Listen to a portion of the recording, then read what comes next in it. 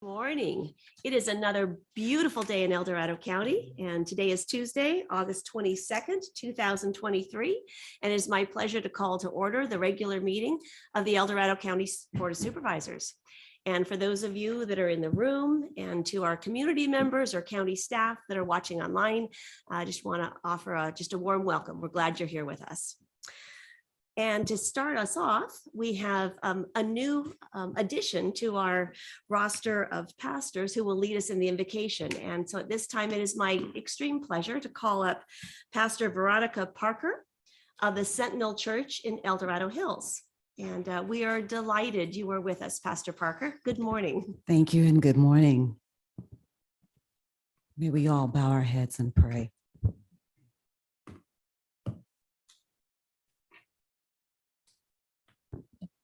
Eternal God, ruler over the heavens and the earth, you continually call on your servant leaders to new tasks and to set before them new opportunities. Because of your divine authority, we pray that you today will have precedence over the proceedings of this meeting. Your elected servant leaders, Lord, were called to govern in fairness, in doing good work to serve your people. May their efforts be blessed with your insight, guided by your understanding and your wisdom. May they seek to serve with respect for all. Keep them, O Lord, from doing any harm. Save them from themselves. May their personal faiths give them strength to act honestly and judiciously in all matters before them. And it is in Jesus' name that we pray this today. Amen. Amen. Thank you so much for coming up to be with us this morning. We greatly appreciate it. And Supervisor Lane, would you please lead us in the Pledge of Allegiance? Please join me. I Pledge allegiance to the flag of the United States of America and to the republic for which it stands, one nation, under God, indivisible, with liberty and justice for all. Thank you. We will now start our business of the day, and that is the adoption of the agenda and the approval of the consent calendar. Do any of my colleagues have any comments or changes to the consent calendar? And I will start to my far right, Supervisor Parlin. Yeah, I'm just gonna register a no vote on item number 3. I really think it's time that we take a deeper look at these contracts with our tightening budgets. All right. Thank you. Supervisor Turnbull. No changes.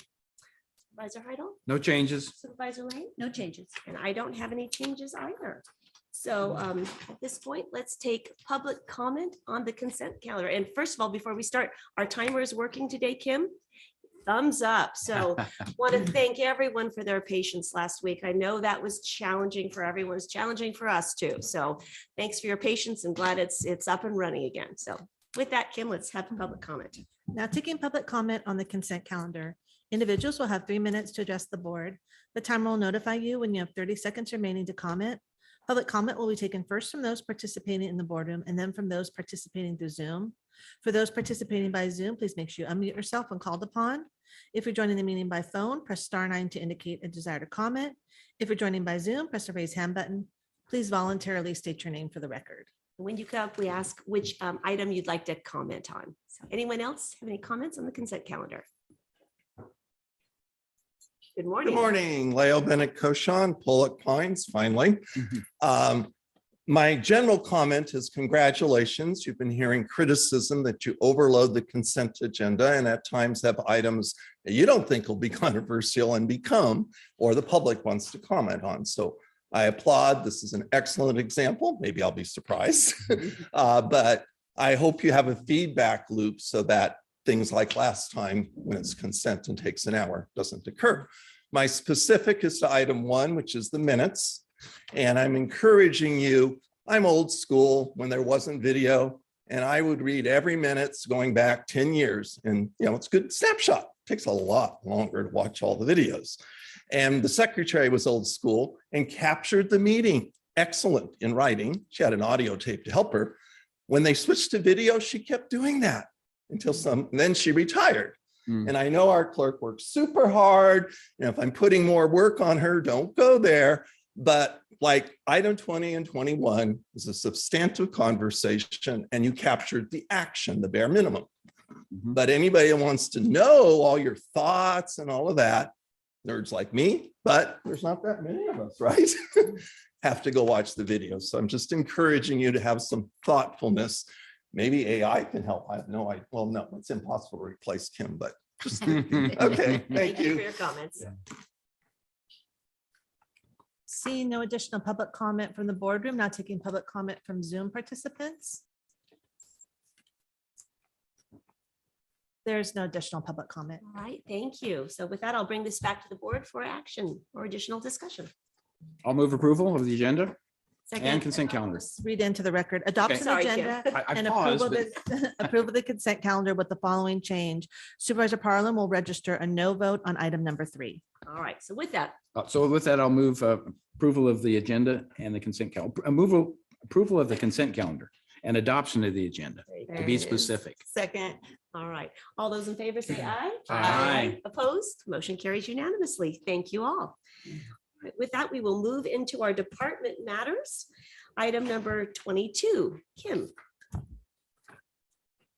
Item number 22 comes Planning and Building Department, Airports Division, recommending the board, 1, approve the introduction, first reading of an ordinance to amend the El Dorado County Ordinance Code and to add the delegation of signature authority on temporary use agreements, airport ground leases, and county-owned hangar leases to El Dorado County Director of Planning and Building, and to add the delegation of signature authority on airport tie-down agreements to the El Dorado County Airport Operations Supervisor, and 2, waive full reading, read by title only, and continue this matter to September 12, 2023 for final passage, second reading.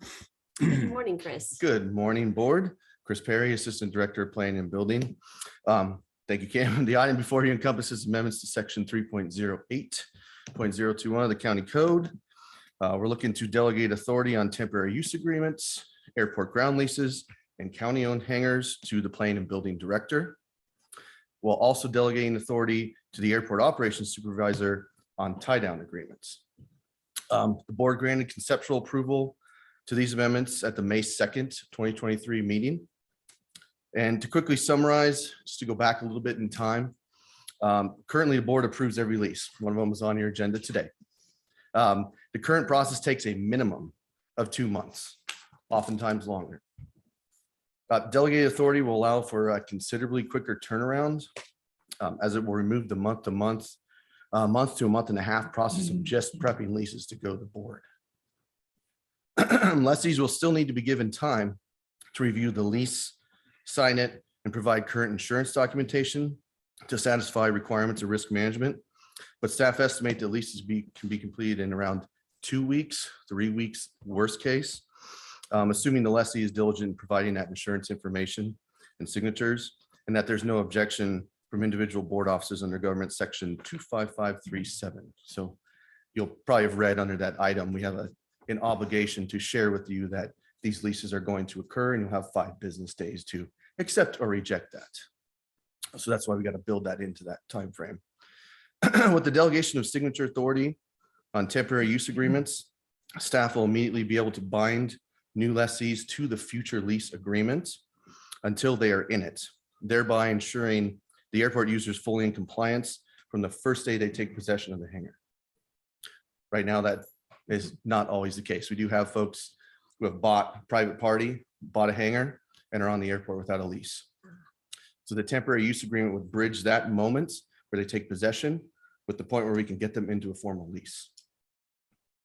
Staff will need to return to your board no later than 5 years from the date of adoption of these amendments to seek board approval to continue the delegation of authority, just under state statute. So going forward, staff will review the templates at least annually and present future updates to the board and the Airport Advisory Committee. Within the next few months, speaking of the Airport Advisory Committee, we'll bring an updated lease template to the committee for discussion, because we continue to get ideas and suggestions from those folks. So County Council, I will say, will retain the ability to modify the agreements and leases in the interim as necessary, as laws change, as FAA rules and regs change, et cetera. So once a year, we'll bring the full template to you guys. Airport Advisory Committee will see any new changes, but council will still retain the ability to modify as necessary per FAA. And that's it. Fairly straightforward and simple today on that item. Like that. We like efficient, some rather simple decision before us. So any board comments on this item? No. Well presented. You gonna go? Okay, I'm still thinking on it. Okay. Yeah. All right. I- Any comments? I'll make a Supervisor comment. I Heidel. think this is a move forward personally, because I think the more delegation we can do with the proper authority and stuff, the better operation we have. The one thing I would ask that we get periodic feedback, and if somebody's complaining about a lease or something, rather that somehow that information comes back to the board so we can look at, when we get to the point of changing the lease amount, we have some sense of, what the concerns are out there. We've heard a lot of that in the past, and I don't know how to specifically ask for that. I don't want you to come back after a year or anything, but just some periodic feedback if we're seeing a lot of issues with the users out there. So the board has an understanding of that.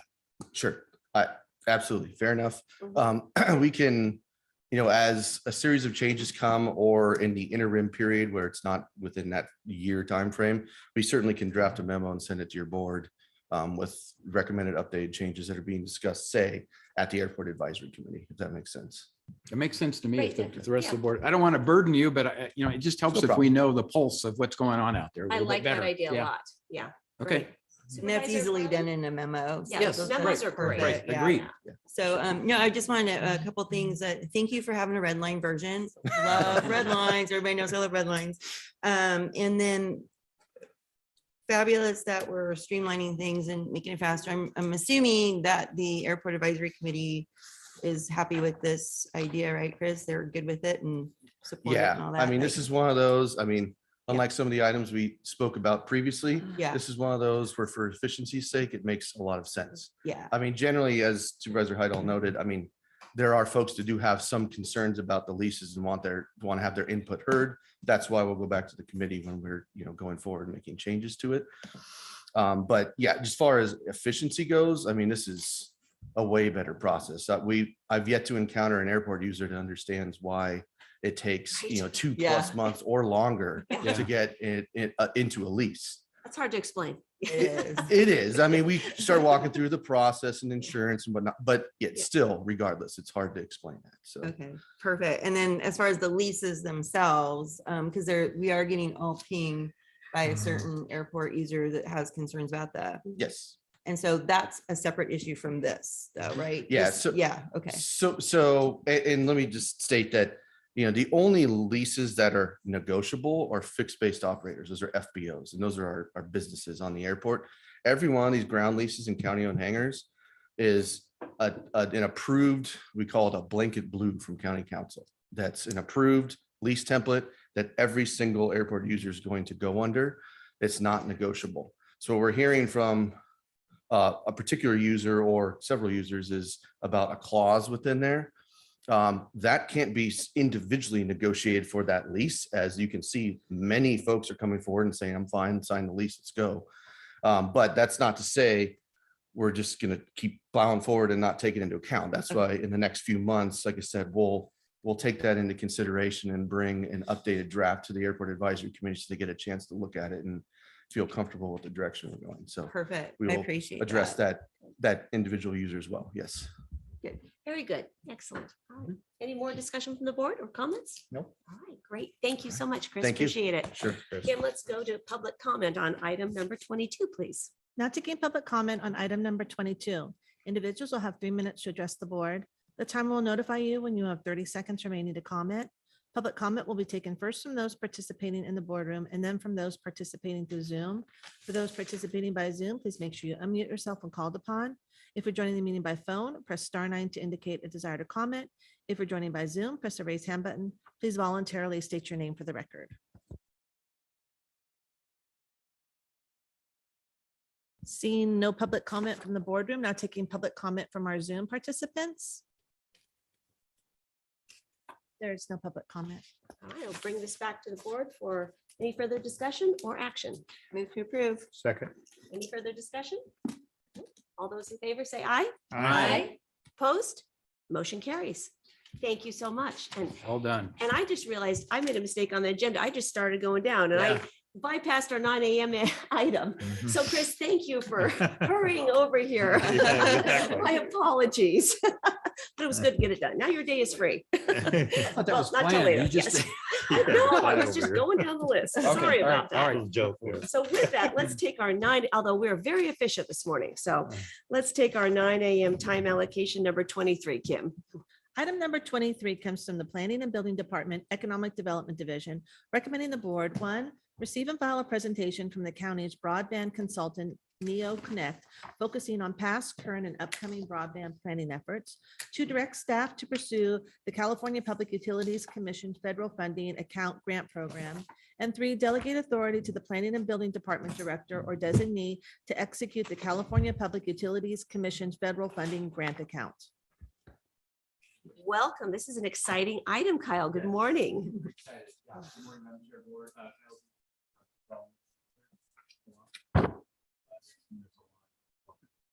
Kyle, your mic. Oh, that's Yeah. right. Thank you. Yes, there's a lot of that has happened, a lot that we're considering, and then there's a lot of moving parts coming down the line with broadband. And I'm so glad that we have Diane on board. She's actually added to her team since we've last presented to you guys. Doug and Chris are also on this call as well. So we're navigating through the application process with the CPUC on this final funding account for unserved areas. Diane will go into all the details on it. And then also trying to work with partners on their potential applications. And so that outreach effort has started as well. So with that, I know Diane's online. She's going to go through the presentation and then we can open it up for discussion and get some direction. So Excellent. Thank you, Kyle. Appreciate it. Good morning, everybody. It's good to be here with you. Morning, Diane. We're delighted to have you with us this morning. Thank you. I'm delighted as well. Would you like me to share my PowerPoint presentation or will that be provided locally? Our county clerk is pulling it up right now. Okay, excellent. All right, there we go. Great. Okay, Kim. great. So you can go to the next slide. So I would like to quickly give you a broadband update and talk about the areas that we previously identified as priority areas. As many of you know, we've been involved in working with the county for several years on your broadband planning efforts, and this is really good timing that you all have put together a plan because now in response to the pandemic, there's a lot of funding that's available to improve broadband infrastructure. So I'm going to talk about the CPUC's most recent grant program. It's the federal funding account program that was established through SB 156 or AB 156. And we'll talk about that specific grant program. And we've updated some of the priority areas so that they align with some of the FFA rules and scoring mechanisms. And we'll talk about what we're doing currently to prepare for that grant application. We're essentially trying to secure ISP or internet service provider partners through an invitation to negotiate process. And then I will leave it up for questions. I know there will be plenty of questions that we can address, hopefully during this call. So just quickly on the next slide, let me talk a little bit about the you can go again to the next slide. In the broadband roadmap that we conducted for the county a couple of years ago, we identified priority areas that had a lot of densely populated areas and high population areas that were very severely unserved in terms of broadband availability. And we have done a number of things to help improve broadband in those areas. Specifically, the county applied for and was awarded grant funding through the EDA program to build middle mile infrastructure or fiber to the communities of Cool, Garden Valley, and Georgetown. And since the county has been awarded that grant and is in the process of building fiber to those communities have improved broadband services. Many of them are currently served. There are other priority areas that were identified in the plan that are still areas that we could focus on in terms of being unserved. I'm going to show a couple of examples on the next slide, but this slide shows a summary of the priority areas that we identified previously and what the status of those communities are. Just in highlights, CalNet has installed fixed wireless services and is providing services over 100 megabits per second. Those areas, because they're served with wireless instead of a fiber optic cable or a wireline connection, they are still available for funding. But the efforts that the county has made in terms of improving services has paid off. So if you can go to the next slide, I can just show a couple of project area. Diane, before you leave this slide, I have some questions about this one here. Okay. This slide caused me a lot of angst, actually, because it gives the impression that these areas are being served. And I don't know what that means, because generally speaking, these areas still have terrible internet. So the word served, I think, has a definition that maybe doesn't, it doesn't equate to what we would think of, what we would think of being served means versus the technical definition, because I don't think any of these areas on this slide here, you would ask anybody if you have fabulous working internet. And I don't know if you'd meet very many people that would say, yes, we do. So this concerns me terribly. Just, can you help? Absolutely. And you bring up an excellent point. So we in the industry have been arguing over what should the appropriate benchmark be. Mm-hmm. And the proper benchmark that we're advising our clients is you really want to have a fiber connection to every home and to every business within your county served with gigabit or multi-gigabit service, because that's what is needed today in terms of broadband availability. The benchmark used to be really low. It was 25 megabits in download service and 3 megabits per second in upload service. And now the FCC has raised that bar, and the state of California is, many of the programs that they're offering, the bar is 100 megabits per second in download service and 20 megabits per second in upload service. And most of the funding programs have also specifically stated that you need to have a wireline connection rather than a wireless connection that provides that broadband availability. So the benchmark is higher, and that's great news for all of us, because the funding programs are directed towards areas that are considered not served with greater than 100 by 20 megabits per second from a wireline connectivity standpoint. So the takeaway from the slide is that these areas have been improved, but they are still considered unserved and or underserved. So underserved is less than 100 by 20 megabits per second. This is Kyle. I was going to just add to that. I think that slide's saying there's pockets of those areas that have that service, but not the entire area. So, and I appreciate that. Yeah. And the clarification that the goal is to have wire to each home, because with the topography of our county, we are just finding that wireless is a super duper challenge. And the line of sight, trees grow, you name it. So I think that understanding that this slide just says there's things happening, but we're not close to what the goal is, I guess. So I appreciate that clarification, because I really did. I went, oh no, this makes it, if you didn't know better, you think this slide was kind of saying, oh, we're pretty good now, because we're just not. So thank you for that. So I'd like to dig a little deeper on Cool and Grizzly Flats, where it says we have fiber in place. Are we getting 1 gig out of the fiber deployment, but only in some areas? Is that what we're saying about Cool and Grizzly Flats? Yes. Yeah, that's what we're saying. So Xfinity, who is Comcast, AT&T, as well as Vast Networks in Georgetown, they have built out fiber service to some of these households and are providing, I think AT&T's service is 940 megabits per second, which is almost a gig. Okay.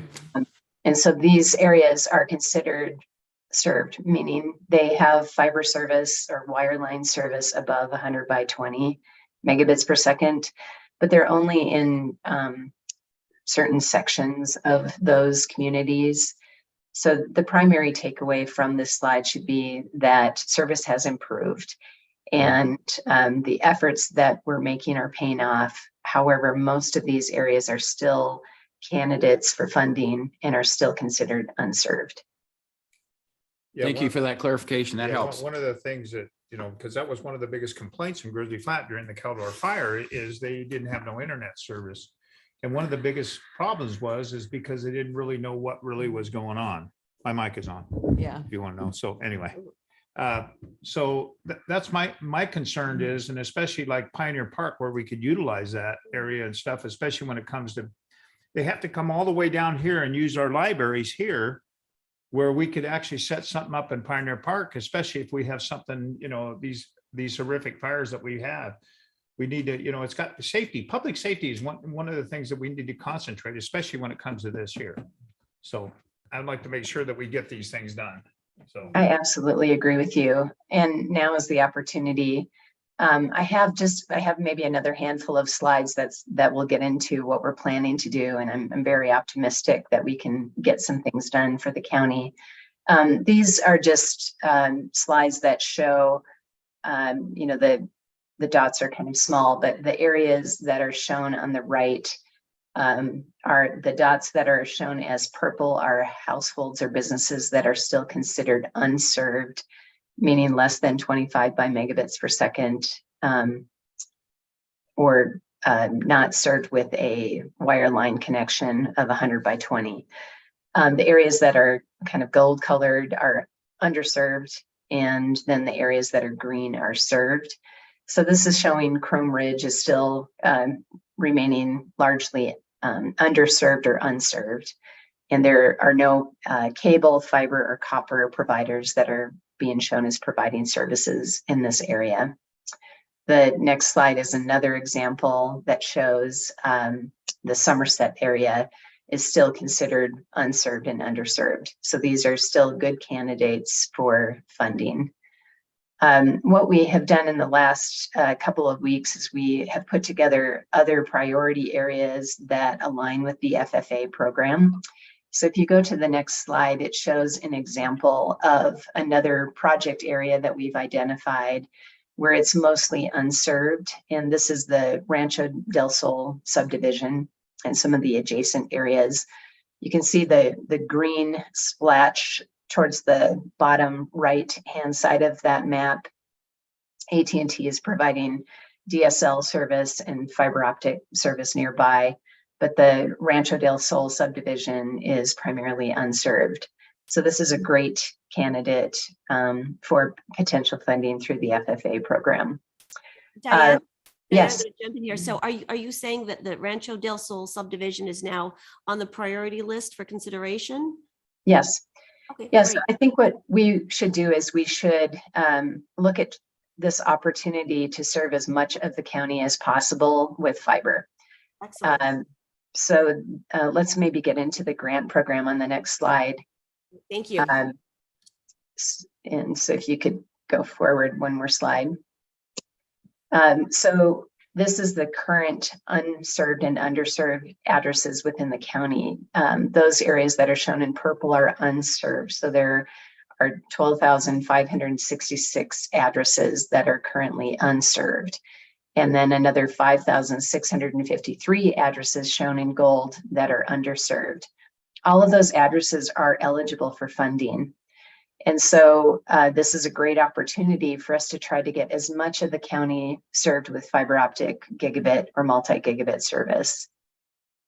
The next slide talks about the FA program, or I'm sorry, it shows clusters of density. So this shows dense areas within the county and the number of households within that circle, if you will. So there's a large circle that you can see that's somewhat in the middle. There's 933 addresses that are highly densely populated that would be good candidates for this FFA program. What this map shows us is the ISPs have to make a reasonable return on their investment, and it needs to be a financially sustainable project. And in order to do that, sometimes you need more densities. So we want to go over, we want to shoot for those areas, especially that have high density areas that are unserved or underserved, because they score better on the grant program, but they also have a higher probability of sustainability with in working with the ISPs. Go to the next slide. So the CPUC I mentioned had set aside money through AB 156. They actually set aside $6 billion in additional funding for broadband. $3 billion of that is for the state to build out middle mile fiber optic infrastructure. And let me just clarify what that term means. Middle mile fiber infrastructure is essentially fiber that is connecting communities, maybe like your interstate highway system, if you will, of broadband service. It's also connecting these communities to internet hubs that have what I refer to often as internet supply. So similar to a water system, in order to provide water, you need to have water supply. Same with broadband service, you need to have good internet supply. So those are typically located within major metropolitan areas. So the state has already identified where they're going to spend this $3 billion for middle mile infrastructure. And they've posted maps, and luckily and fortunately, they're planning to build fiber throughout the county that will connect many of the communities that we're evaluating for this program. In addition to the $3 billion middle mile fiber, they have also set aside $2 billion for last mile fiber broadband infrastructure. And last mile is essentially building fiber from the street to the home. So connecting every home and business and school and anchor institution with a fiber optic connection so that it could receive gigabit or multi-gigabit services for broadband. This grant program has set aside $2 billion for last mile. $1 billion of that is for what's considered rural counties, and then the other $1 billion is considered for non-rural counties. And the grant deadline is September 29th. And the points for scoring the grant applications are provided below. There's 130 points total for the scoring. It does not require match. However, there are 10 points that are available for match, 1 point for every 10% of match. But it's not highly weighted towards match, which is, I think, great for the county. There is 10 points set aside for what percentage of fiber is included in the program. And for all of the projects that we're identifying, we're hoping to achieve 100% fiber connectivity. So we would potentially score the full 10 points for those applications. This is a unique approach. This next point, the state of California is putting a higher priority on networks that are government owned.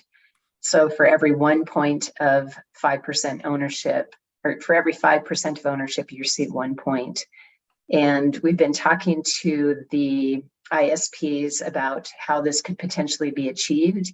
And it could also, minimize the risk to the county. But one way of providing ownership might be that the county could receive fiber and or conduit for connecting your government facilities, like your airports, your fire stations, the things that support public safety, schools, government offices, airports could be potentially connected with fiber, and the county could own that fiber so that you have control of that fiber. That was something that we identified in the plan when we put that together several years ago for the county.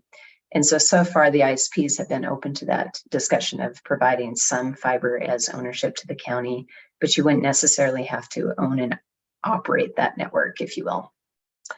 There are points for offering a low income service offering, and there's also points for providing a commitment to have the same prices for 10 years. And both of those items are yes or no. You either get the full 10 points or you don't. There's alignment for building out infrastructure for lower income households or disadvantaged communities. And I'll show you a couple of maps on the preceding slides that talk about where those locations are within the county. And then there's scoring for capacity in terms of, expertise to implement and performance, the technology that's being used, the network, and the budget. And then another 10 points, yes or no, if you connect to the state middle mile network that's being implemented currently with the $3 billion set aside from the state. So I'll stop there and answer any questions that you might have about the scoring and the program. Supervisor Heidel has a question. Yeah, so does the grant application go community by community? So you load up, you have 5 communities that you think are the highest priority and each community gets rated separately. Is that the way this works? Or do you have to do it as an aggregate? Everything goes together in the mix? So the cap on the grant applications is 25 million. Okay. And so you can bundle different project areas within the county, and the grants are scored on an application basis, not necessarily a community basis.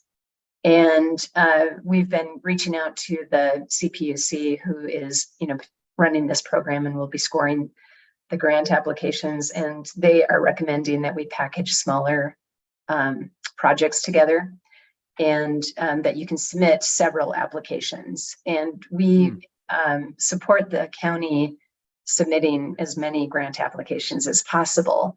Now, the county, did I say city? I meant county. The county doesn't necessarily need to be the grant applicant, but you could facilitate this process through, we'll talk about this in a second, the invitation to negotiate process that we're reaching out formally to the ISPs.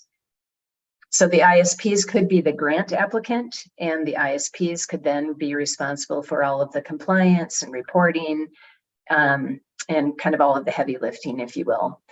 The county has set aside money previously through your ARPA funding to do the design and engineering for these projects. So you set aside $4.5 million for through your ARPA local COVID relief funding. But then you also applied for and what you were awarded funding through the LADA program or the LADA program. It depends on where you're from in the country, how you pronounce that program. So that's for additional design and engineering. So the county's role in this process could be that you provide design and engineering support if the ISP wants that. And the ISP can be involved in the design criteria and, can assist in making sure that the design is to their standards. But the ISP then would be responsible for building it and owning it, operating it, and offering services. And then we are trying to negotiate that the county would get some ownership of that fiber, again, to connect to your anchor institutions and your county facilities, your airports, schools, medical facilities, and so forth. Okay. Does that answer your question? It does. I have a kind of a follow-up comment, but I think Kyle wants to interject something here. I was just going to mention, do you want to mention the environmental piece that we have as well? Yes, that's a Okay. great point. Thank you, Kyle. So the county has also issued an RFP for an environmental assessment, and you have selected a vendor and have awarded a vendor for that environmental assessment. One of the lessons learned from the EDA grant program, where the county was awarded funding to build out Cool, Georgetown, and Garden Valley. One of the learning lessons, if you will, was that it took about a year to do the environmental assessment for those grant programs. And so the county is streamlining that process with the FFA programs by doing a programmatic review and environmental assessment of these project areas. So that too could be an in-kind contribution towards this grant. I love the flexibility involved because it allows you to be creative and submit multiple grants, all with a high probability of award. And, then the determination is based upon the point system. So it's about as equitable as I can think it could be. And it just requires us to be creative in how we package these things and submit the grants. But I can see, high probability of winning a couple of grants out of this if we submitted half a dozen or whatever it turns out to be. So this is encouraging, as opposed to we don't stand a chance of getting any money, is the other side of it. But I think we have a lot of head start in terms of our evaluations, and the things like doing the environmental makes sense because now we can streamline the delivery of the services as opposed to having to wait. So all good aspects. I appreciate it. I was also going to mention, we've been in discussions with the city of Placerville, and Diane also works with the city of South Lake Tahoe. Okay. So we have been communicating, so there's no overlap on applications, and you don't want to necessarily like fight against each other. Right. Application wise. Don't be competing. Yes. Great, Yeah. excellent, yeah. excellent. I know my colleagues have some more questions.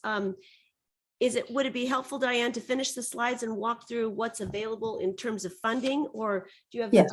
specific questions right now? Okay, yeah, so let's walk through that, because I think that completes the information, and then we can have a substantive discussion before us. That sounds great. So can you share the PowerPoint then again and maybe go to the next slide? This is an important one. This is the home run slide. So I want to make sure I communicate this correctly, but El Dorado County is considered a rural county. So of the 27 rural counties, El Dorado County has the highest allocation of funding. So 111, almost $112 million is considered allocated to El Dorado County. And this is the part that I want to clarify. So allocation doesn't mean that you get a rubber stamp and your grant applications get approved up to 112 million. I wish that's what it meant. But what it does mean is that the state has identified that El Dorado County is a county that is highly unserved and has a great population that is unserved.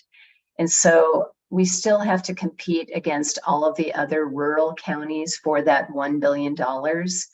However, the state sees that there is high need in El Dorado County.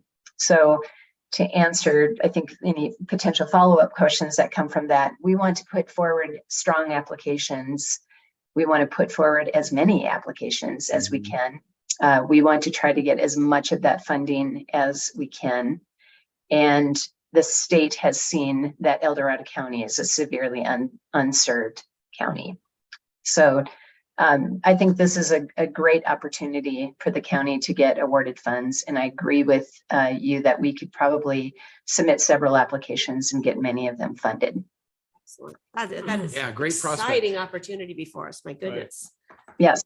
So the next slide talks a little bit about the process, I believe. Oh, here's the disadvantaged communities. There are not a lot of disadvantaged communities within El Dorado County, but the next slide shows the low income communities. So there's higher scoring if you identify project areas that are in low income areas. So those areas that are shown in green are indeed low income areas. And then that kind of orange dashed line is what the state is contemplating for its middle mile infrastructure. And so many of these communities are, right next to that middle mile network that the state is deploying, and you also get points for that. So some of the work that we've done is we've, so far we've identified 6 additional project areas, and those include Coloma, Cool, Rancho del Sol, Meeks, Tiger Lily, and One High Creek. I think one of the questions was the Diamond Springs area is currently shown as served, but there are many residents that have stated that they're not getting good quality broadband service. We have identified an area that is just east of Diamond Springs, and we're calling that the Tiger Lily area. That area is unserved and is eligible for funding. And we can still contest the FCC mapping data for the Diamond Springs area. Maybe let's put a placeholder there, and I'll talk to that in a second. But if you go to the next slide, we'll talk about what we're doing in terms of this invitation to negotiate process. So because we have a grant deadline of September 29th, we are meeting formally with all of the ISPs that are currently providing services within the county or have indicated that they want to invest in providing services in the county. And we're reaching out to them individually, and we are talking to them about what plans they currently have to submit for grant funding. Kyle mentioned that we also have met with the city of Placerville, and we are also working with the city of South Lake Tahoe And so we are trying to make sure that this is an efficient process for the county and that we don't have any areas of potential overlap, which just slows down the process. So if you have several grant applications that are all going after the same service area, it could be that, you know, you're only getting the low hanging fruit. You're not necessarily maximizing the program.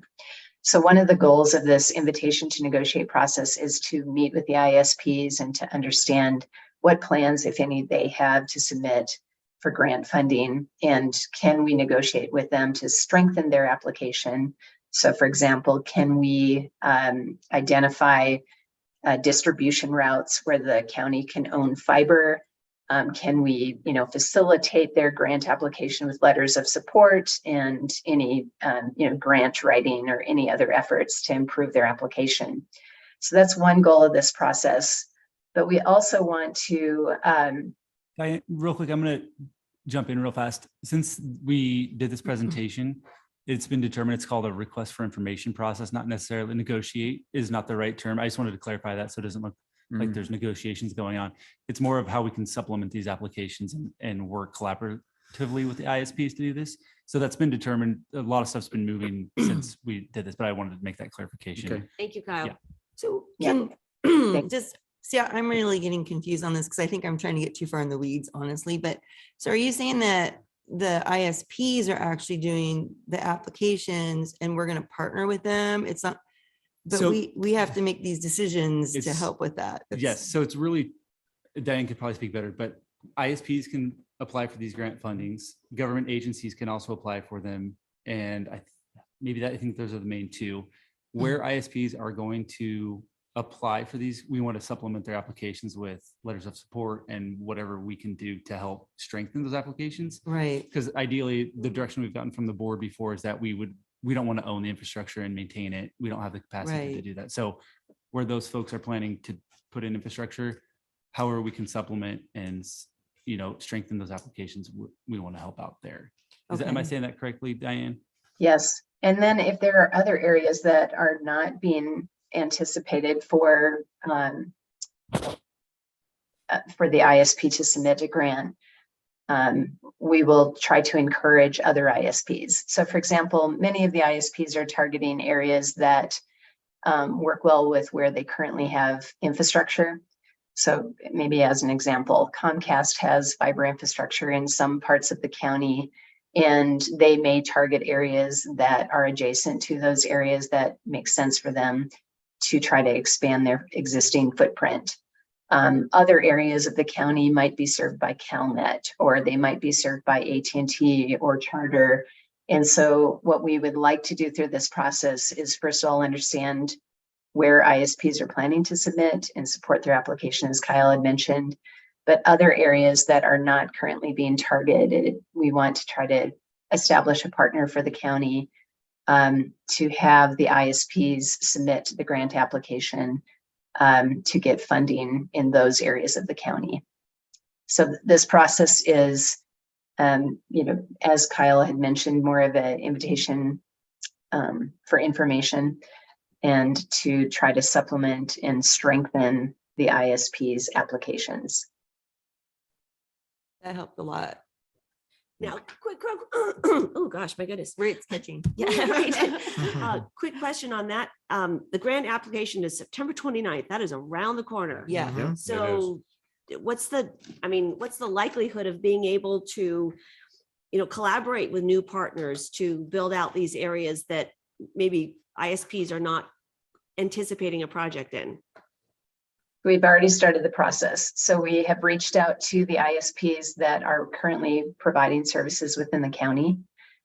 And many of them already have plans underway and are planning to submit grant applications, but having the county's involvement will strengthen their application.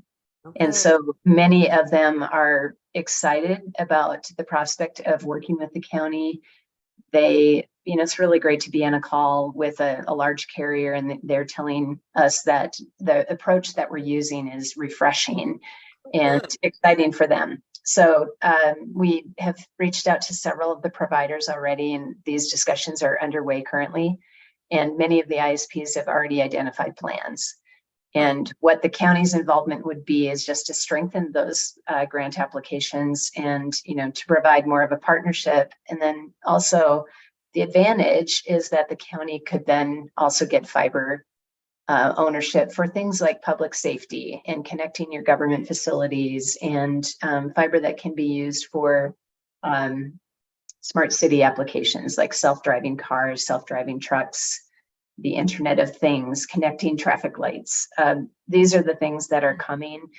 I often say that the challenge that we're solving today is broadband infrastructure, but just shortly behind that, it's things like public safety and the Internet of Things, and notification systems for natural disasters, fires. These are things that you need to have really strong infrastructure to support these other applications. So these other applications are coming up behind broadband, and having the ability to own fiber optic infrastructure that you own and that you control and operate, that you can use for these other services, I think will be, highly advantageous to you and some of the applications that could be supported on that.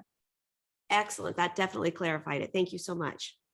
I had a question relative to county-owned facilities. Do we have a good mapping of where we have fiber now within our network of government facilities and where we don't? Because it would seem like we might want to own the fiber within the county-owned properties as opposed to having an ISP own it just at that boundary. If they brought it to a connection hub, then we would own the fiber. That's the only exception where I think the county might want to consider owning the fiber. But do we have a good mapping of the county facilities that lack fiber at this point? We do, actually. So, I want to applaud the county on the foresight that you all had to put together a broadband roadmap several years ago. So you're in a much better position because we have identified all of the community anchor institutions, all of the government facilities. We know what communities are currently lacking fiber and which facilities are lacking fiber. And so I think this is a home run opportunity for the county where you can now get those facilities connected with fiber. I think you also want your major thoroughfares through the county to also be connected with fiber. And so this is an opportunity for you to gain some assets that could be used for other applications, and at the same time minimize your risk in the execution and operation of a broadband network. So I think in many of our meetings previously, the county has said that they want to act as a facilitator and they don't necessarily want to provide services to end users and become a broadband ISP. And so this is a way for you to act in the role as a facilitator to provide some match and in-kind services to strengthen the grant applications and to also then receive fiber for the county to own for some of these other applications. Excellent. Yeah. Supervisor Lane, I know you've had your button pushed. Thank you. Thank you, Madam Chair. You mentioned that you have been in conversations with the city of South Lake Tahoe. Are you connected to Spectrum Charter in any way? Are there conversations with them? Yes.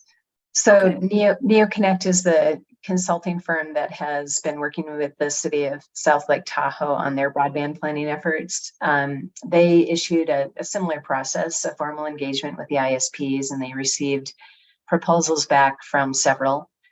I think I can state this because I believe it's public information. Charter, because the city of South Lake Tahoe did this process, Charter announced that they would be offering symmetrical multi-gigabit services for the residents within the city of South Lake Tahoe. And the city of South Lake Tahoe is the first community that they're offering the services in the country. And so having local government involved in this conversation is very fruitful. I don't think that Charter would have selected the city of South Lake Tahoe without this process. Now, that being said, they are still in the negotiation stage of working with many of the ISPs that submitted proposals, and Charter's one of them.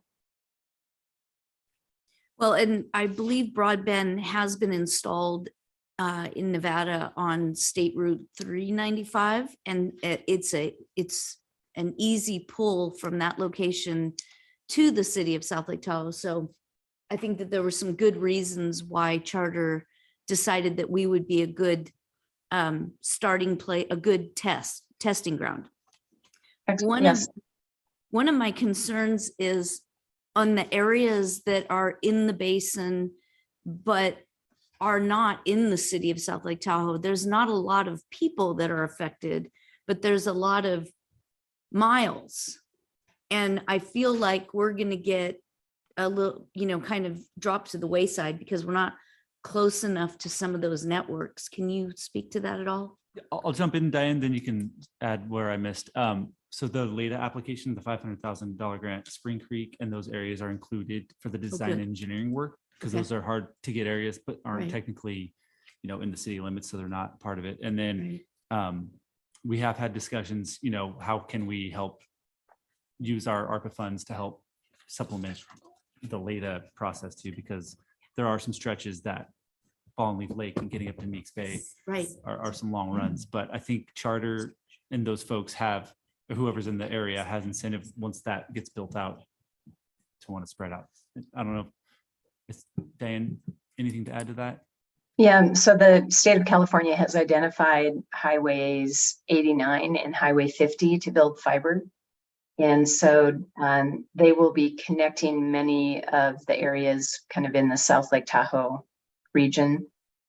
So as Kyle has mentioned, Spring Creek is an area that we've identified as a priority area and received funding through the LADA program. Meeks Bay is also up in that area. So yes, that middle mile connectivity is an issue, and the good news is the state is investing in middle mile infrastructure, and so that helps certainly. And you're right about the Nevada 395 project, because that was built. It is easier for those ISPs to go and serve those communities and connect to the middle mile fiber so they have access to internet supply. Right, exactly. And can you just, last question, can you just tell me what the plans are, or if there's any infrastructure currently from the top of Echo Summit down towards the city of Placerville, that whole Highway 50 stretch? Let's see. Go ahead. We have had discussions about those patches, and there are some considerations for projects along that area. I think one of them actually came over at the summit for our LADA grant application, I believe as well. Can't remember exactly what the name was that we called it. Twin Bridges, maybe? Is that on the other side? Yes. I think that might have been included in there. Okay. So that we have come over that side in between Pollock and the summit as well. But beyond Kybers, because that's not far from over the ridge, is there any plans for infrastructure between there and here? Yeah, so I know that Strawberry Lodge has broadband, just as of recently got hooked up with some pretty robust AT&T of it. Strawberry Lodge or the community of Strawberry? Well, the Strawberry Lodge I know has it because we've had discussions with them on their service there, but I think that area is getting some service there. So we can dive further in with the providers up there. Okay, and yeah, that would be advocate interesting for it because as the well. lodge is boarded up. I mean, it's not even operational. It's fenced off and hasn't been for years. Yeah. Okay, we'll check into that. Thank you. Actually, I'd like to piggyback on Supervisor Lane's question about the city, and let's turn our, conversation to the city of Placerville, because I know you said we are coordinating, with them as well. And I know they are looking at a different model of owning their infrastructure. And so how does that come into play? I know we're going to support it seems like we're coordinating with them and supporting their grant applications perhaps, but how does it work with our own county facilities that are inside the city limits, specifically, certainly our county campus here, but the fairgrounds, Spring Street, and I guess those are the main ones. Those are the two main Yeah, ones, those are the main ones. So how does that work? Especially if they're doing a different model? So one thing that's great about fiber optic technology is you can separate some of the fibers out either separation through conduit, having a separate actual physical path of conduit, or you can also separate and designate certain fibers within a fiber bundle that is, say, for a specific purpose or owned by a separate entity. And so that's what's being contemplated in our discussions with the ISPs. And we haven't had that specific conversation with the city of Placerville, but we've had a very fluid, interaction with them. And so that's something that we could ask, because the city is planning on owning their infrastructure within their city limits. There may be an opportunity to separate out some of that fiber, and the county has ownership of that fiber, connecting your facilities within the city. We can certainly have that conversation with the city of Placerville. Okay, excellent. And we are finding ways to be helpful to them in their quest to connect the city, especially their critical areas like their police station and Marshall Hospital. I know they're looking at, there's interesting opportunities that would certainly like to be helpful in their quest to accomplish that goal. Yeah, we'll reach out to Cleve and the team, and similar to City of South Lake Tahoe, I think there's some government buildings within there. So Diane represents them as well, so we can have that Excellent. conversation. Wonderful. Great. Thank you so much. Any other questions at this No, point? I got a question and stuff. The Diamond Springs, there's been some problems in there, especially in my business in El Dorado. They had it go right by my station because they dug that trench and stuff, came up all the way 49, went in through El Dorado and all the way to Diamond Springs. But I couldn't get any fiber optic hookup. Then I had to hook up to the smog machine, and it was basically a separate phone line. And if I would have had fiber optic, it would have been a lot cheaper. The problem is there's a lot of businesses that are not hooked up, and I like to see what we could do to maybe help them to get them online, because we got it. It's right there. It doesn't make any sense why we're not hooking up to it.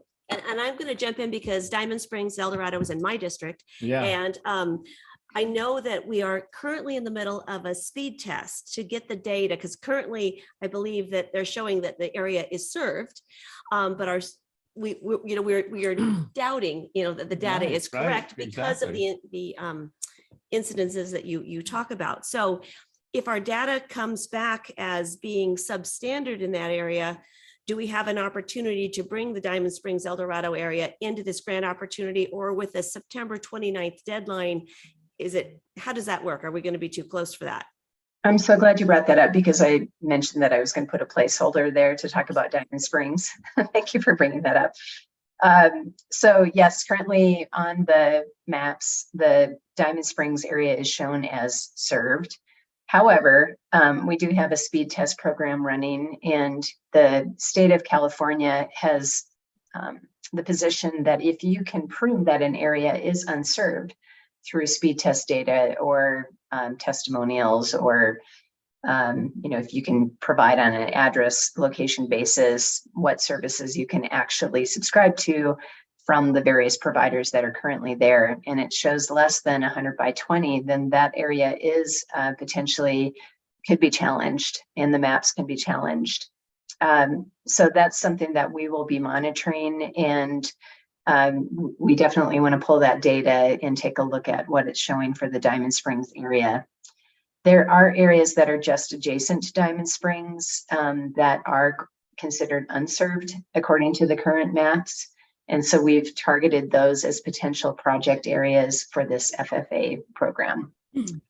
All of these programs are ultimately being administered through the FCC, and the mapping conversation has been a industry-wide conversation that we've been having for several years. The maps are wrong. And so the FCC has taken that to heart, and they just recently announced their third round of mapping data that was just recently released on July 3rd. And they have a challenge process currently available, and that runs until September 8th, where we can submit challenges. So our team can provide support in that effort, and you can challenge the current mapping data to say that the maps are wrong, and here's the data that we have that proves that. And so there is still an opportunity to provide that information to the FCC. Now, how does that impact the FFA grant and the September 29th deadline? We could certainly try to target that area. It's currently shown as unserved, and so it would not score as well. We would have to provide proof that the area is unserved, and I don't think we have that data yet. However, this is really an unprecedented time in broadband because there's a lot of funding available. So the state has already set aside $6 billion. We talked about those programs, but there's also in the Infrastructure and Jobs Act, there's $42 billion that's being set aside for broadband infrastructure. And each state submitted their own 5-year plan because that $42 billion is being administered through each of the states.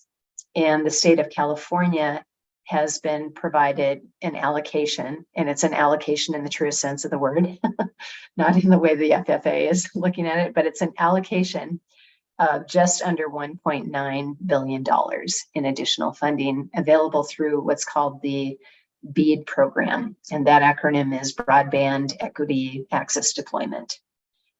So another just under $2 billion will be available for funding for broadband that the state of California is administering in addition to the FFA program that we discussed today. That program, the rules and the grant application deadlines and all of the administrative portions around that program will be announced towards the end of this year. And the grant application will be available sometime next year. So we have time to potentially push back on the FCC on their mapping data, challenge some of those areas, provide speed tests. Maybe we could provide speed tests that show that the Diamond Springs area is actually unserved. And then the target may be the BEAD program for those areas, just based upon timing. Excellent. Thank you so much, Diane. One thing I'm saying is, especially when I was hooked up to the state computer, especially when it comes to smogs, because if they dialed up and stuff, I was on a dial when they dialed into the state computer. And the problem is sometimes the state computer was down. So when I print out a certificate, then I would have to wait again and print another certificate. And sometimes it delayed a lot of these people from getting their registrations upgraded. So that was very frustrating for me. So I just wanted to bring that up. And then I wanted to follow up. Diane, are there going to be any other areas in the county that we want to do a concentrated speed test, do you think? I know we did a really big effort. I don't remember when that was, but this year, whatever. But I know you're doing a concentrated effort in Diamond Springs. Are there other areas that we need to do that? Or will you let us know when? Or Yes, so I think that there are other areas in the county that could be considered underserved or unserved. I think we want to target all of the densely populated areas.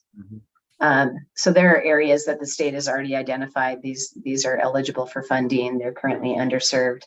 So we want to target those areas that perhaps are showing as served and are in densely populated areas to see what data we actually get back on the speed tests. okay. The speed tests are not awesome because oftentimes the ISPs will push back and say, well, what services are you subscribing to? Maybe you're not subscribing to anything more than 100 by 20. And so therefore you're going to bump up against that threshold. But if, many of the speed test programs, there's an opportunity to share what you're subscribing to in terms of a end user. Like I'm subscribing to 400 megabits per second, but I'm only getting 40. That data can be captured in some of the speed test programs. Okay, thank you. Great. Are there any other board questions at this point? No? Is there anything else on the slides that or your presentation that you'd like to add, Diane? This has just been incredible. I think the only thing that I want to say is that, we're in the middle of this process of getting our strategy for the FFA program. And, perhaps there's another opportunity to present to the board after we've gone through this, invitation for information and to work with the ISPs. There will most likely be another opportunity to present to the board what the strategy is.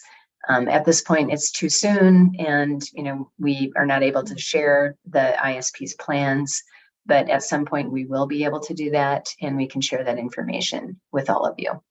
The board would definitely like an update on progress and definitely. where we are on this opportunity. It's exciting. Through some conversations we've had, we know that multiple ISPs are planning projects, which is Excellent. however we can support, we will. So Yeah, That's definitely very good. needed. This Yeah, is- that's for So you'll sure. agendize and bring it back to us, Kyle? Is it? yeah, I think we have, I know some final decisions are being made with different companies as of like this week and next week. I think they have to make, because they needed some lead time to Right, get right. that application submitted. So yeah, we can bring something back. Excellent. This has just been an excellent presentation, Diane. You are just deeply knowledgeable, and really thank you for helping answer all of our questions and help us understand this incredible and, as you said, unprecedented opportunity before us. And Kyle, thank you so much for Mhm. working, to make this possible in El Dorado County. It's incredible. Right. I'd also like to thank previous boards, especially Thank Supervisor you. Frenzen. I was gonna go there. Yeah. You looked ahead, you saw the writing on the wall, you saw the need, and you laid the foundation to make it possible for us to leap into this opportunity. I know this was a big push for Supervisor Frenzen, and we Yep. wouldn't be here today without that. And so I just want to thank Absolutely. all of you that were a part of that. Yeah, Yeah. and I just wanted to point out, when you look at the staff report on Legistar for this item, it shows all the work. This started in 2015. Yep. This effort. And Diane, you've been with the county working on this since 2017, and it must feel wonderful to see this actually coming to fruition. And my understanding is our county is poised really well because of these early efforts. So just, yeah, kudos to the, Supervisor Frenzen really Yeah, had Yep, the she foresight. And pushed she it. pushed so hard on this. So really she appreciative. was And- so right. Yeah. Well, you were probably terrified when you started this position. And you're like going, what is happening? So It was thank uncharted territory. really. yeah, Yeah. thank you. Back And he then. was kind of new to this position at the same exact time, I think. So, wow. How exciting to see this kind of coalescing around this massive funding opportunity. And we're Yeah. here poised, Right. ready for success thanks to those efforts. So, Very much. That's Yeah, it's a excellent. great thing. all right, great. Well, Kim, let's take a public comment on this. Now taking public comment on item number 23. Individuals will have 3 minutes to address the board. The timer will notify you when you have 30 seconds remaining to comment.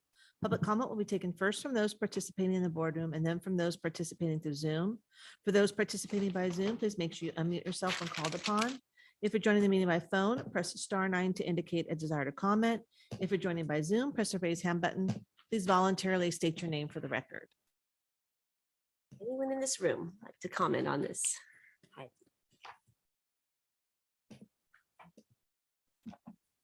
Leo Bennett Koshan, and all the work. Kudos, second story. I was in San Diego rural county. Doing the life care for my grandmother. I got dial-up satellite, I forget what, and that's when I found out www world. Wait. Thank you. Hopefully no more in El Dorado County. Right, exactly. So- All right, let's go online, Kim. Now taking public comment from Zoom participants. Now taking public comment from Chris Payne. Good morning, Chris. Morning, board. The mic wasn't working when Leo went up to the podium. I don't know what the No, problem it is. wasn't. Not. Thank you. My We'll get time that should turned start, right now. Anyway, service costs to the public. I'm currently paying $175 per month for a 30 megabyte system. I just did my speed test. I got 30 download and 4 upload. I get unlimited data and streaming, no overage, no contract, no penalties. This is with Rocky Ridge Wireless, Diamond Springs. T-Mobile is proposing a 100-foot monopine at Tiger Lily. It's on the west side of Pleasant Valley Road. I'm wondering how important wireless towers are to the overall plan of the county to get this last mile fiber. Essentially, I understand you could have middle mile or early mile. You could have it be wireless, and then the last mile be fiber. That was my understanding. I just wanted that correlated. Page 9 of 16 is your unserved and served addresses. Is that available in GIS so we could hone in down to our particular address? I didn't see that it was, at least not in the product that was provided to this item. Let's see if I cover everything. I think I did. So to highlight, I need to know what's the importance of cell towers. You hadn't spoken about T-Mobile as being one of the people out there providing service. Are they important? Rocky Ridge, $175 a month for my 30 megabytes. How does that fit into the overall scheme of things? And then trying to get the cost of service. Also, this doesn't include direct TV, which is another 150. So I'm probably paying with the AT&T landline close to $500 a month. I don't think people can afford that, as certainly seniors, people on fixed income. Could you speak to that issue of cost of service? Thank you so much, Diana. It's been a very, very good bit of information for me to take with me. Thank you. For your comments, Chris, appreciate them. We'll get some answers. Those good questions. There's no additional public comment. Okay, great. So Okay. service cost to the users, how do wireless towers figure into the equation? And do people have the ability to look up their address on a GIS and understand how they figure into this? Would you like me to answer those, Kyle, or would you like to take a crack at that? I think you can address the cell tower and the pricing, but I think the CPUC's website has the Okay. data for the address information. They have different layers of maps that you can go Great. to. So yeah, that's the California Public Utility Commission website. Excellent. Thank you, Kyle. All right, Diane. Yeah, so if you Google CPUC broadband map, it'll take you to the mapping data that we provided a snapshot, and it is in a GIS format where you can download it, but you can also enter in your specific address, and it will tell you what services and what providers are providing services at that specific address location. So some of the other questions about how important is wireless and cell towers. So the current funding programs are not considering wireless as a reliable broadband connection. So the programs that are administering the grants have defined broadband availability, that reliability is just as important as capacity. And they are not including wireless in a reliable broadband connection. And they're focusing primarily on wireline connection.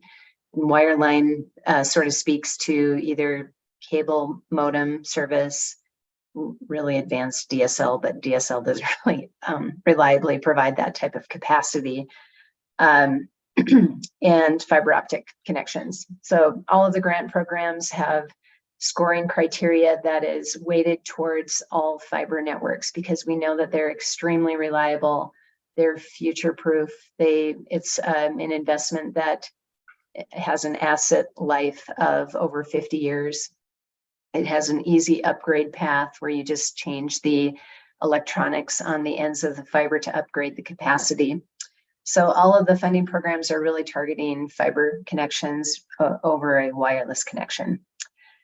With that being said, there are areas that have been identified that are just so rural and so far out there and so remote, with very little population density, where you could never serve that with a fiber connection. And in that case, in rare exceptions, the funding programs will fund wireless infrastructure.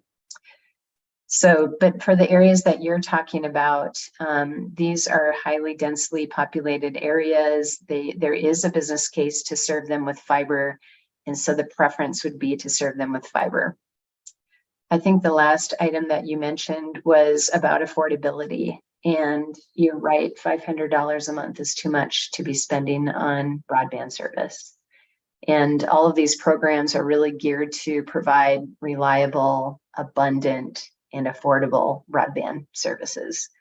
And so, commenting on spending $130 a month for a 30 megabit per second wireless connection, that's probably the best that you can get right now.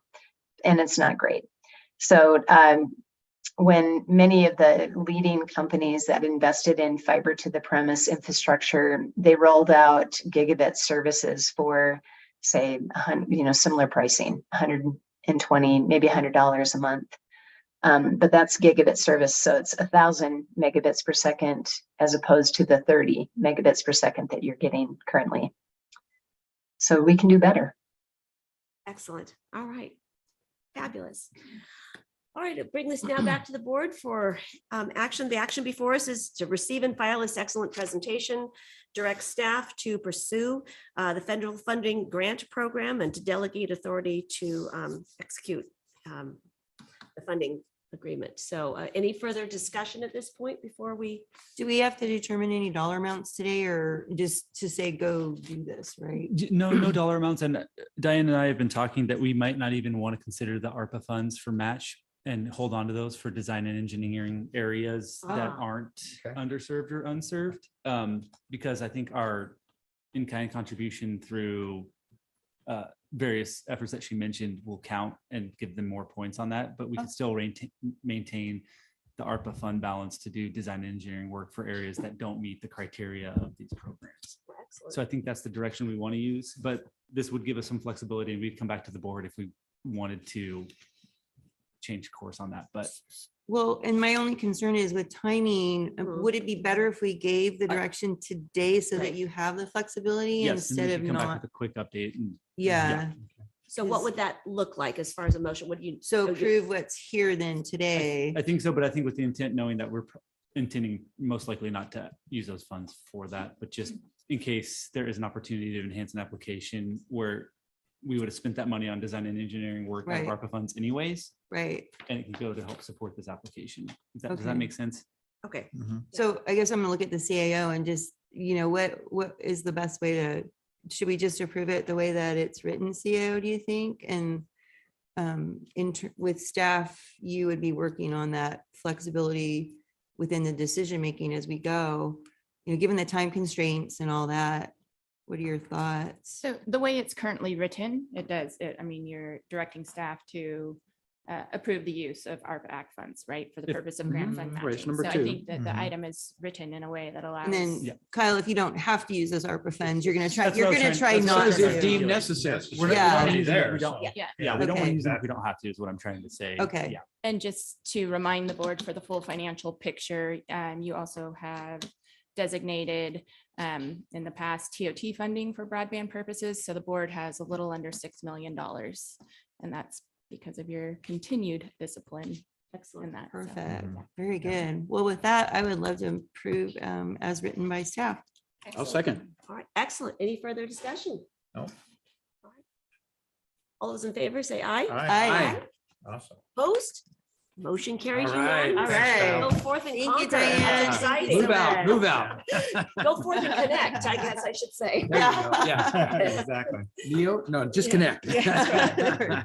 Well done, Kyle and Diane. Kyle. Thank you so much. Yep. You were just your presentation was excellent. Yeah. Very excited about this. All right. I apologize. We're about 25 minutes past our 10 a.m. time allocation, but that was important stuff. So forward to our 10 a.m. So Kim, can you please read that into the record? Item number 24 comes from the Agriculture Department on behalf of the Fish and Wildlife Commission, recommending the board receive a presentation from Fish and Wildlife Commission Annual Report for 2022. Happy to have our Fish and Wildlife Commission with us this morning. Good morning and welcome. Good morning, ladies and gentlemen of the board and staff. Thank you for the opportunity to address you this morning. My name is Patrick Weddle. I'm the chair, and joining me today is Kathy Germstead. She's the vice chair. We also have Michael Denega, one of our commissioners, Des Byrne, a cooperator of ours, Lieutenant Bob Parr of the Department of Fish and Wildlife Law Enforcement. So again, thank you all. And see if we can have the first slide. Right now, I want to open up by saying that we put a lot of time into developing this presentation. When I say we, the commissioners and I and Myrna. And in spite of all the work, we managed to misspell commission on the first slide. So More of a guideline. I We'll forgive apologize you. for that. And I assure you that when we do this again, we will, given my vast powers of authority, we will make a change to that. Okay, so next slide, please. So our commission is committed to having abundant and healthy, diverse fish and wildlife in El Dorado County. It's pretty simple, so. And we kind of operate on the principle that if it's good for fish and wildlife, it's probably good for people too. This is our commission, and in spite of the picture, they're really nice people. And I want to thank Supervisor Lane for appointing Joby Cefalu. He's our new commissioner, and we're really pleased to have him. So we went, that was taken up at Lake Tahoe. We have 2 meetings up at Lake Tahoe in September and also in May. So one will be coming up pretty soon as well. We have talked about it. And that was a lovely day, lovely backdrop. So happy with that. What we do for you folks is we provide recommendations to you regarding issues of fish hunting and wildlife in El Dorado County. And we also administer the fish and wildlife propagation funds that come to the county as a result of fees and fines that are levied against violators of Fish and Game Code.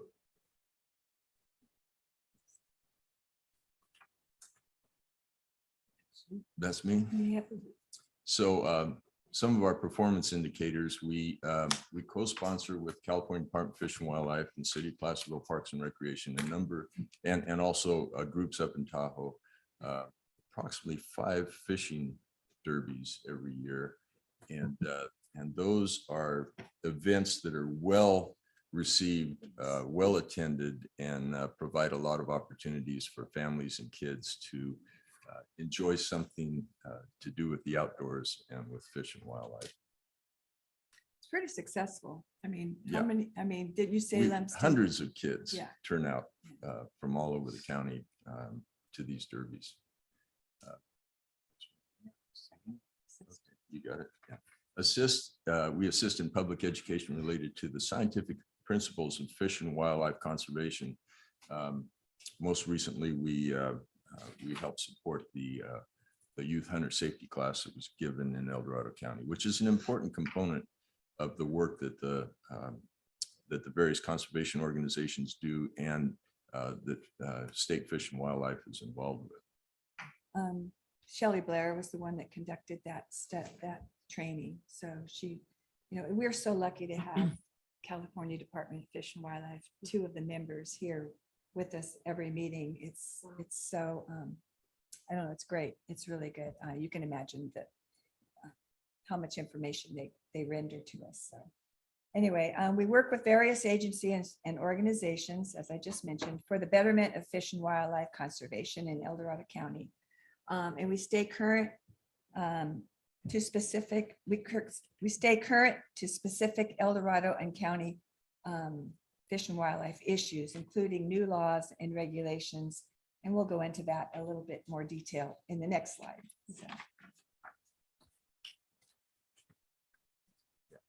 So with regards to the strategic goals that we want to be a part of, the county strategic goals, economic development, the youth fishing derbies speak to a number of things, but people that fish and people that hunt spend a lot of money on their equipment. And a lot of that money gets spent in El Dorado County. And when people come into El Dorado County to fish and hunt, of course, they have to stay in places and they have to eat in restaurants. So there's a ripple effect there. with respect to good governance, we've been making, our commissioners have been attending the Brown Act online seminars so that we are sure that we're doing that correctly. Kaylee has been very helpful in pushing us in that direction. These commissions in the past tended to be good old boy operations that didn't necessarily do those kinds of things. So we worked hard on that. We try and use the Rosenberg Rules of Order in running our meetings. I hope that they go very efficiently because that's one of my jobs. And then we really attempt to promptly respond to whatever issues you may bring to us, or issues that we think are important that we need to advise you on. So that's part of what we're doing for good governance. And then the healthy communities thing we've already touched on a little bit. Getting kids out, getting them away from their cell phones and their computers, getting them outside, joining with their families to do these fishing events, and anything that we can do to support legal fishing and hunting in El Dorado County, and the involvement of youth is certainly something that we're very interested in and continue to pursue.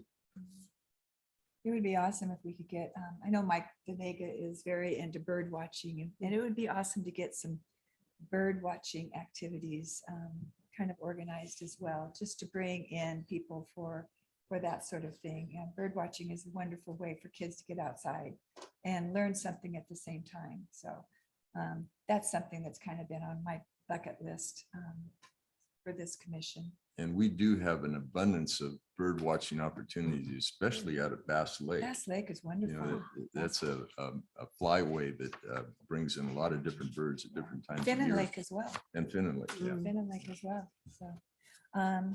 So as far as infrastructure goes, we keep current regarding human wildlife conflicts, which is a real big thing in our county. As more people are becoming more active in the outdoors, and also as more people moving into wildlife habitat. So that is an inevitable thing that's going to happen. We support wildlife. Oh, I'm sorry, skipped a line. We also keep our finger on El Dorado County land use policies and the impacts on wildlife. We are involved with road ecology via Caltrans, El Dorado County DOT, CDFW, and UC Davis. We also work with multiple agencies to make the best possible decisions for fish and wildlife conservation in our county. An example is SB 1383, which is the composting mandate from the state of California, which is wonderful. It's a mixed bag. It's wonderful. But we also understand that it's easy to turn good bears into bad bears if they start getting the clue that they can get a free lunch easily. Yeah. So we don't want things to turn out like it is in Lake Tahoe. So we're trying to keep abreast of those developments, and just keeping information at our fingertips. So another one is that, and I'm not sure everybody's aware of this, was the mandate from California of the California Beaver Restoration Project. So it is actually, they funded it. It's very, it's a lot of money going into it. So they're looking at areas in California to restore beavers too. And it could be a real mixed bag. So it just depends where they choose to do it. And I know up at Lake Tahoe, they have the restoration areas and meadows, and they have beavers, and it's difficult to control once you set that in motion. There's not the predators there used to be. Anyway, that is something that we're keeping abreast of as well. Public safety, the commission works in areas of vehicle, human versus vehicle collisions, which you're probably pretty aware of. And bear break-ins, Lake Tahoe. We don't have too much of that here in the western slope, but Lake Tahoe is, that's a real problem. Poaching and beaver management, which I just touched on. So And this is one of the areas that speaks to this idea of what is good for fish and wildlife is often very good for people too, because the amount of carnage on the roads that happens as a result of vehicle collisions with wildlife in El Dorado County is substantial, and people get injured.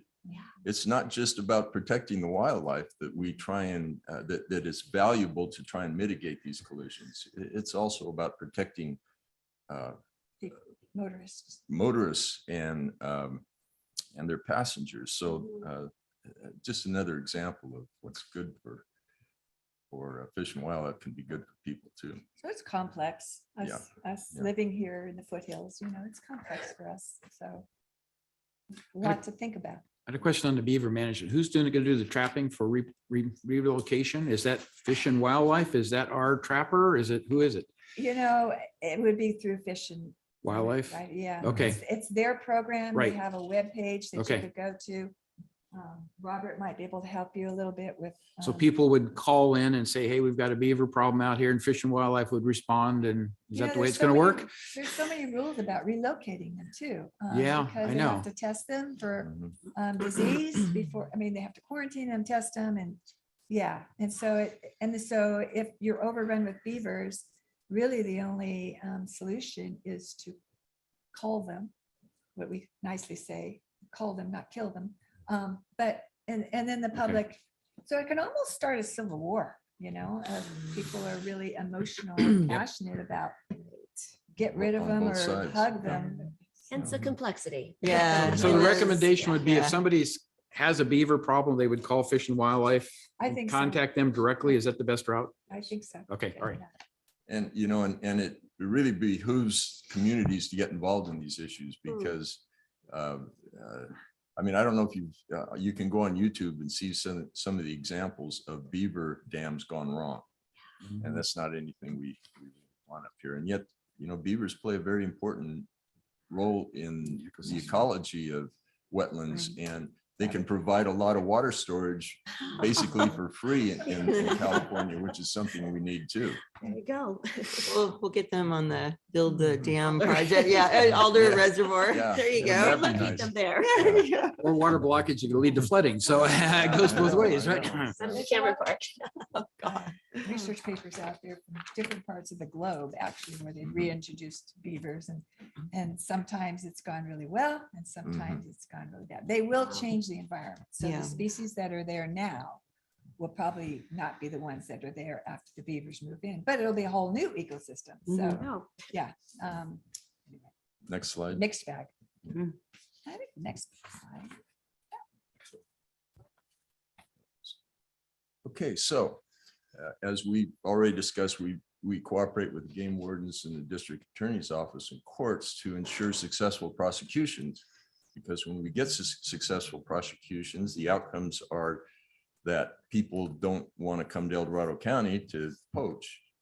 And poaching is one of those things that's not good for wildlife. And also it brings revenues into the county. Now, they're not a lot of money, but over the years, we brought in tens of thousands of dollars in fees and fines that were associated with game violations. So as a commission, we felt it's important to work with the district attorney's office and with the game wardens so that we all are kind of on the same page with respect to the importance of not only citing people who violate, but also getting vigorous prosecutions, and then the courts appropriating the appropriate fees and fines to the violators. We take those monies and because we administer those for you, so those monies help with the fishing derbies. They help to support things like hunter safety, and they also help when the game wardens need equipment. We've supplemented some of their equipment needs over the years, like game cameras and decoys. We just recently had a meeting with the Jay Linden, with the assistant, one of the assistant district attorneys, and he's the person we're working with currently staying in contact with them to impress upon them what we consider to be the importance of paying attention to the prosecution of people who violate fishing and wildlife laws in El Dorado County. It wasn't that many years ago that the district attorney was busy with other things and just not paying attention to this issue. And it kind of had a downward spiral effect. And we were seeing a lot of poaching in El Dorado County as a result. Hopefully we've done something to mitigate that. I don't know that we have any actual data in that regard, but we feel like the enforcement now and the prosecutions are improved relative to where they were a number of years ago. I think it's important to state as well that the poaching that happens from our residents in El Dorado County is not that high, but people were coming up from other counties and poaching and then going back and selling that meat on the black market. So what we're doing now is putting a stop to that, and that's what we need. So. The second bullet, I think Pat pretty much already talked on, is just basically the funding that you give us. We spend it on fishing derbies. We spend it on other things pertaining to the things that we've already talked about. So we happen to sponsor the meal at the Hunters education, youth hunter education. So we're able to reach out to various groups and work with sponsors and right now. But anyway, we're able to I get narcolepsy kind of when I have to do public speaking. Happens to all of My us. brain shuts Happens down. to all of us. You're doing Anyway, great. So what Patrick said before was a lot of what we do with that funding. So just to be clear on that. And I just want to point out that Commissioner Byrne has been very generous with his time and equipment. He's been rehabilitating fly rods, fishing poles, reels, and providing them to anybody who wants them. But typically it's young people, kids, families who have lost equipment, their fishing equipment in fires. And so I want to commend Dennis for doing that work. And he'll tell you that we're providing assistance to him. And some of us are contributing to that, but it's just a really good thing for one of our commissioners to do. That's lovely. Pick up fishing poles at the garage sale and take them to dinner. Oh, that's great. Yeah. And in spite of appearances, he is a nice guy. Oh. Okay, so I think that's all we have. Our Word stakeholders. stakeholders, We're a little bit delayed on presenting this report. We'll be presenting the 2023 report probably early in the year. Oh, well, we just always appreciate when our, boards and commissions, come before us and give us an update on what you've been working on and all the good areas that you are impacting in the county, and just really appreciate your dedication to our county and our wildlife and our people. And just thank you for your good work. My goodness, I see lots of buttons lit up.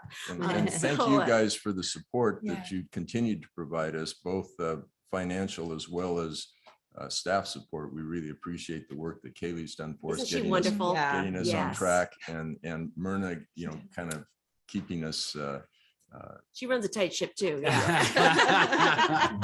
Yeah. Oh, I'm so glad. Yeah. Thank you. Are there We any love our staff. questions? Yes, there are. So Sure. Supervisor Okay. Lane. Thank you. Great presentation. What was the approved budget for 23-24 from the county? Was it 15? It was roughly 15,000. 15,000 Yeah. plus you keep any fines that are Yeah, we collected had throughout the seven. year? Yeah. Yeah, the staff report says 23,000 for the 23-24 fiscal year. Yeah.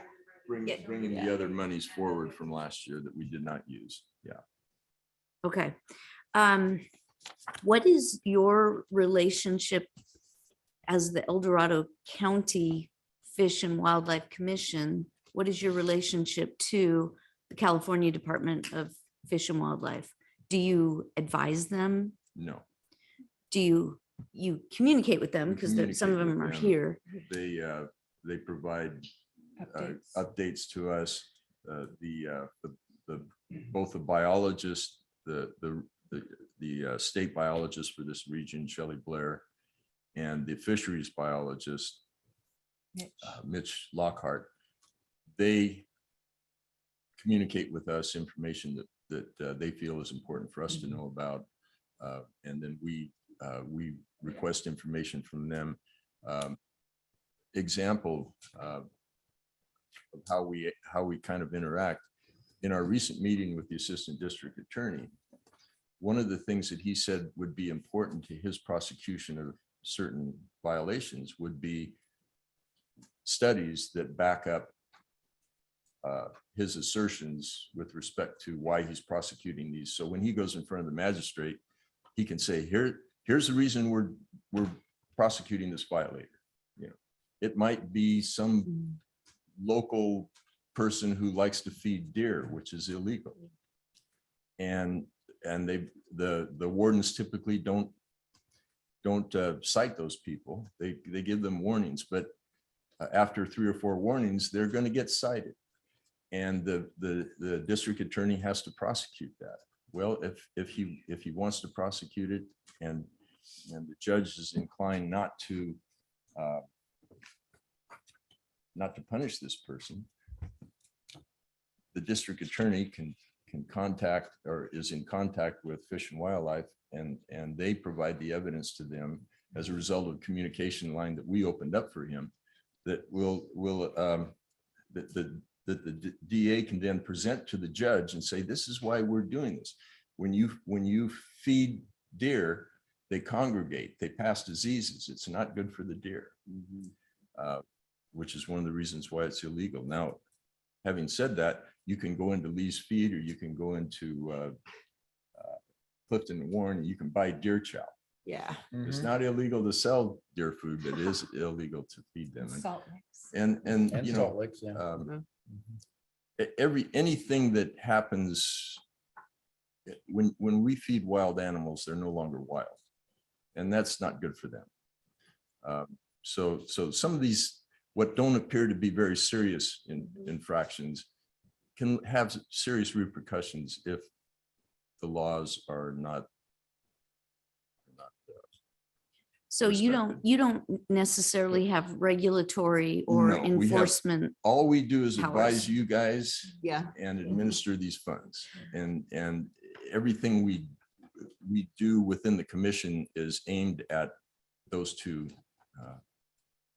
So do you get complaints from residents regarding bear break-ins? And if so, how do you handle those? Yeah, we don't get those complaints. If somebody calls us, we refer them to State Fish and Wildlife.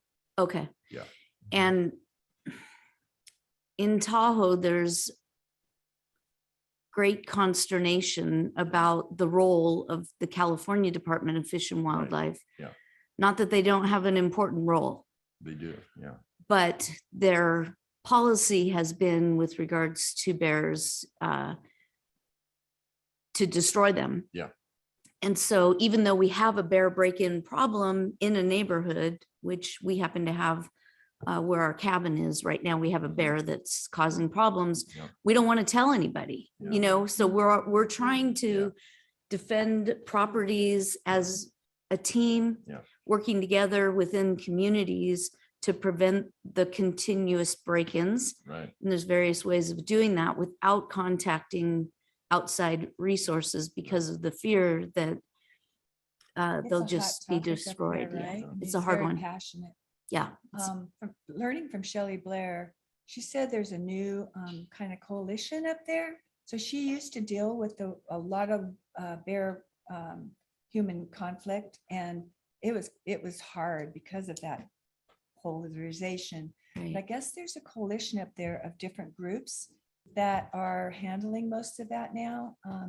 State Fish and Wildlife has a team up there now. Yeah, I that's don't know if you're specific for that. The Yeah. specific for. And I know the- that they're using DNA now to be able to have some reason to believe if this is a problem bear, because they all kind of look the same. Yeah, They're just different sizes, and from the naked eye that they're the same. I just Yeah. saw on the news, Hank the Tank Yeah. has been placed, so yeah. Yeah, I know which, it's a which hot- was a good outcome.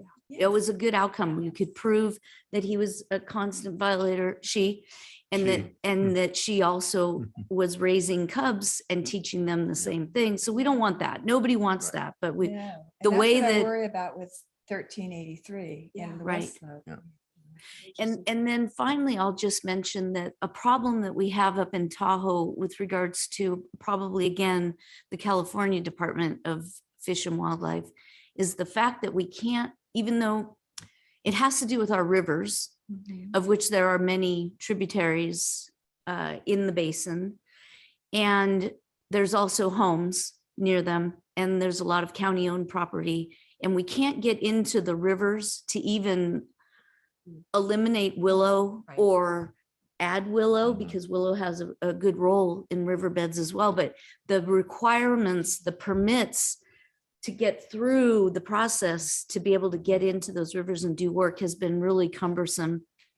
I know just that much to pass on to you Yeah. and not enough to be very informative. Yeah. But if Fish and Wildlife is interested in maybe helping us come up with a smoother, more efficient process, I know that the California or the county employees up in the basin are very frustrated with the years that it takes to get a permit to get in and deal with a problem, when because we can't deal with the problem, it's flooding homes. So it's a yin and you a have yang, multiple I'm sure. agencies up there working, I think, because you have US Fish and Wildlife, which Yes. is different from California. Yes. Department. And I saw the different stakeholders and agencies involved in some of that meadow restoration that's going on. Mhm. It was a lot. There It's were a lot. there were quite a few. Yeah. Yeah. There's a lot of red, anytime you get involved with water, there's as you know, there's a tremendous amount of red tape.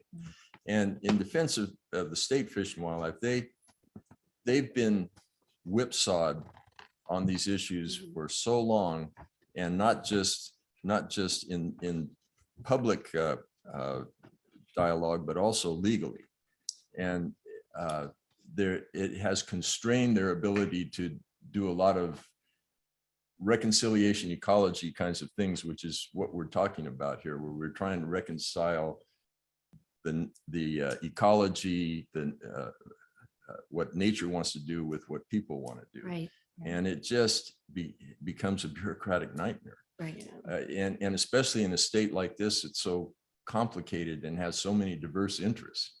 So, we're hoping we can be a little part of resolving some of that stuff. Yeah, and Anything else, Supervisor? Yeah, I wanted just to want to give offer- kudos to California Department of Fish and Wildlife for being here. And all of that was meant to be informative.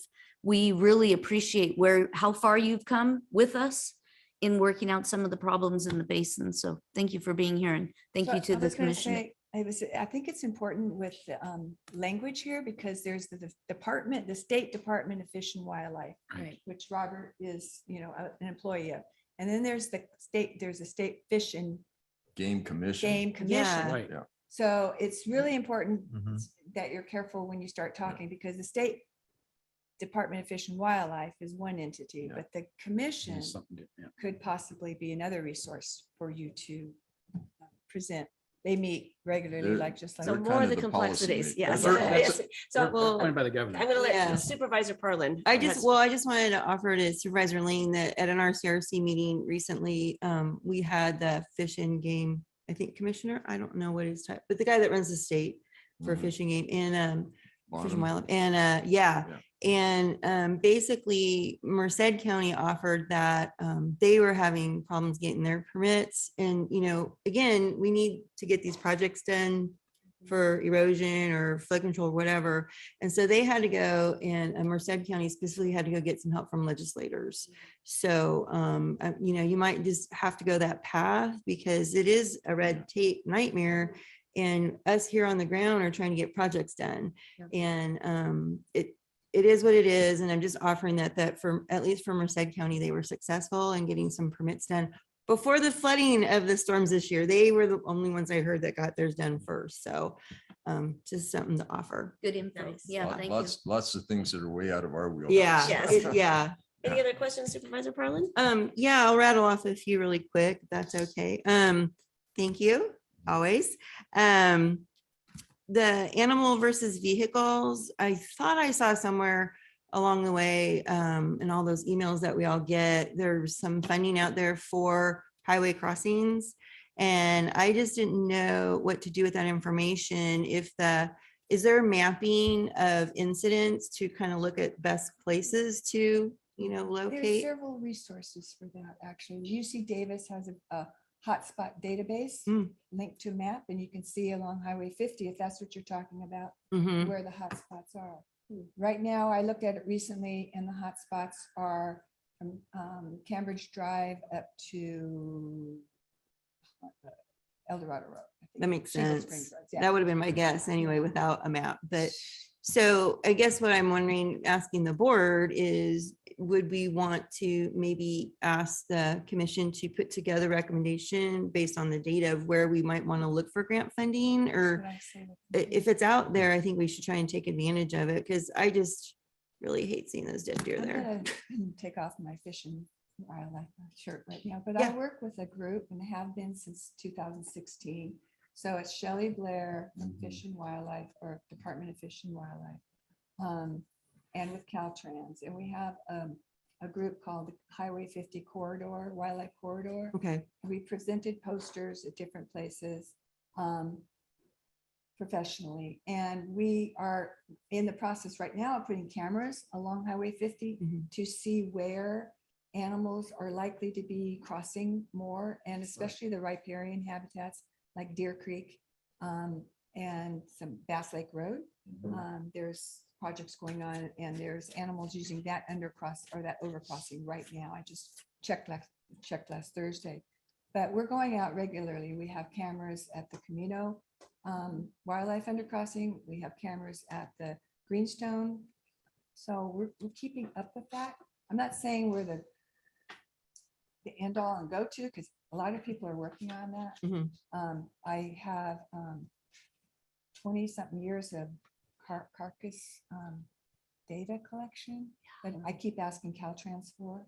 Mhm. So I have that, and I've made maps of it, and I could share it with you if you want. I could Okay. just- Because I just think if there's funding out there for something, and we obviously have a problem, we have problem areas, we all know that, Yeah. that it might be something to Yeah. pursue one of those And grants. I always So, kept that, I report when we have our Okay. meetings and stuff, but I'm not doing that as a commissioner. Right. And so it's, but it's all related. So, okay, well, we could do that offline, I think. And then I could talk to the CAO about what department would Sure. potentially pursue that. I'm guessing it's DOT, but who knows? Yeah. We'll follow up on that. I The know. El Dorado County Transportation Commission even. Right, there you Yeah. go. So we'll work on that. But I do think it's an important, if there's money out there waiting, just sitting, waiting for an opportunity, then, and we have data, we should go for it. So, We are blessed to have Kathleen on the commission because she is deeply knowverable in this arena. I remember Many, tw- many you know, years. 15 years. 2018, at the Yeah, city, yeah. I gave a Exactly. presentation to the city on the overcrossings in Exactly. Placerville, and used that carcass removal data to talk about the Okay. different overcrossings. And I know the ladies I work with, they'd be more than willing to give a presentation and answer any questions. So okay. You've been instrumental in helping inform what happened at this communal safety project, as well as other projects in El Dorado County. So just Yeah. really. Well, yeah. she's educated us, Right. our commission. Yeah. about these Exactly. issues Too. So Yeah. Kathleen, is your group a recognized nonprofit? Pardon me? Are you a recognized nonprofit? Are you a 501c3 or any of those types of things? No. Okay, Okay, right. my website is an account for me to consult. Okay, if thank needed you. to. Okay. all I right. I did buy another web domain and just put up information that doesn't have anything about me on it. So I basically send it out to people, and just for education on mostly just infrastructure, so road ecology and fencing. So I'm interested, my passion is landscape connectivity. Well, Mhm. actually, I have two passions. One is for the weak, which are people in medical crisis. So I volunteer at the hospital and support those people. The second one is the voiceless, which is wildlife. We impact their existence, and they never have us. a say in it. So anyway, And we, one of the resolutions that we had internally in our commission was one of our members asked the question, what is the single largest problem that wildlife face in El Dorado County with respect to their survivability and their ability to exist? And we determined that it was habitat loss. That it was habitat loss as a result of human activities. So, you know, when we get involved in planning processes, there are things to consider with respect to wildlife and minimizing or mitigating the impacts on the environment. and barriers. Excellent. Yes. So Super. there's more. Oh, yeah, go ahead and finish your Sorry, comments yeah. and then we'll go to Supervisor. I got a Heidel. couple more No actually. problem. And you touched on it, Kathleen, the fencing. Mhm. So I reached out to Pat like a month ago, I think, Pat, and I think you were the one that may have gathered some information about fencing. Supervisor Turnbull and I were contacted by a constituent, and we all see the graphic photos every year of deer getting caught on these pointed wrought iron fences that are just lovely, but they're so dangerous. And especially when they're in our wildlife corridors, which the general plan does. We do have wildlife corridors in our general plan. So I was trying to figure out how to navigate getting some recommendations on what to do with that. And so this opportunity arose today. And so I was going to ask the board if we could maybe formally ask the commission to come up with some recommendations on what we should do and look at our existing policies, because I think there actually is something in there. You know, if you want to recommend some kind of an education campaign or something like that, but I don't know if people that are new to the county that move here understand and know. And that's why I was getting texted some photos, and they are just heartbreaking, and it's so avoidable, quite honestly. So Spikes are unavoidable. I mean, the spikes are they're necessary. not necessary. So would that be something that you think the commission could maybe pull together as an actual project to put together information to actually Absolutely. advise us, like we always say, That's what we're here advisory? for. I would really appreciate that. And then we'll figure out what some next steps are probably in public I information. think And the first meeting I had with Commissioner Supervisor Wendy was we sat down and talked about the fencing. Yeah. And I remember her telling me that barbed wire and Yeah. anything like that was illegal. And I looked it up in the building code. And in fact, it is written that anything that harms people or animals is illegal. kind of is. And that's yeah. in our building code. However, it also goes on to say if your fence is under 6 feet tall, you don't need a permit. And so if your fence is this tall, you can put up anything you want. That's how I read it. And so it's never inspected. So, you know, I talked to the planning department on my own, not as a commissioner, about these things. And they said, well, it just is a matter of you reporting where these properties are. And, you know, that's a total cop mode thing. And that doesn't resonate with me very well. Right. I know it's hard. We're probably getting into the weeds a little too deep Right. here.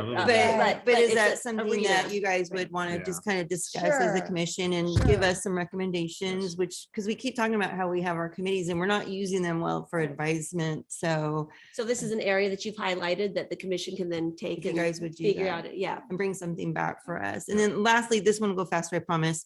Since we already know that feeding deer is illegal, are there some good resources, good infographics, something on that, so that we could put that in our newsletter to remind everybody, our public information officer could share that out there. That'd be Shelley, We can great. get that from Shelley. Shelley Yeah. Blood put one out, all the post offices everywhere up here, and they Okay. all got torn down. So Okay. People have a real passion. They about it. do, but I think if the explanation as to why it's illegal, I just think sometimes people don't understand the why behind it. It really is important. We So will gather that from Shelley and pass it on to you. that'd be That would be really great, helpful really for our helpful. newsletter. It's a great idea. And then lastly, just really fast, looking forward to when Chili Bar Park is fully developed so we can have a fishing derby and events there. Yeah. So, because I know that that's one of the big wants is to get some fishing going on there. So hopefully we can get that going. So thank you for all you guys do. Excellent. Supervisor Heidel. Yeah, since fishing derbies are a center attraction for getting kids to first opportunity to fish or repeat it.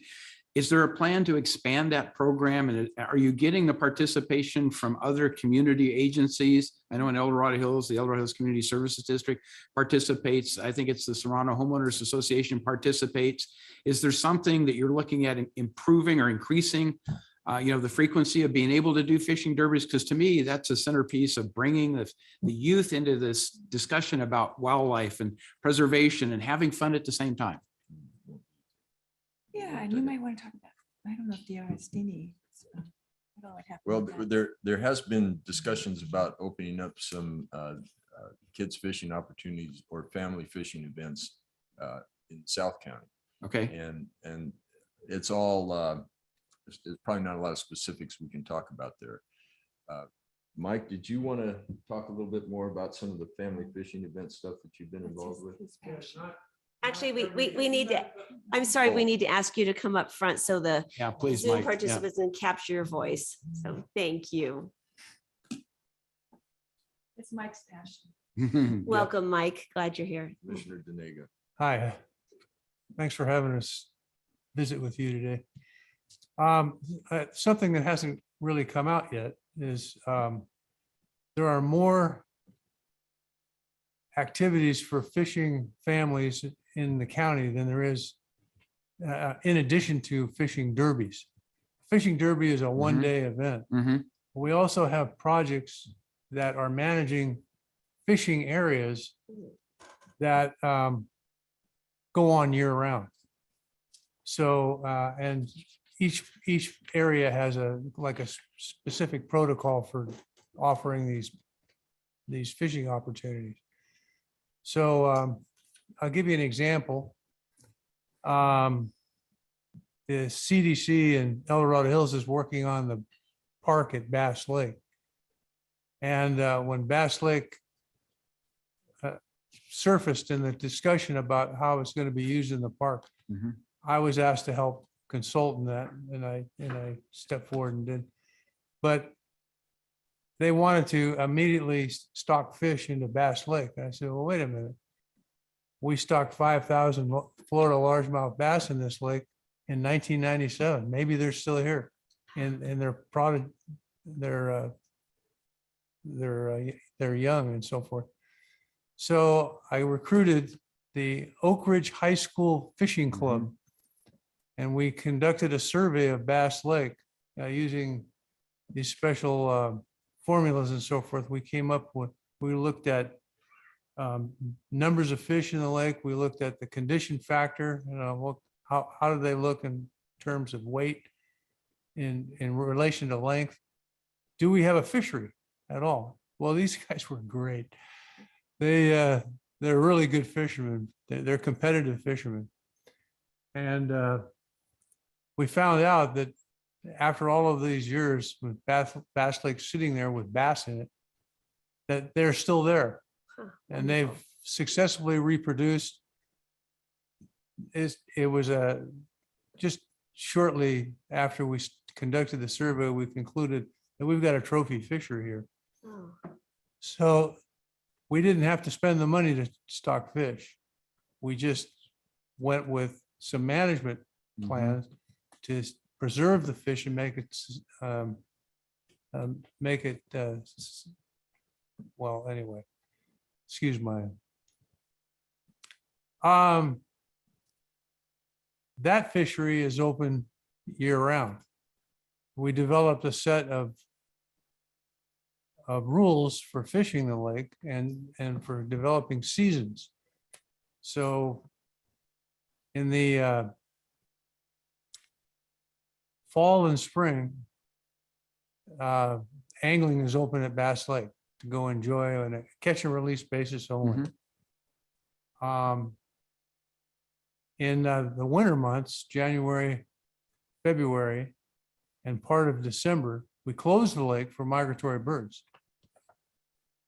And then the heat of the summer depends on whether it's going to be open in the summer, and right now it's closed because of this excessive heat we've had.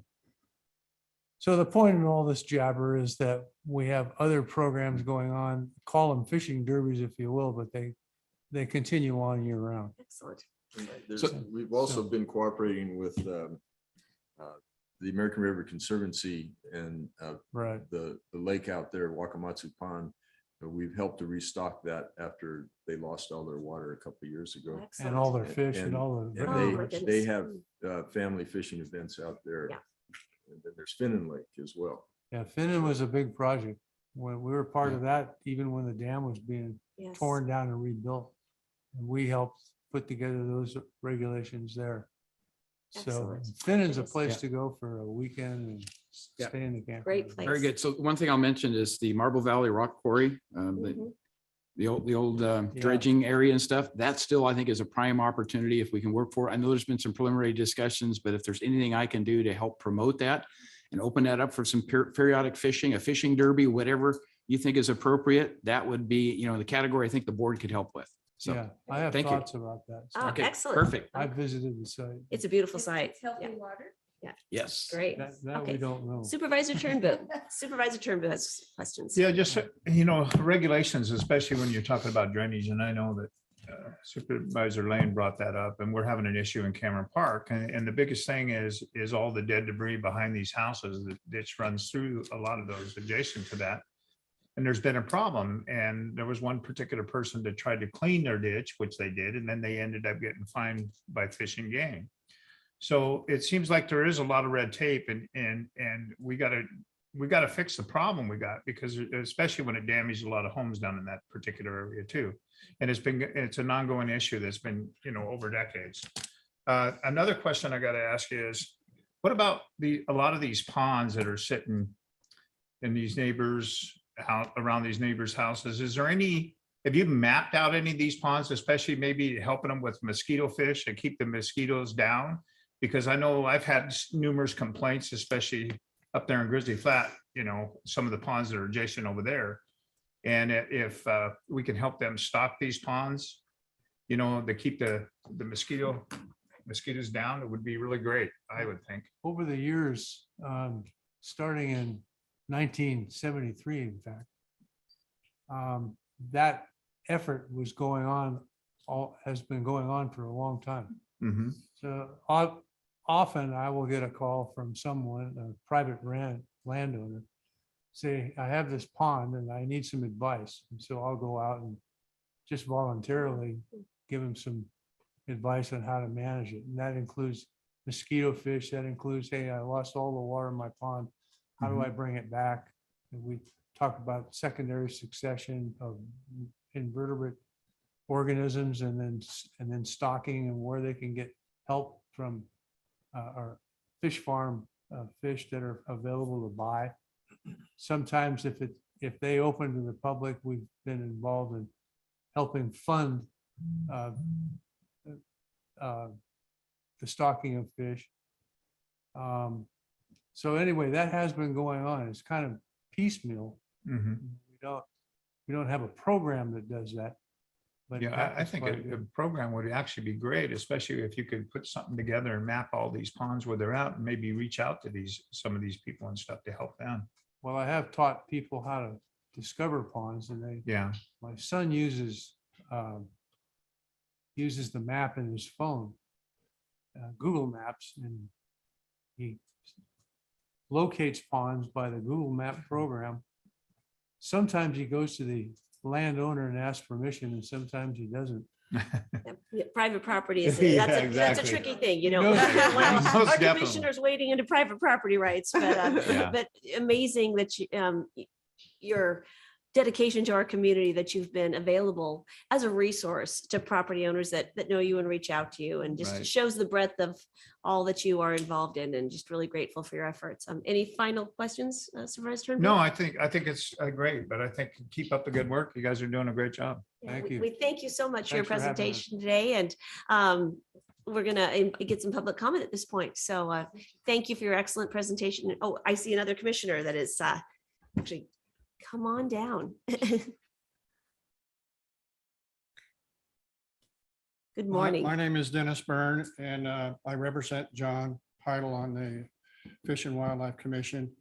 And I'd like to, on behalf of the commission, thank the Department of Transportation in our county, especially Darrell Brown, I'm sure you've noticed the deer signs in the 50 corridor. And he, along with the entire department, have worked very, very hard for the last year and a half to work with the state to get those signs up. And I'd also like to thank Myrna and the Ag Department for all the support they give our organization.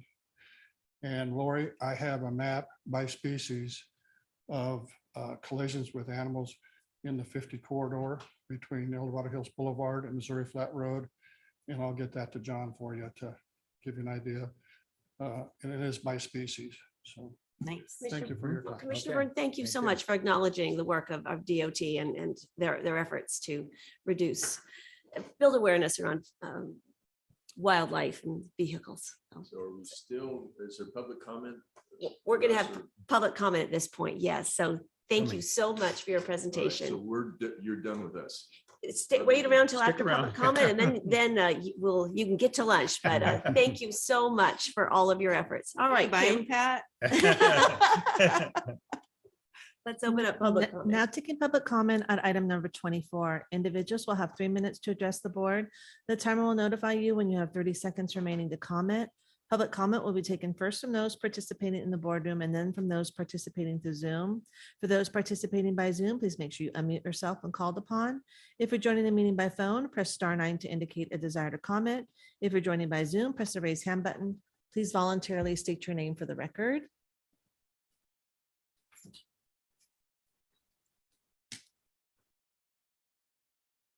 Leo Bennett, Koshan, Pollock Pines. Thank you so much. You guys need to do a highlights, a PR. Come to these board meetings. Such good presentations. I'm sorry, 15 years a Boy Scout. This one was the best. 20 years a teacher. We would suggest that you affirm your commission by getting some of their shirts or wearing green, teamwork. Never seen a commission that all have shirts. So that's just like cool. We don't even have shirts. I love their shirts. But, so just, grew up San Diego, loved fishing with my dad. I have to say the San Diego Navy gave us an unfair advantage because they threw all their leftover food off their warships. They don't do that anymore, but you could catch really big fish in the bay back then. And fishing derbies, just listening to all this stuff. And then, that what Dennis does, having taught in disadvantaged neighborhoods, it's just so important. What broke my heart in San Diego, beautiful countrysides, mountains, oceans, kids that have never been farther than 5 blocks from their inner city neighborhoods. Never seen what a pond is like and all that kind of stuff. So just awesome work you're doing. I have to confess, and it's my own fault, but it would be nice if you made it easier. I didn't know they stocked Forebay and Jenskin Lake. I know I'm going to put my pole in that water now. And then again, in scouting, I didn't know that, and I don't know if it's still true, this is off the internet, but that you actually have salmon runs in our county. Because I can remember when there were so many salmon at a scout jamboree that you literally, we didn't do it, but you could walk across the water. They were so thick as they were spawning. And just the whole idea of bird watching, again, as a teacher, and just the patience, the beauty, small size, big size. I mean, it's just a wonderful. I have mixed feelings about fishing in the day after, and all that stuff. But bird watching, no mixed feelings. Best thing in the world. And I keep saying this. I think you ought to have a podcast and interview your commission and all that. And just to nudge, eventually they will fund harvesting roadkill. I don't know if you want to go there, but it might be nice. What's going to be legal in the state? And there's a ton of good meat if you're a carnivore. And maybe people will acquire a taste for that. Who knows? Thoughts? Thank you for your comments. Is there anyone else in the boardroom that would like to speak? All right, let's go online. Now taking public comment from Zoom participants. Now taking public comment from Chris Payne. Good morning, Chris. Good morning. On the subject that we're having right now, a couple of comments. Fences, field fence, wire fence, and the deer herds. 45 years on a 5-acre parcel on the Martinez Creek riparian area. Put the field fence up around the property, then realized the deer herds were coming through. After I buried a doe, because of the fence, I cut the wire. Most recently had a fire where the bulldozer came in and took out more of my fence. I don't plan to put it back up. Because of the issue of deer herds are, you'd think they would be migratory, and to what extent, I don't know, but they come in and they're in large groups. I'm talking as much as 10, with a couple of bucks, different ages, and then about maybe 6, 7 does and associated fawns. Every year, I have at least one twin fawn birth. Currently, there's two mothers with twins and another mother with a single. So I have 5 fawns around my property. The question of what constitutes feeding them, originally, I was breaking the law early on, but not anymore based on what I just heard in terms of the presentation. This is for the last few years, but this is the toughest time of the year, this month, these next 2 months, in terms of not having any feed available. I do have a couple of orchard kidney ponds that have goldfish and water lilies in them. They come up then and use those to get some water. If I didn't have that, I'm not sure in our neighborhood where they're getting their water, but they're passing through. They don't stay here. They just move through the fence lines. In terms of the water, the corridors, I want to say on the beaver subject, North and Middle Fork at Casumnes would be perfect locations. American River Conservancy could be part of that. And I do have 15 orchard trees with a 7-foot high fence, which they can't jump. And they feed all around the edges where the tree branches go over. Thank you very much for the opportunity. Thank you for your comments. Appreciate it. There's no additional public comment. All right. So with that, we'll bring this back. This is a presentation, so no board action is required. But once again, our deep gratitude for all of your work in our county. And we do encourage you, thank you for always passing us information to put in our newsletter so we can continue your good work and inform our constituents. So thank you again for your dedicated efforts. Thank you. All right, with that, that is the end of our morning department matters. I assume that's board's will that when we will take a maybe 5-minute break and then go into closed session until 12 at that point. Okay, Yeah. So at this point, the board will now recess into closed session to hear items 26 through 29 as specified on the agenda. And anyone who wishes to comment concerning those matters may do so at this time. And before we go to public comment on closed session, are we anticipating any report outs, County Council? I guess it depends on which matters we cover. But Okay, so if we do, we will certainly report any actionable Certainly, item yeah. at the end of the day. All right, excellent. Kim, let's take public comment on closed session, please. Now taking public comment on closed session items, individuals will have 3 minutes to address the board. The timer will notify you when you have 30 seconds remaining to comment. Public comment will be taken first from those participating in the boardroom and then from those participating through Zoom. For those participating by Zoom, please make sure you unmute yourself when called upon. If you're joining the meeting by phone, press *9 to indicate a desire to comment. If you're joining by Zoom, press the raise hand button. Please voluntarily state your name for the record. All right, so anyone online?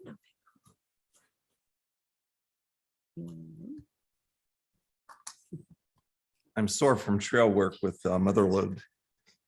It's good getting out in the nature. In the interest of a 360-degree evaluation, I would like to provide you this citizen's opinion. As a teacher, I never liked grades, but if I had to grade the person you're evaluating, our board clerk, I'd give her an A. And if that was the other system, which I prefer, I would give her a verbal report. Santa Cruz used to do that. You know, it's better. So I would just basically reference The definition of the job, which is one sentence. Plans, organize, manages the office of the board, oversees the preparation of the board agendas and minutes through subordinate staff, maintains records of board actions, supports and provides assistance to all board appointed commissions and committees, including the Assessment Appeals Board, and performs related duties as assigned. You notice I had to breathe. I don't know how she gets it all done. And then I'm sure you know all the rest of it, where it says, the knowledge and ability about principles and practices of leadership, organization management practices, legal requirements, records management, preparation of the agendas, applicable laws, administrative principles, organizational structures. She has to know everything you guys do, responsibilities, functioning, and procedures of the county board, principles and techniques for working with groups and fostering effective team interaction to ensure teamwork is conducted smoothly. I'm ending on what I view and have experienced from your office, exemplary teamwork. So thank you. Thank you for your comments. Our staff don't often get praised enough, I think. And so your comments are well-deserved and warranted for our exceptional clerk. Thank you. And now taking public comment from Zoom participants. There's no additional public comment. All right. On that note, we will recess to close session and be back at 1 o'clock for our open forum. Thank you all for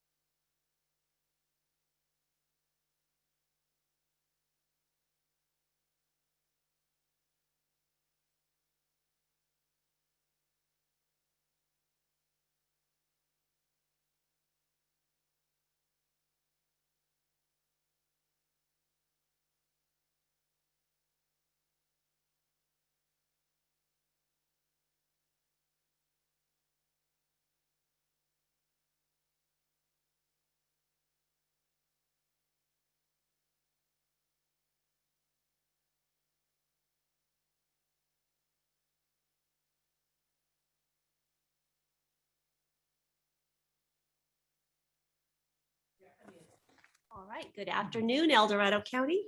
We are back from lunch and it is now 1 o'clock and we are here for the open forum portion of our meeting. So welcome, Kim. I apologize. Thank you so much. The reminder. County Council, do we have anything to report out from closed session? Thank you, Madam Chair. The board met in closed session and heard items 27 and 28, and there is no action to report out. Thank you so much. All right, now we'll take open forum. Thank you. Now taking public comment on open forum, individuals will have 3 minutes to address the board. The timer will notify you when you have 30 seconds remaining to comment. Public comment will be taken first from those participating in the boardroom and then from those participating through Zoom. For those participating by Zoom, please make sure you unmute yourself when called upon. If you're joining the meeting by phone, press *9 to indicate a desire to comment. If you're joining by Zoom, press the raise hand button. Please voluntarily state your name for the record.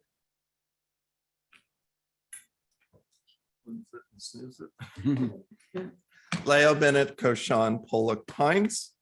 My topic today is good governance. In every one of your agenda items, when you go into the background, there's a component that says CAO recommendation and comment. There's also a component that's referenced you to the strategic plan. I don't know exactly what you did with the strategic plan since I wasn't able to attend. My word for today is all. Please record all your meetings. Please use all the components of your template. For instance, the dispute that I had with Supervisor Heidel, and again, I'm grateful for his clarifications. The staff was nice enough to explain to me that that's an exception to the CAO recommendation and comment. I feel you should look at that someday in terms of your board policies and guidelines, because the more input you have, the better will be your decision, from my perspective, in relationship to good governance. When I first came up here, as some of you who are on the board will recall, you had a workshop on good governance and you brought in facilitators. I urge you to have that specific workshop again with a little twist, which I'm borrowing from Bridging the Divide, which points out, as you can see, we're weird. Those of us that come up here and like this podium and want to talk to you. And if you really value citizen input, you need additional formats. It took me a long time to get comfortable with this format. I was not this way in the beginning, but I am now, but not everybody. And I think a workshop where you literally come down and you're with your community is a good way to consider going forward. My last point is, if at some point, tonight would be great, but if you don't want to, clarify, are you truly a board for all of us? That's a good governance question, which points out that when you run, you're running to represent a district, but when you govern, you're not the House of Representatives. I see the heads nodding. You're a board. You need to work as a team. And I still, when I reach out, ask for appointments and stuff, some of you are very receptive, and I'm not faulting the ones that remind me in a different office, go to your representatives. Says, no, I really want to talk to the chair or Supervisor Heidel. And so it's just clarifying. Board for all, board for some. Thank you. Thank you so much. Appreciate your comments. Now taking public comment from Zoom participants. Now taking public comment from Barbara Rogers. Good afternoon.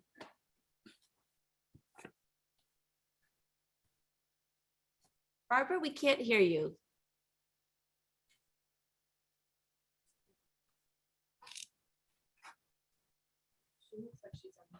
Does. Barbara, are you online? I know you're online. We still can't hear you.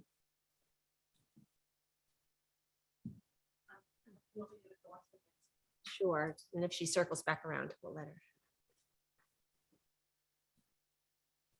Now taking public comment from Kelly.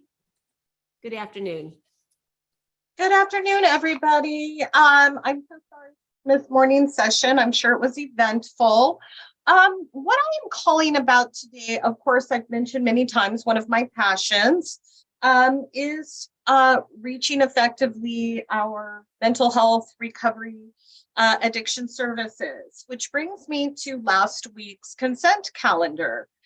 I put myself in a little bit of a rabbit hole, which I tend to, because I do love research, I love documentation, I love understanding and accountability. And essentially, we found ourselves allocating, whether it's through grant funding, I call it the money grab, quite a few of agencies that their focus are either some sort of mental health, behavioral health, and addiction and or youth services. What has me really perplexed is not only did I look up each agency, but I also looked them up online. And in some cases, I felt I even need to understand better, gave a phone call. I am really wondering what kind of background you all are doing when somebody comes to present you looking for, in some cases, one allocation of 900,000 all the way up to several millions of dollars. The total amount in my calculation came to a little over $23 million in places ranging from Yuba, Roseville, Carmichael, Cardiff, Sacramento, Placerville, and from El Dorado County, including one whose focus is online rehabilitation services for addiction, which I really deeply question the effectiveness of anything that calls themselves an online help for addiction. Most of these are clinics, many of them being methadone clinics, which again, I question why somebody would go to Carmichael to go to the Bi-Valley Medical Clinic for methadone services when we should be able to support those in our own county. The Shamanic Living Center, which calls itself Recovery in Action, is a registered church. Many sure had some opinions about church and state and had some very questionable tactics on reaching addiction services. So I'm going to really ask, as a mother of a recovering addict, that we really invest a little bit more time into understanding where we're allocating money. Just because you think it's not our money, and I put that in quotations, doesn't mean that it shouldn't be allocated valuable services, effective services, and services within our boundaries. Thank you. Thank you for your comments. Now taking public comment from 390. Good afternoon.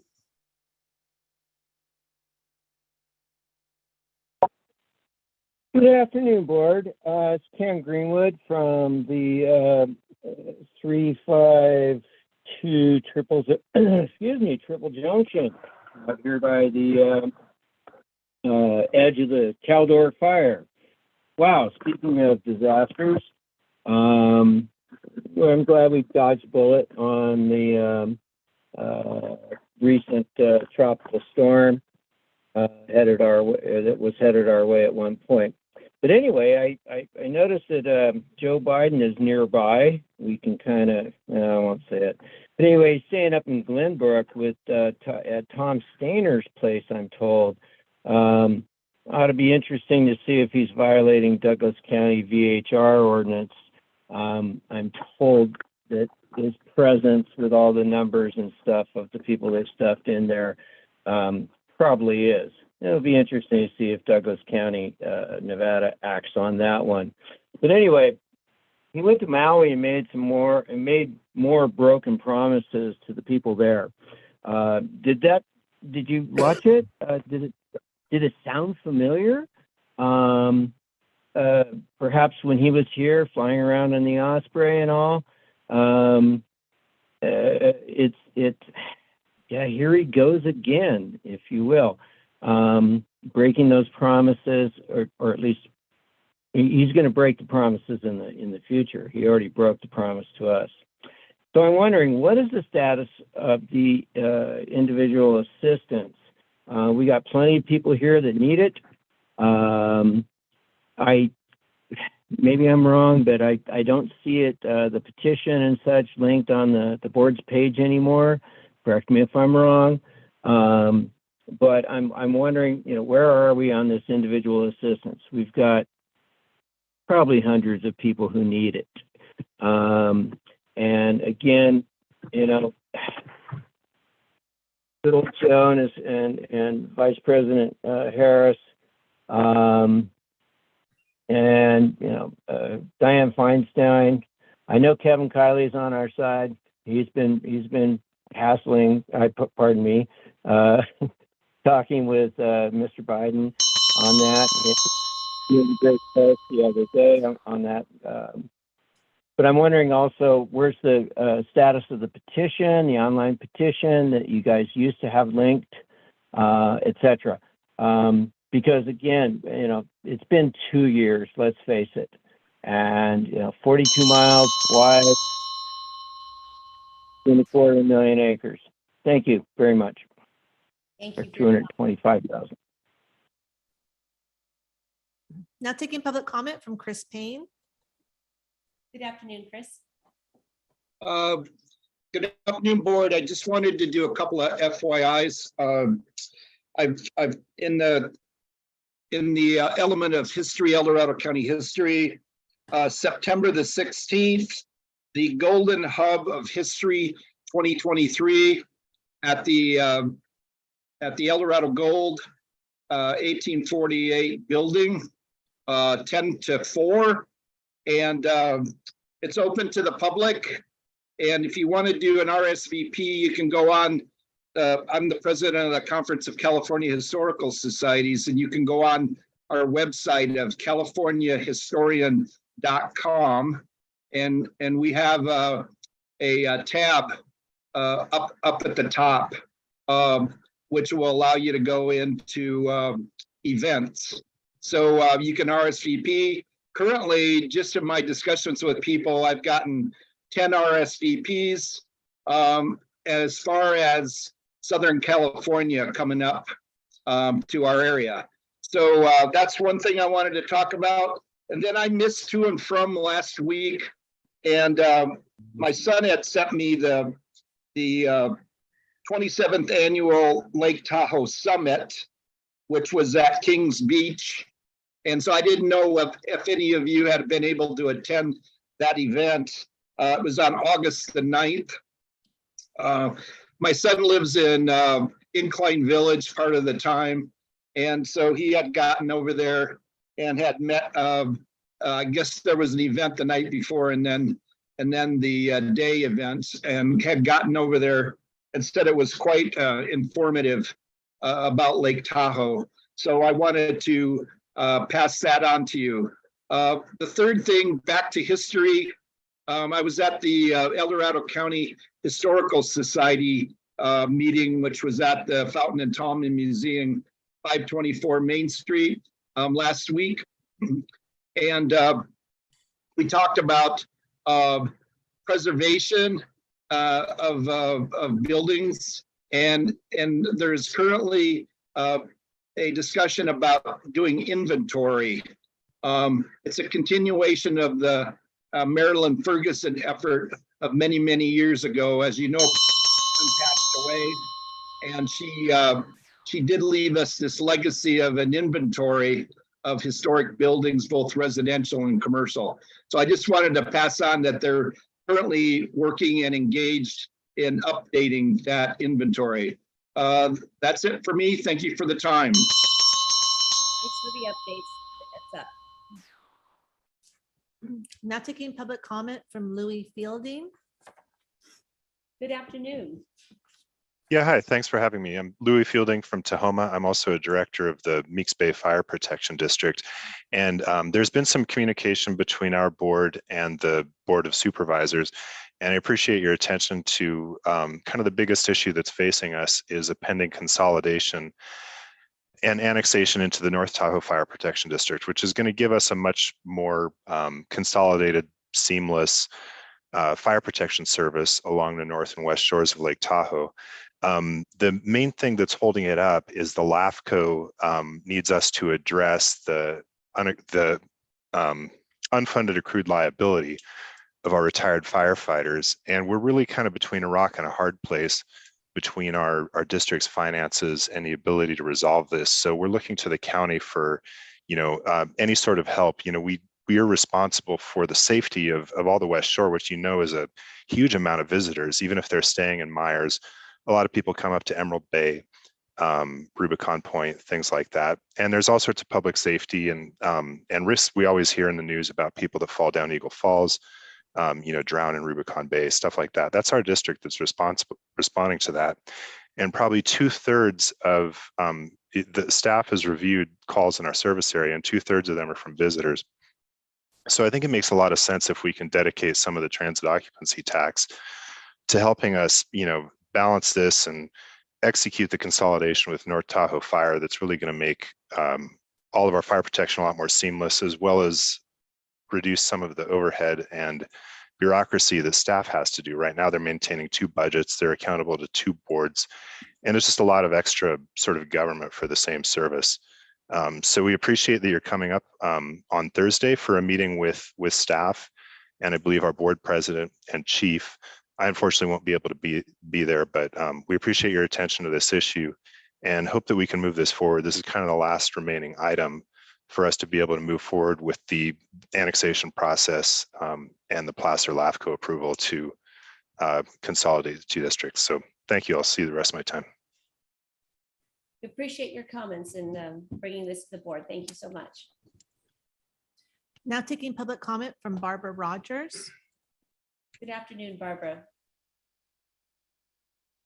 Can you hear me now? Here, can, thank you. I was on my desktop for whatever reason. This microphone's not working. Thank you. Good afternoon, and I appreciate the fact that I'm allowed to call in and speak to the issues that Cameron Park CSD is facing. The majority of the board clearly, in my opinion, does not care about our public safety, but rather they put all their efforts on the other side of the budget, admin, Parks and Rec. On August 16th, the board finally passed the 23-24 fiscal year budget. The budget was presented, and I'm glad you're down, with a $436,000 deficit. By the end of the meeting, the board decided on a 3-2 vote to add back positions into the admin, Parks and Rec budgets to the tune of $83,000, thereby increasing our deficit. Now I ask, who does that? And this was a 3-2 vote, by the way. When Cameron Park was formed in the 60s, the main purpose was for fire protection due to our airport. Then they became, and added other programs. Some members of our board like to sit back and blame our public safety for their budget woes. While it is true our fire partners' costs have escalated, the district takes no responsibility in their increased expenses, and more importantly, their failing programs. Historically, community centers and pools do not make money. And in addition, we're a 6.5-mile square district, and we have 8 parks. This board, as well as past boards, have not done, in my opinion, their fiduciary responsibility with our tax dollars. We have no reserves, no capital improvement budget, and I believe we are facing a cash flow crisis, which is going to be looming and will lead to bankruptcy. This board is very good at kicking the can down the road, and they do not listen, especially to me anymore. I appreciate you listening to the few members of the public that are attending meetings. So again, this is a plea to any Cameron Park residents. Please come to our meetings, get involved, let your voices be heard. It's your future. And if we do not do something now, I believe Cameron Park will not have a community service district down the road. We have 2 board seats up in 24. We need to vote in people that will do the right thing. And again, Wendy and everybody else, I appreciate you letting me talk to you. It's very important to me. Thank you. Our pleasure. Thank you for your comments. There's no additional public comment. Thank you all.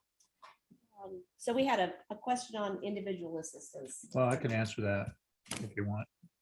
Individual assistance, Kevin Kiley is we still keep in contact with him. Right now, he's working with California Office of Emergency Services, Director Nancy Ward, to try to resolve this problem right now. Thank you Okay. for the update. Appreciate welcome. it. All right, and with that, we are on item number 25. Kim. Item number 25 comes from Planning and Building Department, Code Enforcement Division, recommending the board, one, receive a presentation on code enforcement strategic plan for 23-25, and two, adopt and authorize the chair to sign a resolution to approve the addition of 2 full-time equivalent code enforcement officers allocations and 1 full-time equivalent code enforcement supervisor allocation. First of all, I'd like to thank, both of you for coming back this week and for Brendan for coming back down from Tahoe. So our meeting got away from us last week, so appreciate you coming back to our board this week to revisit this item. Thank you. Our pleasure. And good afternoon. Good to see you again. I think we identified 3/5 of the staff that are here for this item. We also have Karen Garner, our Director of Planning and Building, and Joey Carusco, our HR Director, in case any of those questions come up in the second half of this presentation. Kim enumerated, we're going to go briefly through the strategic plan, which covers the next 3-year period, and then we'll have a discussion on the request for 2 additional code enforcement officers and 1 code enforcement supervisor. So first, we'll jump into the strategic plan, if the board is ready. Perfect. Staff has worked for the better part of the last 2 years to greatly professionalize this division. As part of that growth, we've completed the strategic plan to guide our work over the next 3 years. This will cover 2023, 2024, 2025. We intend to refresh this document in whole every 3 years, but it's a living document, and as such will be amended as necessary to address any new challenges, opportunities, contingencies that might arise in that period. What it's not is a work plan. This is not a work plan. A work plan will lay out almost every task that's going on within the division. That would be akin to sort of the cemeteries approach that we took on the cemeteries work plan we bring once a year. This is the strategic plan, and this is a document that lays out strategic objectives of the division and identifies obviously numerous tactics on how to help meet those objectives. But I would just caution it's not exhaustive of all the work that's going on in code enforcement. We provided clarity and context on operations, our philosophical and procedural approach, and our strategies and tactics to carry out the work of the division. I do want to, I won't read all the way through strategic plan. It's that's available. We appreciate that. Yes. I trust you. You have some questions on it, so I'll just I'll jump into just some quick background, philosophical and procedural approach of the division. It's been longstanding direction from previous boards that code enforcement utilizes a reactive approach to enforcement. So I know that'll be a theme of today as well as we go forward. This means that we must receive a complaint from a reporting party before staff investigate the claim.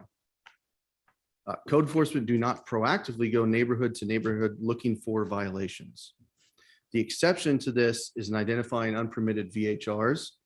And now with the updated ranch marketing and winery ordinance, staff will be able to proactively monitor events as they're required to register with the ag department. So we certainly have much more ability to be proactive in those 2 different portfolios. For all other types of code cases, 100% complaint driven at this point in time. That has been our longstanding policy. So code enforcement is charged obviously by your board with protecting life, health, and safety of all El Dorado County residents. The role of code enforcement and the authority thereof has increased over the past years, as we've seen. And with that, the size of our staff has continued to grow.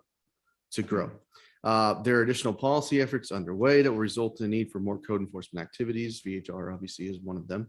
As the breadth of activities continues to increase for the division, our strategic objectives will need to be met through targeted activities and projects. So that's where that flexibility as we go, the living document piece of it comes into play. So as the activities continue to grow, we can continue to adjust the strategic plan accordingly. So I will read, however, the code enforcement strategic objectives because I think they're important and I want to share with members of the public too that may not have had a chance to read the document. And they're quick. There's 4 of them. Number 1 is fully carry out the vision and mission of the Board of Supervisors on code enforcement activities. Number 2 is maximize compliance while minimizing intervention. Concurrently build additional tools to address the most egregious health, life, and safety cases.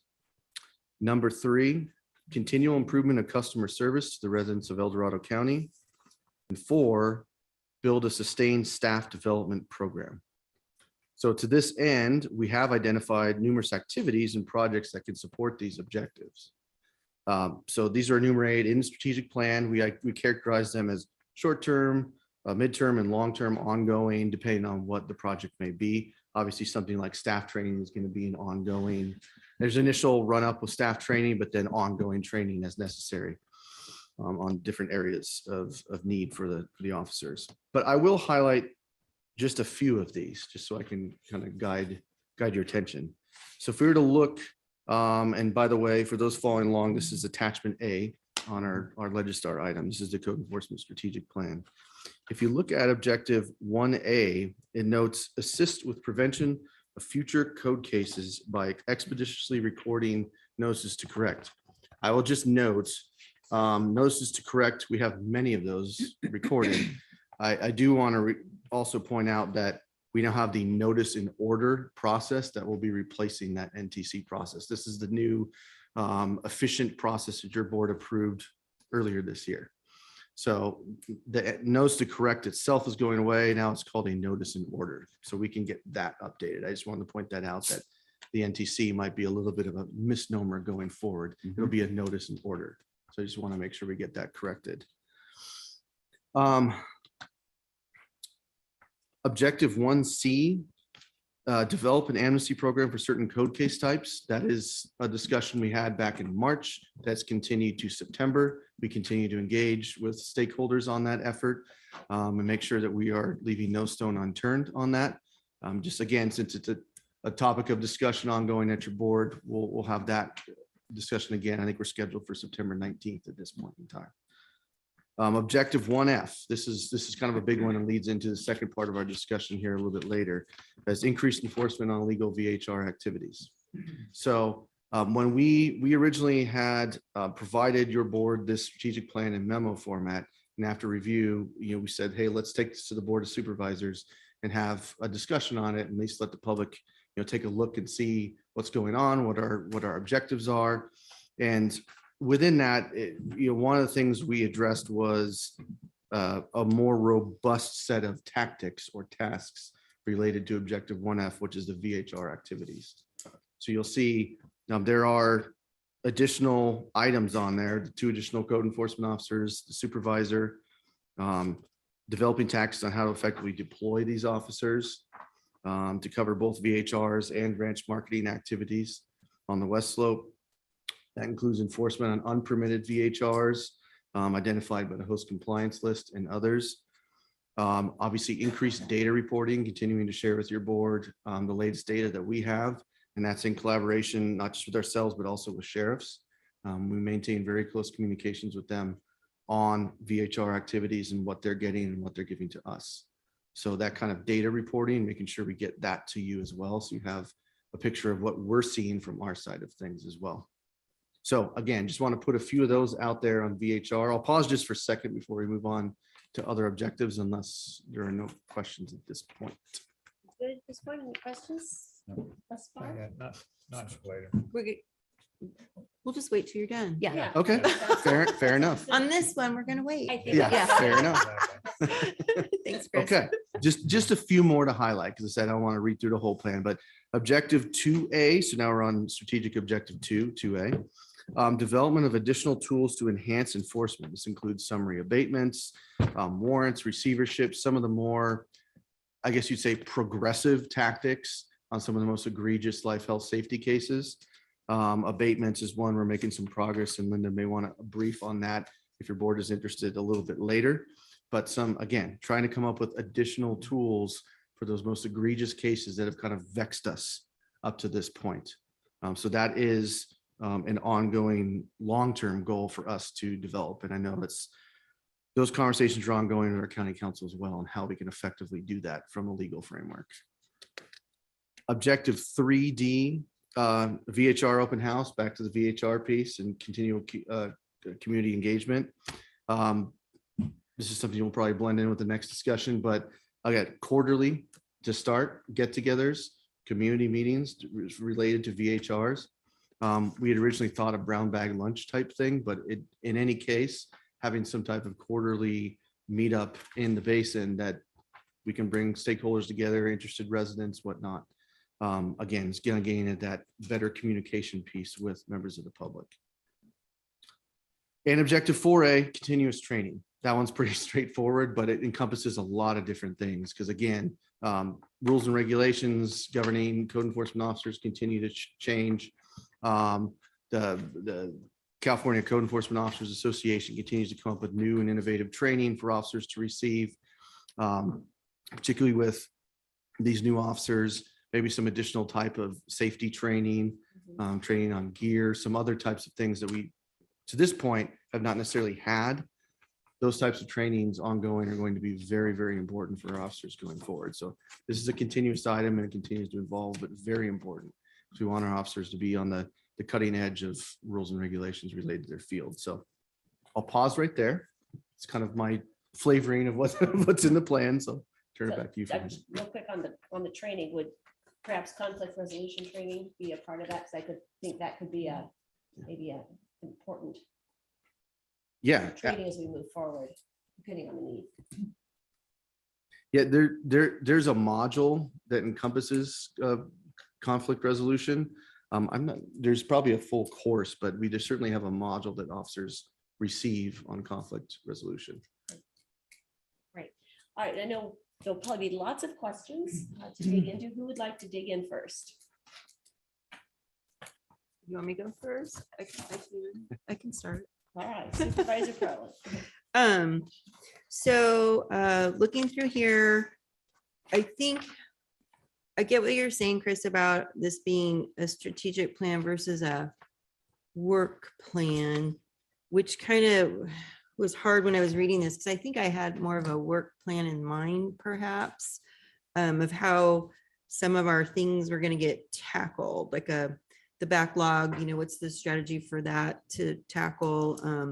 What are we going to do with what's the plan with our noise ordinance and all that? So I guess, are we going to be getting a work plan then separately from the strategic plan is I guess my first question. With those questions, you know what I'm saying? Those other. I do. And the answer going in today was no, we weren't planning on providing a work plan for all of code enforcement, but certainly if that's the will and direction of your board, we can.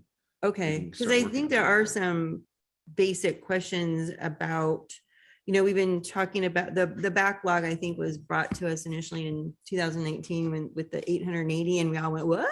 And from there, we've been trying to understand how are we going to tackle this backlog? And actually, I think last year the numbers came out and it grew or something. The backlog actually got bigger, even though you guys are working them and getting people into compliance. So it's like, what's well, I guess that is a strategy. But what's now I'm saying it out loud. What's the strategy for attacking this backlog? And I know you have to prioritize and we keep adding more things because VHRs are kind of out of control.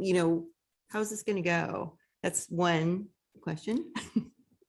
Good afternoon, Supervisor Parlin. Linda Jorgensen, Code Enforcement Supervisor. So part of our process for attempting to clear up some of that backlog is understanding the backlog numbers. Before, when we had just 2, maybe 3 officers, including supervisor, it was almost impossible to keep up with new investigations and the ongoing cases. Now that we have more officers, they're creating more cases. So the caseload number is actually going up because we're addressing those investigations, verifying them and opening up more code cases. Oh, interesting. That's part of it. The second part of it where we're getting actually compliance is with our new notice and order. So previously we would just pepper them with paperwork. And then when it got very egregious, then we would move forward with the administrative citation process. I believe that's covered in the strategic plan here. Since we've moved forward to the notice and order, we start off for ones that we haven't had contact with for quite a while, or with brand new cases that are not egregious, with what's called a letter of intent. Hey, property owner, we've discovered that there is a verified violation. Please contact us. Let's see what we can do to help you get compliance. If we get no contact whatsoever, or if it's egregious immediately, we can go straight to a notice and order where we can start charging fines. Since we've gone with that, we have gotten a tremendous amount of compliance where we didn't before. So hopefully you'll start to see those backlog numbers start to decrease more and more.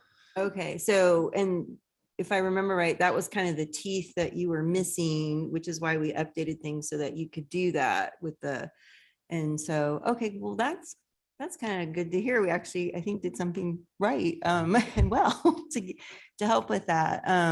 So then I guess at the next time you give us an update, then will you kind of explain those numbers, maybe separate them out better for us? Because you're right, there's been a lot, we've made so many changes with code enforcement over the last several years, just holistically with everything. So that would help us understand that bit, I think, a lot. Certainly. And part of the puzzle here to keep in mind is the breakdown of the types of cases. Yeah. So as we're starting to clear out a lot of the backlog of some of the more generalized code cases, the unpermitted structures and illegal occupancy, you're seeing the number of VHR cases go up. Okay. So that's why we give you the breakdown of the different types of cases and the numbers. Okay, that makes sense. And then is there going to be some type of an effort, do you think, to update the noise ordinance? I know that's not like in code enforcement, but that's one of our issues, isn't it? The noise ordinance itself is just so murky. I mean, are you finding that it's a hindrance instead of, do we need to update that like we've done other things to help you with clarity, I guess is the question. And I know it's a big one. Yeah, I mean, I think during the ranch marketing discussions, there was a little bit more, we have a little bit more confidence in enforcing that because we honed in a little bit more on what actually is the authority for enforcing on noise. Okay. Because as you know, there are actually several different definitions of noise across the county code of ordinances. So I think that gives us, from a code enforcement perspective, a little bit of an easier time being able to cite what section of the code we're going to cite. Right. There's 9.02, section 130, sheriff has a code for noise. A little bit of clarification was provided in the ranch marketing update. So that's going to help us. Beyond that, I know there was some discussion of that, but at this point in time, from a code enforcement perspective, we have not initiated those types of conversations. To update the Well, ordinance and you're itself. right. Like I said, we've made so many changes and ordinances and the fines and just so many things to try to help you guys with the clarity on things so that everybody understands it. So maybe all of those changes there have lessened the need to update the noise ordinance soon. Cause it just seems like it's a monster when we have to open that up someday, and we will have to someday, but maybe these other changes have been enough for now. And it will be probably helpful for us to get to have some time pass and Yeah, see how this is working, to see if there is a need or And that'll not. inform Right. what we might need to change in it later. So that's a good point. Yeah, Okay. we anticipate with kind of increased stepped up enforcement on ranch marketing, most of those complaints relate to noise. Yeah, obviously. that's why the So focus on it. So we anticipate, looking at, a noise decibel reader and being trained on how to actually effectively use that objectively, because our staff Yeah. at this point in time do not currently have that type of training. That'll So, be but a we're good one. cognizant that that is an expectation of the board going forward, that, we hone in on that noise ordinance and figure out a way to actually get better enforcement on it. So we're good. aware. I think for now, I will say we Yeah. have a little bit more direction on that as a tool.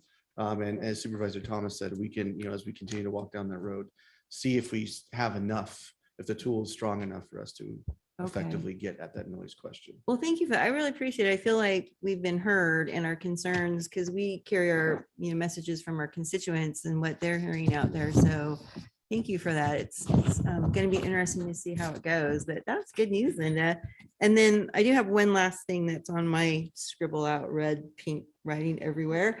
In the philosophical and procedural approach, I appreciate seeing this in writing because often the county seems to be accused of having patrol cars out there with code enforcement looking for things. And that's the last thing I think that we want in our county, except for that last sentence on the first paragraph where it says the exception to this is the utilization of host compliance and VHR marketing platform, blah, blah, blah, blah, the exception. And so in my mind, is it clear enough in this strategic plan, or maybe you need to hear more from us, is my thinking, and I did talk to Supervisor Lane about this, but our thinking is that once we have, known unpermitted VHRs, known abusers, can we have those ones get patrolled? Because they kind of like are, they're abusing, the fact that right now they know we don't have anybody out there.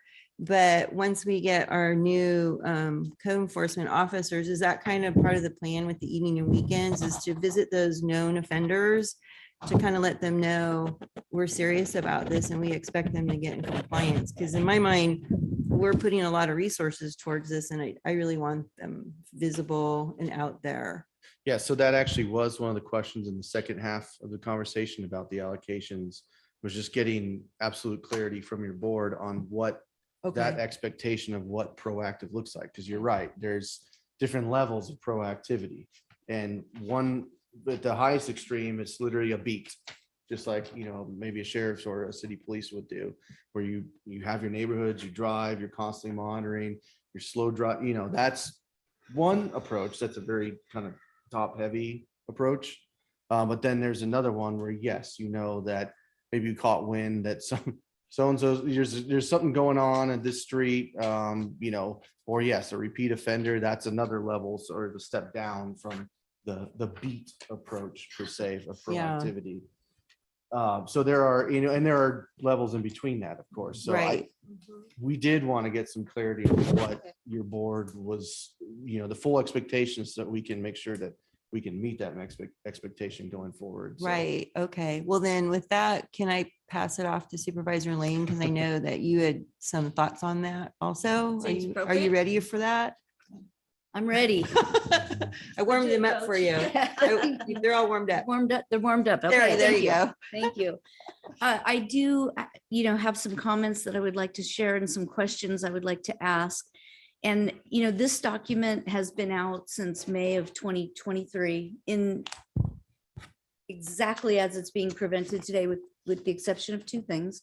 One we just talked about, which was the exception sentence with regards to host compliance and illegal VHRs. And the other one was the addition of that entire section 1F. So have you begun implementing this document already? And if so, what have you done? The answer is yes, as it relates to host compliance and again, that proactive work being done on rooting out some of the unpermitted VHRs. That work did commence in April. That was the first full list we have from host compliance that our staff went to work and got, started writing up our notices in order. I'll turn it over to Linda so she can kind of deep dive into what that process looks like. But the answer is yes. Since April, we have been pursuing those unpermitted VHRs per strategic plan 1F. Yeah. And are there other things in the strategic plan that you have already begun implementing? For example, it says here under case management, improvement in case notes and actions, reviewing existing older cases. Are we doing any of those yet? Yes. We are. Yes, those are activities. So since this is our first strategic plan, you can imagine that some of this work was already occurring. A lot of it was already occurring, but we wanted to continue to refine those processes and make sure that your board is aware of what it is that we're doing. So we wanted to put it in the strategic plan. But yes, it kind of gets to that backlog question as well. And it's the training on how to write a good set of case notes so that any officer can pick it up and run with it and know what's going on. You're currently training Yes, code Linda has been enforcement working officers on how to do that? Yes, Linda has been working on this since I know her first day as a code enforcement supervisor last year. So if do you want to add anything to that? Or? Yes, one of the things that the notice and order has the potential of, same as the administrative citation, when you start charging fines, the property owner or the renter, in the case of the VHR, if it's a renter violation, has the potential to appeal the findings, the fine, and the case. So with that, the importance of having every T crossed and every I dotted on the legality of the investigation, the code section that's cited, how the investigation came forward, and everything about that case, including notes, is imperative. If it goes to a hearing officer, that's what the hearing officer looks at. They look at the case notes, they look at the printed details of the entire case from the time it was started to the time that it was completed with the last notice. So it's critical that we have ongoing training to ensure that we're meeting all legal requirements and we're being fair also. And so that training is being provided to code enforcement officers Every now? week. Okay. And how long does it take for the I's to get dotted and the T's to get crossed before you're going to decide to fine? Generally, it's with either the most egregious cases. that How do you start define off- that? I had a question about that word too. You use it in here, but what is the most egregious? The ones with imminent health, safety, life issues, especially. Well, okay, so put yourself in my shoes for a second, where vacation home rentals is the biggest issue that I represent. How does quality of life, health, and safety? Two different ordinances. So the general ordinance that we enforce, 9.02, addresses for the notice and order. And that's for the unpermitted structures, illegal occupancy. The vacation home rental ordinance is very clear, and it's a different process, different fine structure. So we have to follow that ordinance to the T. Now, when we do our investigation, if we discover that there is something that could be a health issue, such as if we get a complaint that there's noise in a hot tub, sheriff shows up, verifies, yes, the renter was in the hot tub between the quiet hours of 10 p.m. and 8 a.m. Not only does the renter get a violation and an associated fine, but we research to see if that hot tub is permitted, because that can be a safety issue for those renters. If the hot tub is not permitted, then we open a code case for the hot tub and proceed like we would with 9.02. So if in your example, the sheriff showed up, determined that there was a violation, how does that get processed? The sheriff then will forward reports to us. How long does that take? I have seen where it's a heavy load, such as 4th of July weekend, where it can take 3 weeks or so for the sheriff's reports to get to us. And often when we do, we can get a hand, literally, a dozen of them. Once we receive those reports, then we do our best to get a case at least started within the first week. But again, it depends on the workload of everything else that's coming around. So it depends on how many sheriff's reports and how many other types of activities are going on. And I guess, you use the word in here expeditiously, use the word high priority cases, use the word officers may elect to issue. Like, there's just a lot of ambiguity in here for me. And even though I understand your point, and it was well taken, that this is a strategic plan, it's got high level goals, but there's not going to be a work plan. How are we going to get there? Where are the measurables in here for all the fancy words? We talk about enhanced enforcement. Well, if you were doing none and you enforced one item, are we at 100%? And is that our target? Is that the measurable that we're looking for? I'm a little bit concerned in that this is a type of document that I could just see getting set aside. It doesn't really tell you how to anything. It doesn't tell what your goals are to achieve your strategies. I love the attempt. I think you're headed in the right direction, but I'm not sure that this document provides any answers. Just like Ms. Jorgensen just said, and these are things out of your control.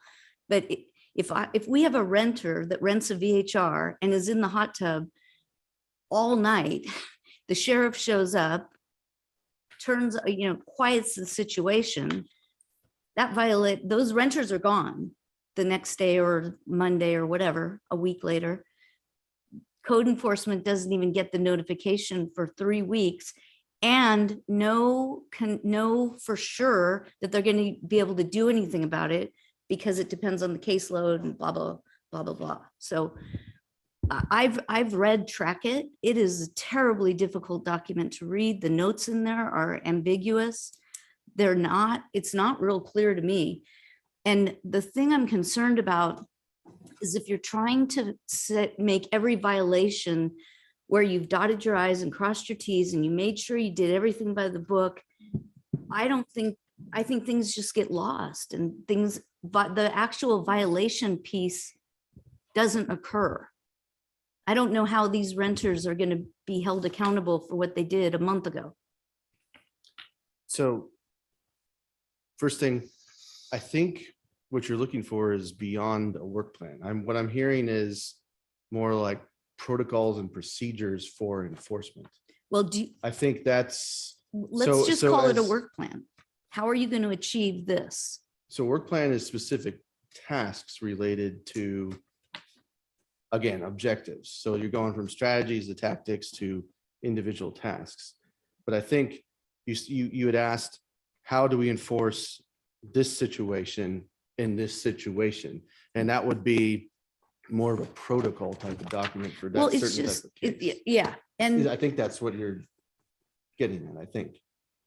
Because we could, I guess, tackle that one of two ways, because that would be a very, very, very finite work plan. I think a protocol for enforcement of VHR activities may be more akin to what I think you're looking for. I just want to make sure we're understanding. I guess, I guess I'm just trying to understand this document, this strategy. Yeah. And like I said, I go back to a lot of words that are used. Officers may elect. Like, that's just not clear to me what the strategy is. It's there's a lot of leeway built in there. Future code cases by expeditiously recording. I don't understand how you're going to get there. Well, I mean, because each code case is different in its severity, and that's why you're seeing a little bit of gray area in there. It's all still progressive enforcement, even though we have a notice and order process that gets us there quicker, gets us to a point where we can actually fine and have teeth, which really, I mean, let's be honest, the monetary penalty is one of the biggest sticks in the code enforcement policy, obviously. And getting there before was daunting before the notice and order process. So that was one way we gave the process more teeth, but it's still, our officers still have the ability to work with a property owner. And this is not just for VHR. Mhm. This is for all code enforcement activities. Right. The reason it specifically states may and those types of verbiage is because we do have the ability to at a more slow pace work through the notice and order process with them. So Right. that's where it's very hard to be prescriptive about each case, because we don't know what we're going to get until we walk to a property or someone complains. Right. So And that's where it's a little tough to that's a define. very important delineation, because I am talking specifically about a program, and yet your code enforcement department covers a bunch of ordinances, all of which are very different. Sure. But I can't picture VHR in a lot of the language that's in here. For example, maximum compliance while minimizing intervention. For a VHR, that doesn't work. How are you going to maximize enforcement without intervening? You're going to minimize intervention? Like I almost think that, just thinking out loud up here, we might need a strategy just for VHRs. That's what I was just going to interject, that as you're talking through it, it Mhm. does seem like, because Thinking that as too. Linda pointed out, we have two different ordinances here. So it almost makes sense that we would have two different strategic plans. Right. One for each ordinance, because they are very different, really they are. And I remember some of the examples we got years ago about, we forget that, code enforcement officers sometimes have to go into horrific situations that are not suitable living conditions, those should be the highest priority, of course. But I think to your point, it makes sense that that would be in a different, because that's the one, the 9.02, I think it is, that's this. Mhm. And the VHRs are a different beast. And obviously because we're talking about adding different separate officers for them, they're just so different specific. So I kind of see where you're going, Supervisor Lane, with this. It probably would make more sense to, and I see the CAO kind of nodding ahead and yeah. Karen's coming up. Karen's coming. Here comes Karen, Karen. what are your thoughts on this? Good afternoon, Good Karen afternoon. Garner, Planning and Building Director. I appreciate this information and direction, and I think it is something that's doable. It probably makes sense as well, because as we've talked before with VHRs, it doesn't involve just code enforcement. I mean, we've got our VHR team, we've got code enforcement, we've got treasurer, tax collector, we've got sheriff's office. So we would want to work with all those groups if we're going to do a strategic plan. But I do want to emphasize something Chris has mentioned, that strategic plan is intended to be high level. There will not be specific numbers or direction in that.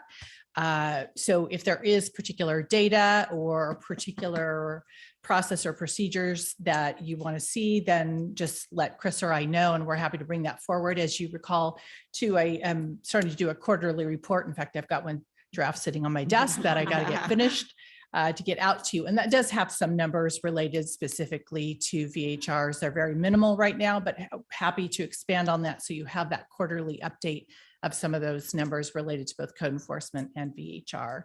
So that's, one area, something that's already existing where we can put that information in rather than yet another, new report or memo out to you. So, yeah. Yeah, I appreciate that. And I think that is probably the direction to go. Yeah. As I was hearing myself even kind of say it out loud. I heard it too. Yep. The one thing I wanted to mention was, with regards to a strategic plan, of which, I've worked with TRPA on theirs and the California Utah Conservancy on theirs, and there's all different breeds of strategic plans. But if you're not going to have a work plan to tell us how you're going to get there, then the strategic plan becomes more questionable, because we don't understand the steps that you're going to take to achieve the strategies. So they can be a separate document, and should be, and probably us less in the weeds on that, but it should be available for anyone to see, because even code enforcement officers need to know what's going to be the measure of how you're going to achieve this goal. How are you going to get there? So we need something in addition to just a big flowy pie in the sky. There is a question here on the back page, and Supervisor Parlin addressed it. Staff seeking additional clarification on whether the board intends to use these new officers, the one for ranch marketing and the one for VHRs, whether or not they're on patrol or if they're office-based. And Supervisor Parlin's correct. We talked about it amongst each other, and we thought it needed to be a bit of a hybrid. That, as she said, we should be proactive on VHRs that are in suspended mode, and we should be proactive on patrolling for known illegal VHRs, especially, when you're right there in the neighborhood on a call for something else, if it's a known problem. I also want to mention, and I'm done for my other colleagues, I'm sorry for taking up so much time. I just wanted to mention or ask the question on 2A. It says development of additional tools to enhance enforcement. And one thing I'm noticing by the trackets is that there's a lot of illegal VHRs that don't care if you send them $1,000 fine. They're never going to pay you, us. And in fact, it has been said that there's no other tools in our toolbox to collect those. But I wanted to add, have you thought of liens? And would that be an option? As Supervisor Lane, one of the things that we started, this will be our second month for those repeat offenders, so to speak, for the unpermitted VHRs, is once we have the number of verified stays from host compliance reports, we're opening one case for all of those stays during the month. They're being fined for every stay during that month. When we have a certain amount of them, then we'll start sending out statements. Because with the revenue recovery process, which would do the liens, they need to know that there's been at least 3 statements sent out. We need to make sure that the fine amounts are enough, that revenue recovery sees that it's worthwhile. But we are moving forward with this direction here. We actually have one where the case will have $7,000 for just this one case for July. For We've July, already yeah. started the August one. Right, and they had 3,000 in June. Correct. Mhm. So we will start sending out statements, turn it over to revenue recovery. They have the ability to lien the property. So we've started that already. And we're just putting together the VHR advisory committee this week. And so we've got a plan of dates that we're going to start moving on. And I think that the VHR advisory committee might be an important first step for code enforcement to take a look at what recommendations might have come out of that group. And at that time, maybe bifurcating VHRs from other code enforcement and having its own strategy plan implemented. I do want to say that I have seen an uptick in code enforcement in the basin, and I appreciate that very much. And I will appreciate our colleagues today taking a look at approving an additional ranch marketing code enforcement officer and a VHR code enforcement officer and a supervisor. Yeah, later in this discussion. So Very thank good. you. Thank you so much. All right. Supervisor Heidel, good discussion so far. Yeah, and I want to kind of build on that. Chris, you mentioned protocols and procedural level. If that's something that you plan on developing, shouldn't that be within the strategic plan? A simple statement like develop protocols or procedures for code enforcement to follow, that gets their prescriptive how. Because I think that's what some of the open questions are here. And I've had a lot of experience with various levels of command media, they used to call it, but you start with basically a strategic plan and you go to policies and then you go to basically work instructions. And ultimately you get down to the very details of what you're trying to do. And I'm not trying to over encumber this, but if that is an objective to establish protocols and or procedures, I would like to see that added to this, because that just says as part of our strategic objectives, we don't have them yet, but we want to produce them, because that will give us all more clarity of how the code enforcement officer is going to respond to a given situation, right? I think it would help everybody understand it. Yeah, no, absolutely. Well taken and happy to add it. Absolutely. I mean, right now, if you're wondering, well, how does that happen? It's through training. I mean, they know how to respond based on the training that they've received, both formally through the programs, the modules they have to go through, but also in the weekly trainings that go on through Linda and our county council.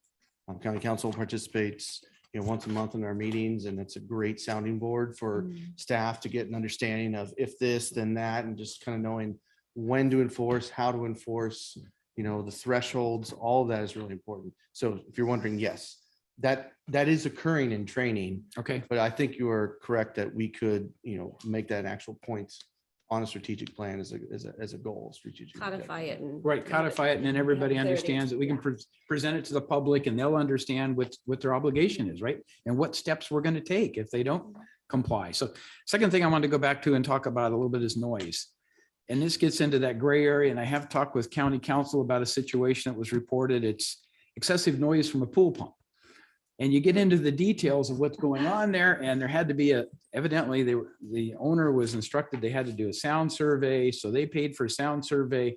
But the question is, who is the sensitive receptor for that? Is it the fence that's at the line? And is that the noise barrier, or is it inside the house with the windows closed? How do you measure this sound issue from the standpoint of you're in compliance or you're not? Because the procedure actually says a suitable containment, right? Well, who evaluates what's suitable if somebody's complaining about the noise if we don't measure the noise?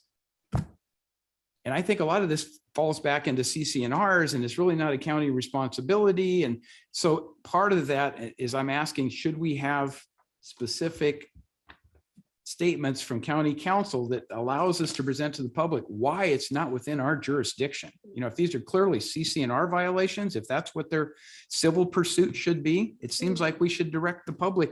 That's what your alternative is. Don't come and basically continue to harp at the county, because there's nothing we can do within the boundaries of our authority.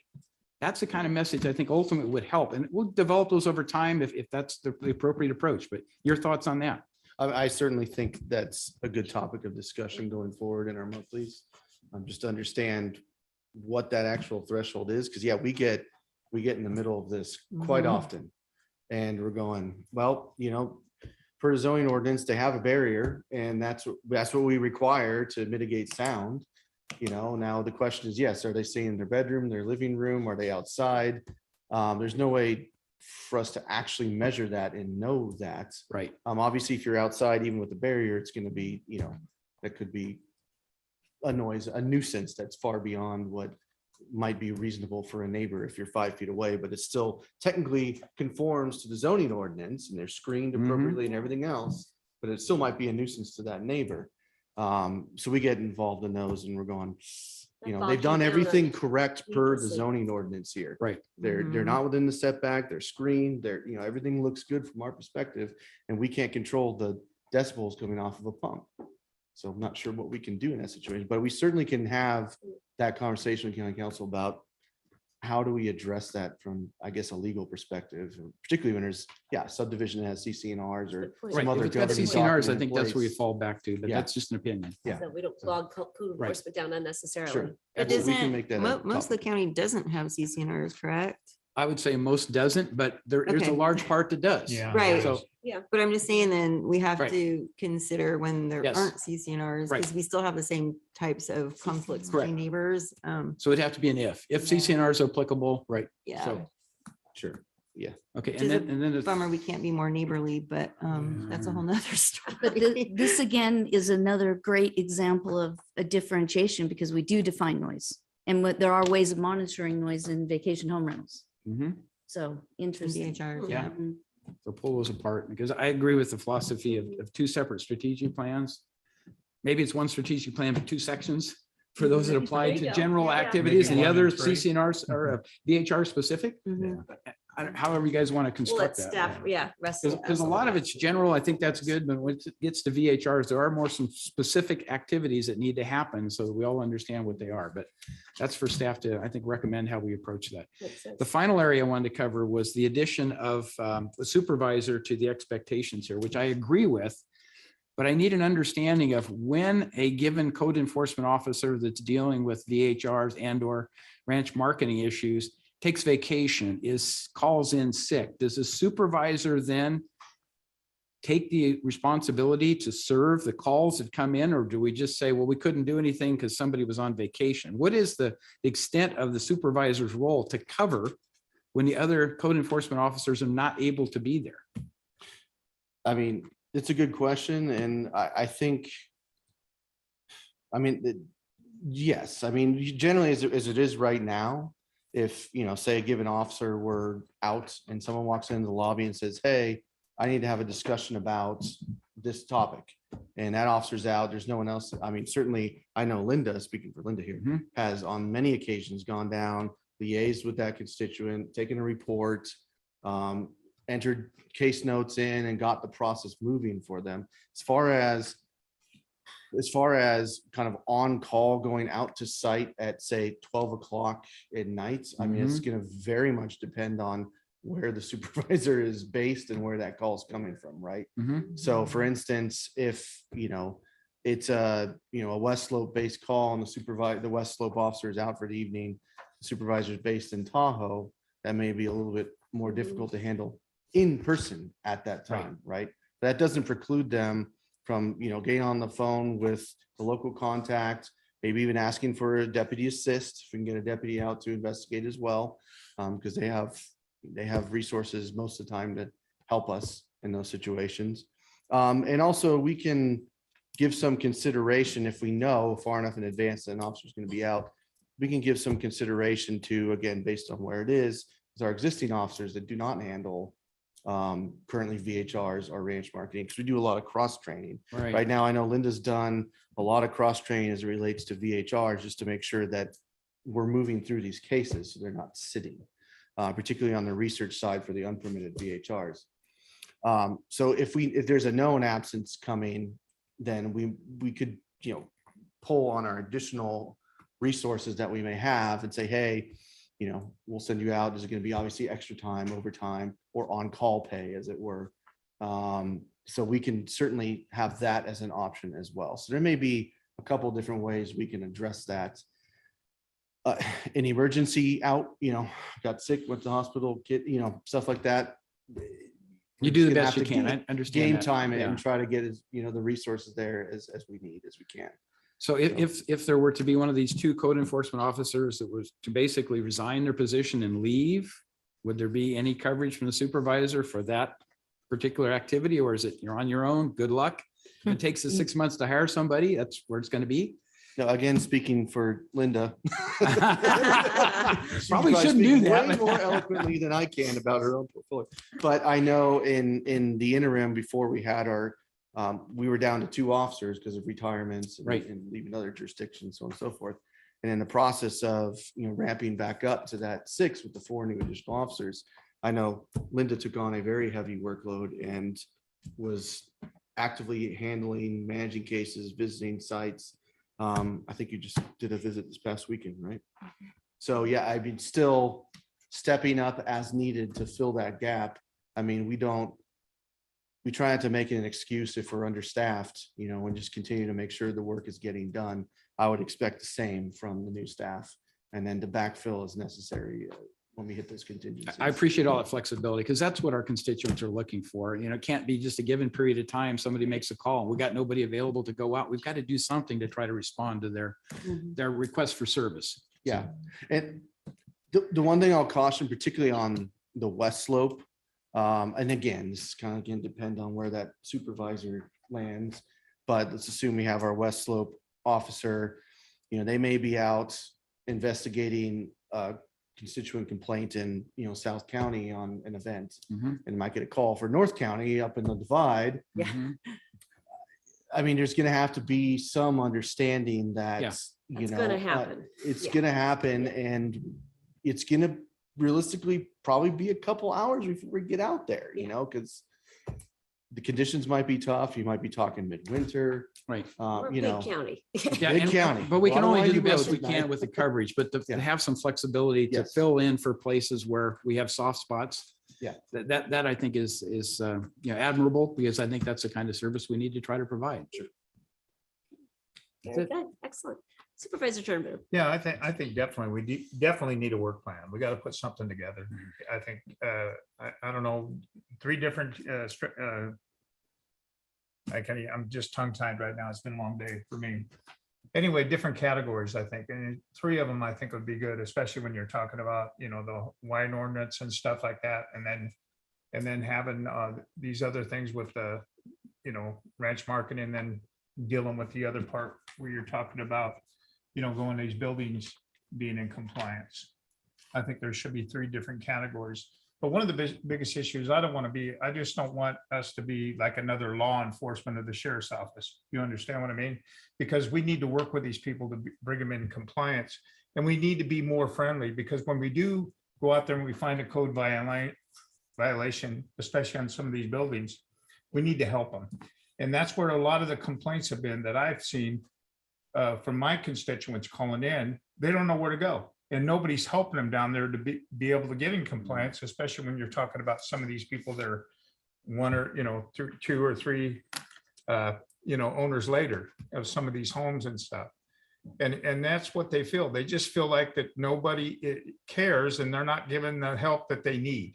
And I think we need to address that more so. So anyway, go ahead, Karen. Sorry, I've just, as was mentioned, education is always first Right. and they are always there. Every code enforcement officer gives out their business card to whoever they come in contact with. I see on a regular basis, code enforcement officers meeting with people that they've given notices to out in the lobby to go over things. So I get that may have been when we were short-staffed or in the past how things were done. But I really think that has changed since Linda's been the supervisor and we've gotten full staffing. Please, if anybody ever gets a complaint from a constituent, forward it my way or Chris's way, and we'll make sure it's addressed. But our code enforcement officers are amazing. They're always willing to take phone calls and walk people through the process and let them know what their options are.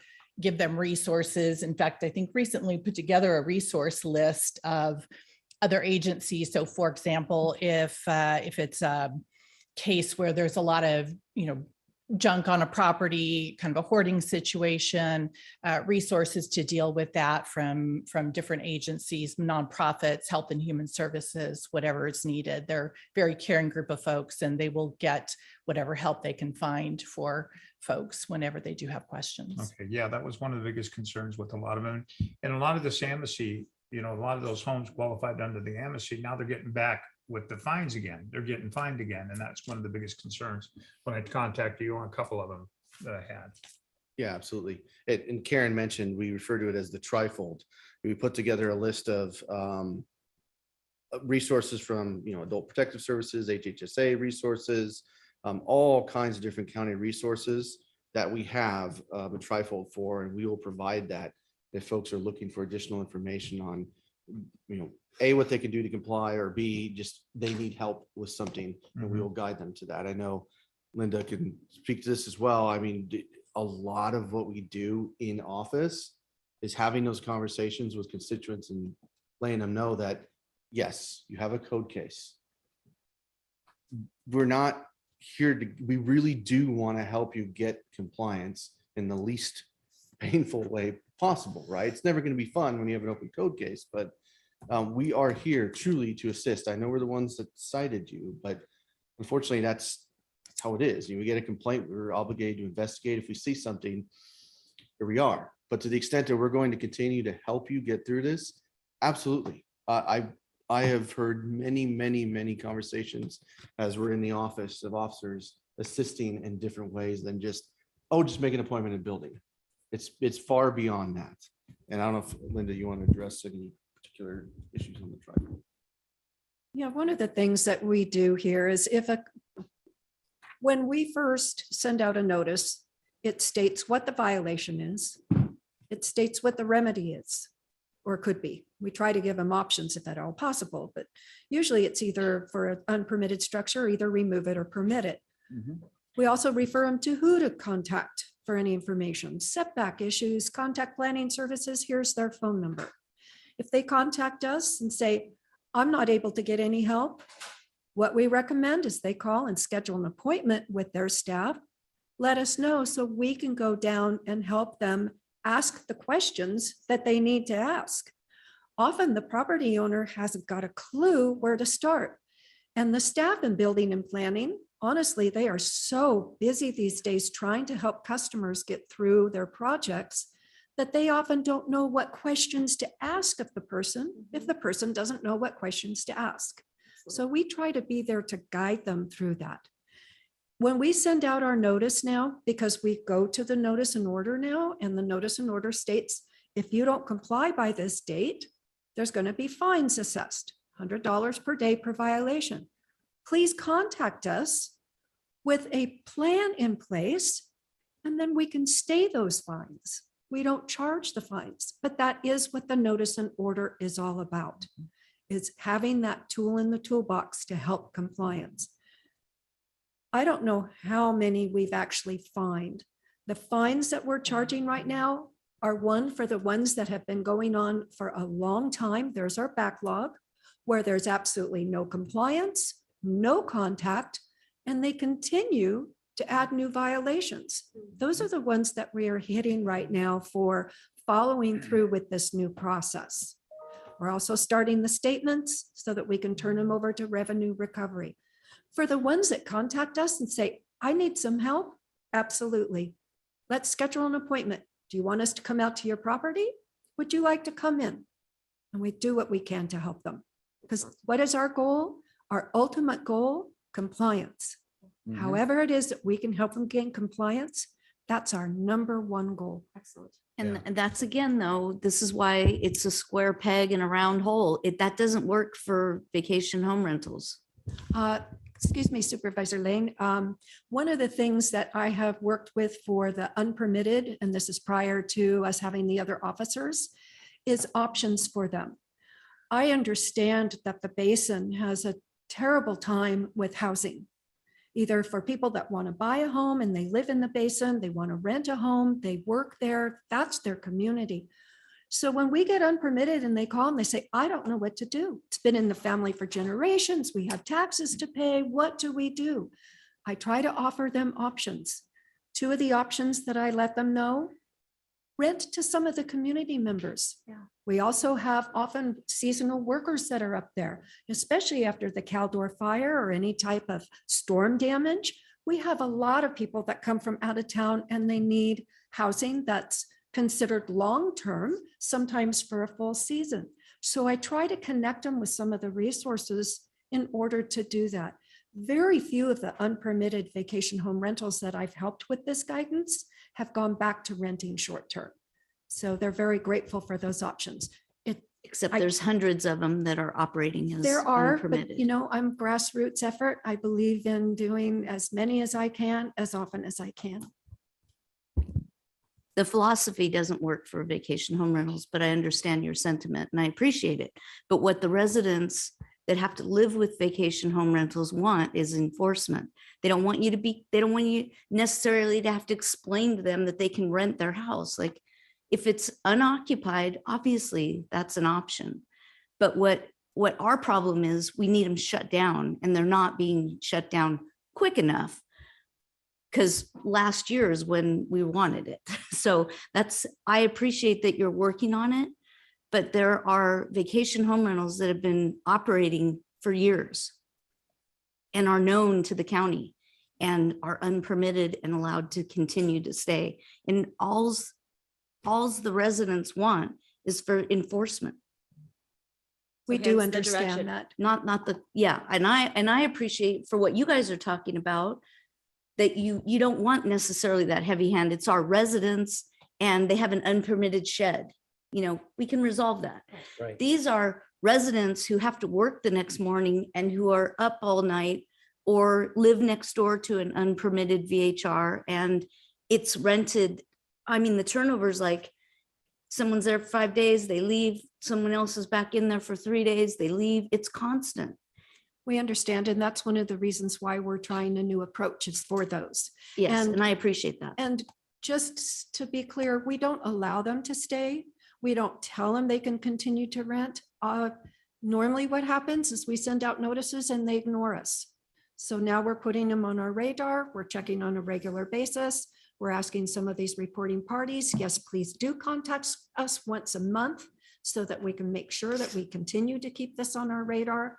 And let's hope that this approach works, because if not, well, then I'll put in Plan C and Plan D and Plan E, as many as I can, as you know, and with hopefully any type of advice, recommendations from your group, from other staff members. Danielle Soto is our officer up there. She has a lot of experience. She's really helped with our program tremendously. She's helping with the education of the other officers.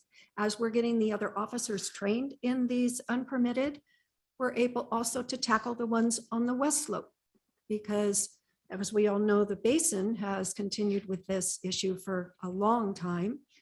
They're also on the west slope. And we're trying to do a three-pronged approach with those also. Didn't mean to hijack your time. No, Madam not Chair. at all, not at all. I think the board has given, you know, clear direction and suggestions for staff to take a look at how we can accomplish both the goals and the challenges to mediate the effects of what's going on with the ranch marketing VHRs, but also to break it off to have a strategic plan that works for the code enforcement framework of the other issues that we're seeing, whether it's ranch marketing or those structures that are unpermitted. Yeah, three different categories, I think. Ms. Gardner, Sorry, sorry. popping up again. Right. So what Linda was describing, of course, is the due process. You know, we have to give due process in any of these cases.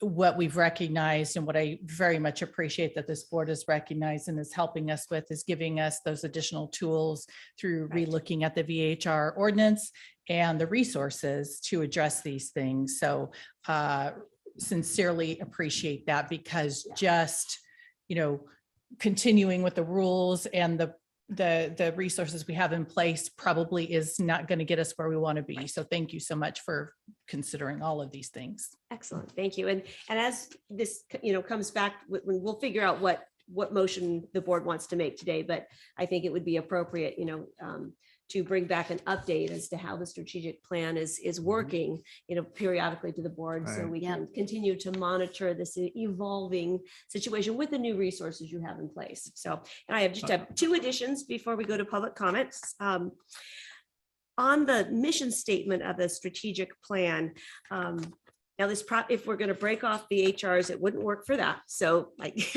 clarify, put a caveat to my statement, but I like the idea of adding, let's see, it says the purpose of code enforcement is to protect the health and safety of El Dorado County residents by enforcing minimum standards for property maintenance as well as procedures for abatement of public nuisances with a goal of achieving compliance. I think that drives home, There you a go. lot of the You're right. conversation that we've had today, that the Yeah. whole point of our code enforcement strategic plan is to help residents be compliant Right. with that. Once Yeah, again, good. We don't doesn't need work to for be the VHRs. boogeyman, right? Right. Exactly. And that also drives home the policy decision of this board that is then reflected in the strategic plan to be reactive, not a patrol force.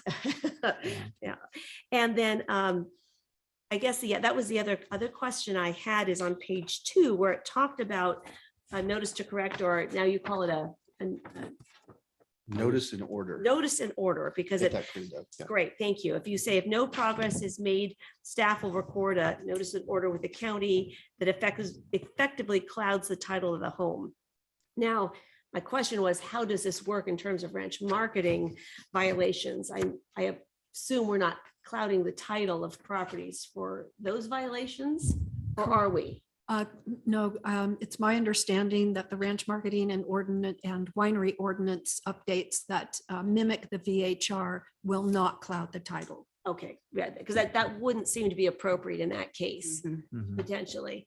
But what depends- if they're, Like for noise ordinance, for noise violations, but if they're violate, one of their violations is a building or something. that's different. That's different. That's different. So I Okay. guess. That's why Asher- those ones are so complicated, Exactly. because they have so many, they can have a ranch marketing, a VHR, and building That is true. issues. I mean, those Yeah. ones are really getting complicated as we're digging. And luckily, we don't have a lot of them, thank goodness. And that part's good, but they are super complicated. They are. So you might want to add some sentence here that clarifies, not just any code enforcement will immediately cloud the title of the home if they don't come into compliance. So just take a fresh look at that and see how we might clarify it and kind of codify that. So, all right, at this point. Madam Chair, we did invite Brendan to come down. I was I'd just like gonna him say to the same thing. Afford him the opportunity to comment since Great he spent his idea. time driving down and driving back. Especially when it comes Since to we were VHRs so and tunnels. concerned that you'd Exactly, be able to join exactly. us. He's here, so let him Great. participate. Yes, absolutely. All right, well, good Welcome. afternoon. Thank Good you. It's been a great discussion, and as has been mentioned, I think by Karen most clearly, our program is pretty bifurcated and segregated amongst many divisions, departments. So I am not over the code enforcement division at all. I deal on the planning side and mostly the administration of our program. However, we do coordinate very regularly, as we do with the treasurer tax collector's office, et cetera. So I like where this is going. A strategic plan sounds good. Getting into the details, focusing on a lot of these known issues. I think what we've heard in our public sessions is that the number one issue that folks seem to have is enforcement. The number two issue is a different kind of enforcement. 3, and it kind of continues to go down. Neighborhood character. Folks are really concerned about this, which I think, is certainly valid. We have rules. We need to enforce those rules. And we really appreciate the board looking at this issue seriously, taking it seriously, trying to improve our neighborhoods and the compatibility with locals there.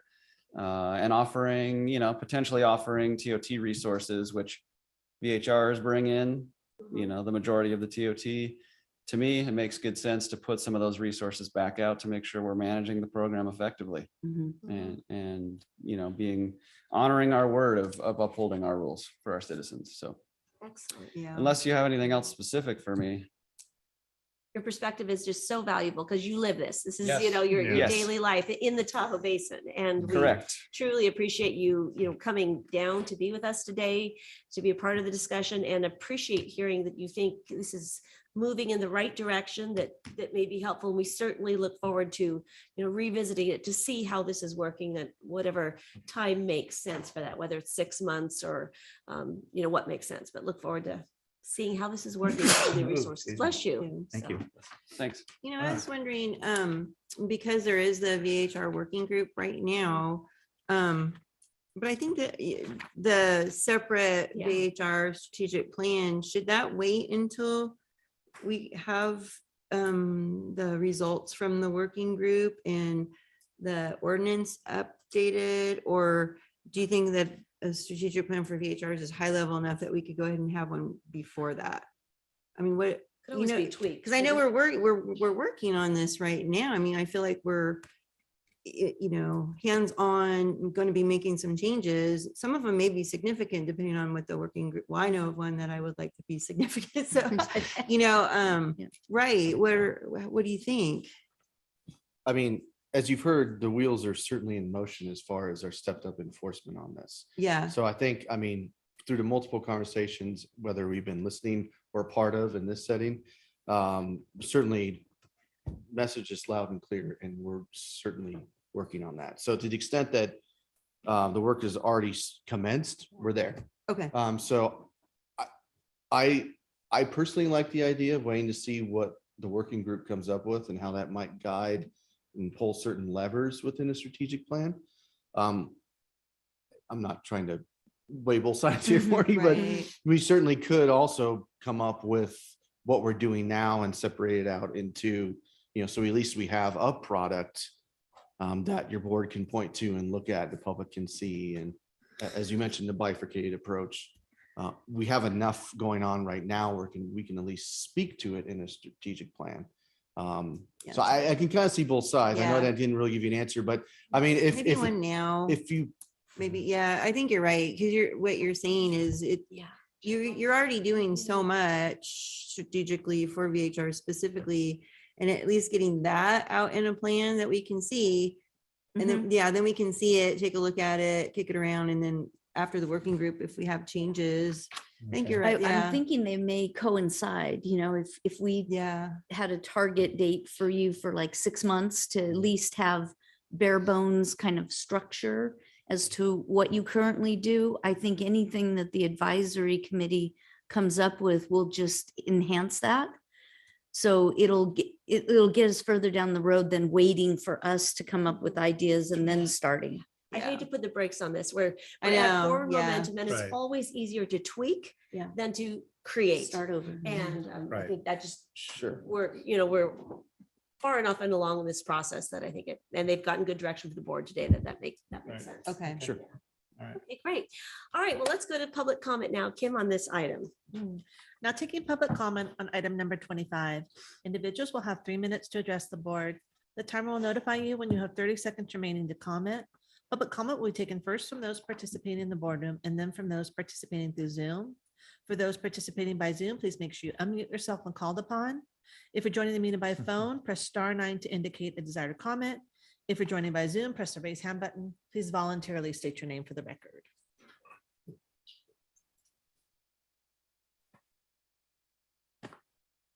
Leo Bennett, Koshan, Pollock Pines. I don't pretend that a lot of this conversation connects, it goes over my head. So I'm only sharing from the people on the bottom, because my experience of code enforcement, nothing against you guys, is it sucks. It's not equitable. It shuts down SROs, it eliminates housing. It's a tool to drive out people that developers don't want and put in richer people. That's my experience. In my world, Grizzly Flats, when I read the Mountain Democrat, that this gentleman on his own has built a sawmill and is building storage sheds, but people can't live in them. That was my world. When my house burnt down, code enforcement came. Why do you have tents? Well, the city council sent me people that need housing. Come see the storage sheds I'm building and upgrading. You can't do that. will take me to the court and I'll see you in the court of public opinion. I didn't like doing that. That's my big question. I don't understand why people can't live in a well-built storage shed which is what I did, insulated and everything, but they can live in an RV. I've done that too. That's not winter equitable or anything. It just makes no sense that we house our stuff more than people the way the rules are.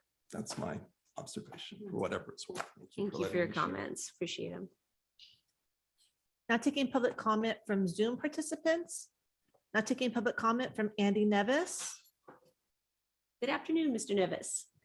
Hey, good afternoon, board. Andy Nevis, your District 4 Planning Commissioner, although I'm speaking on my own behalf on this item, but I just wanted to thank you guys for the great discussion. Enforcement, unfortunately, is so integral to the planning process.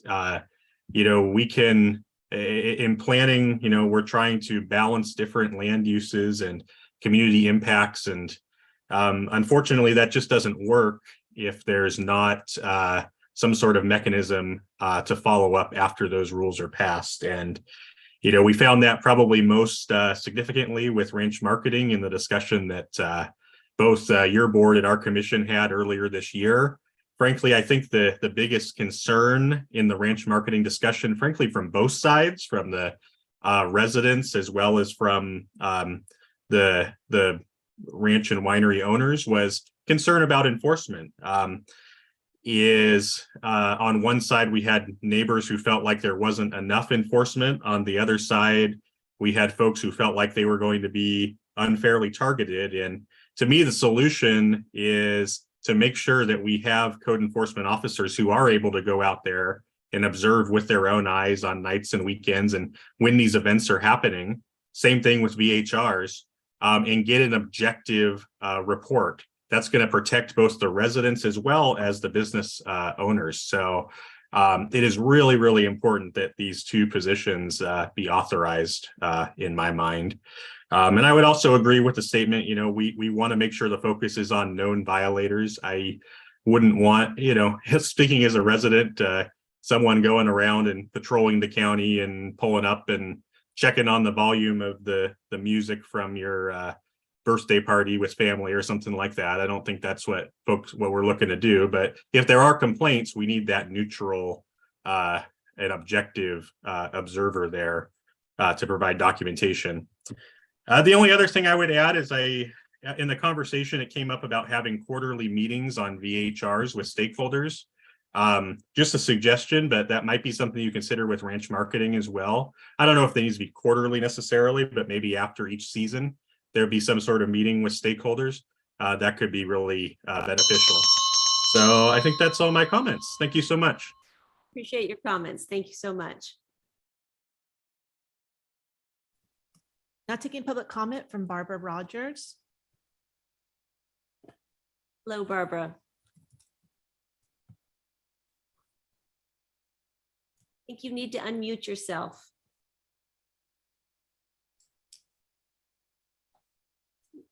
Barbara, are you there? Yes, it looks like she's still, yeah, okay. Now taking public comment from Louis Fielding.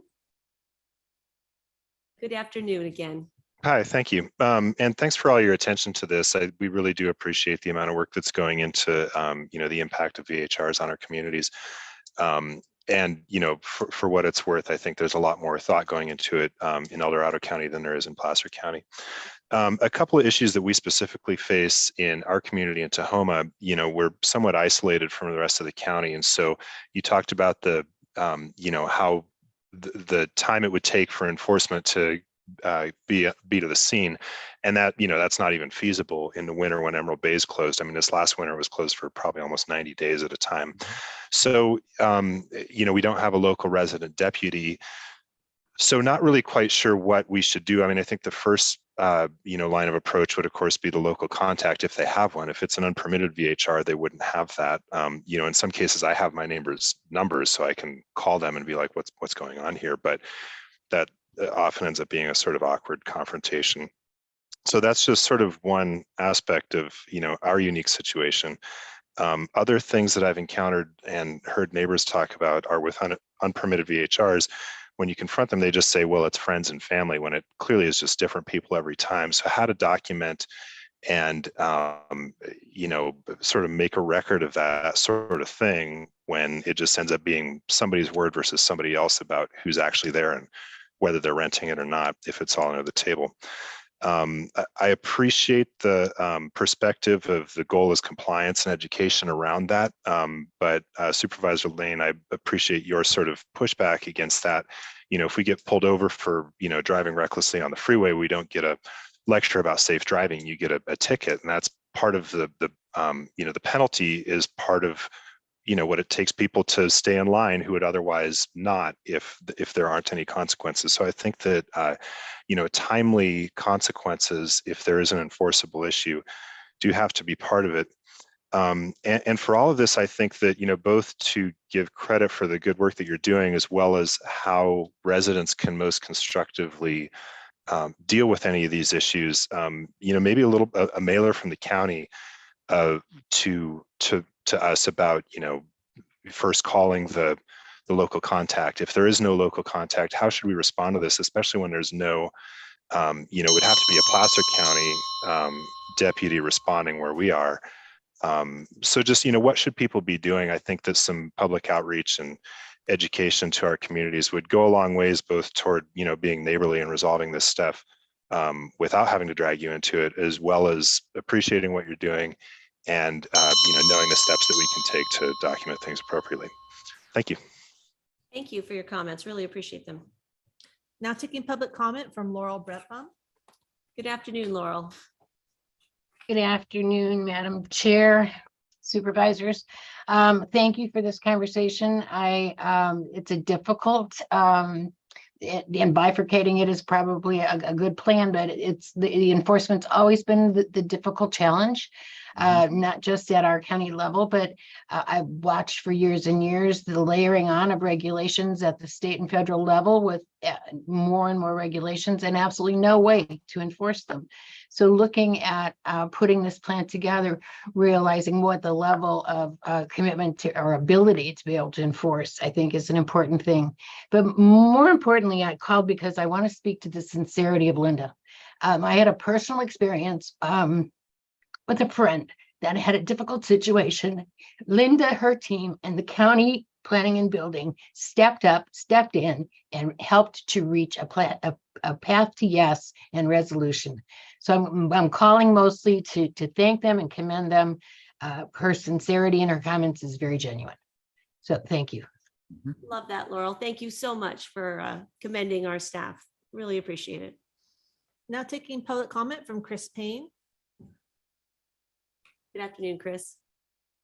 Just a few comments. The gentleman that talked about when somebody gets pulled over, whether it's the police department or whether it's the sheriff or whether it's CHP, there is a moment there when the individual who got pulled over doesn't realize maybe what they've done or why they're getting pulled over.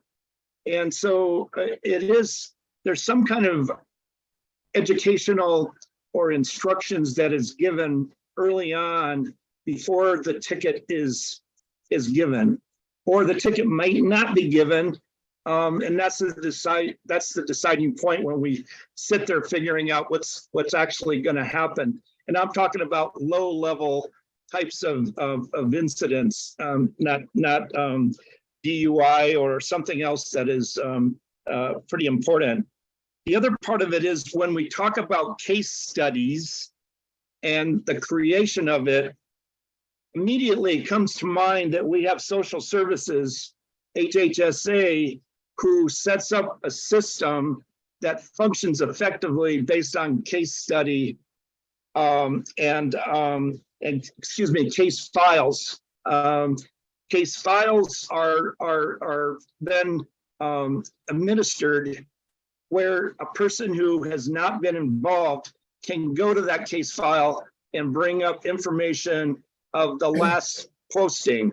So I'm a technician at heart, Supervisor Heidel. So I'm looking for a system that functions effectively under normal situation.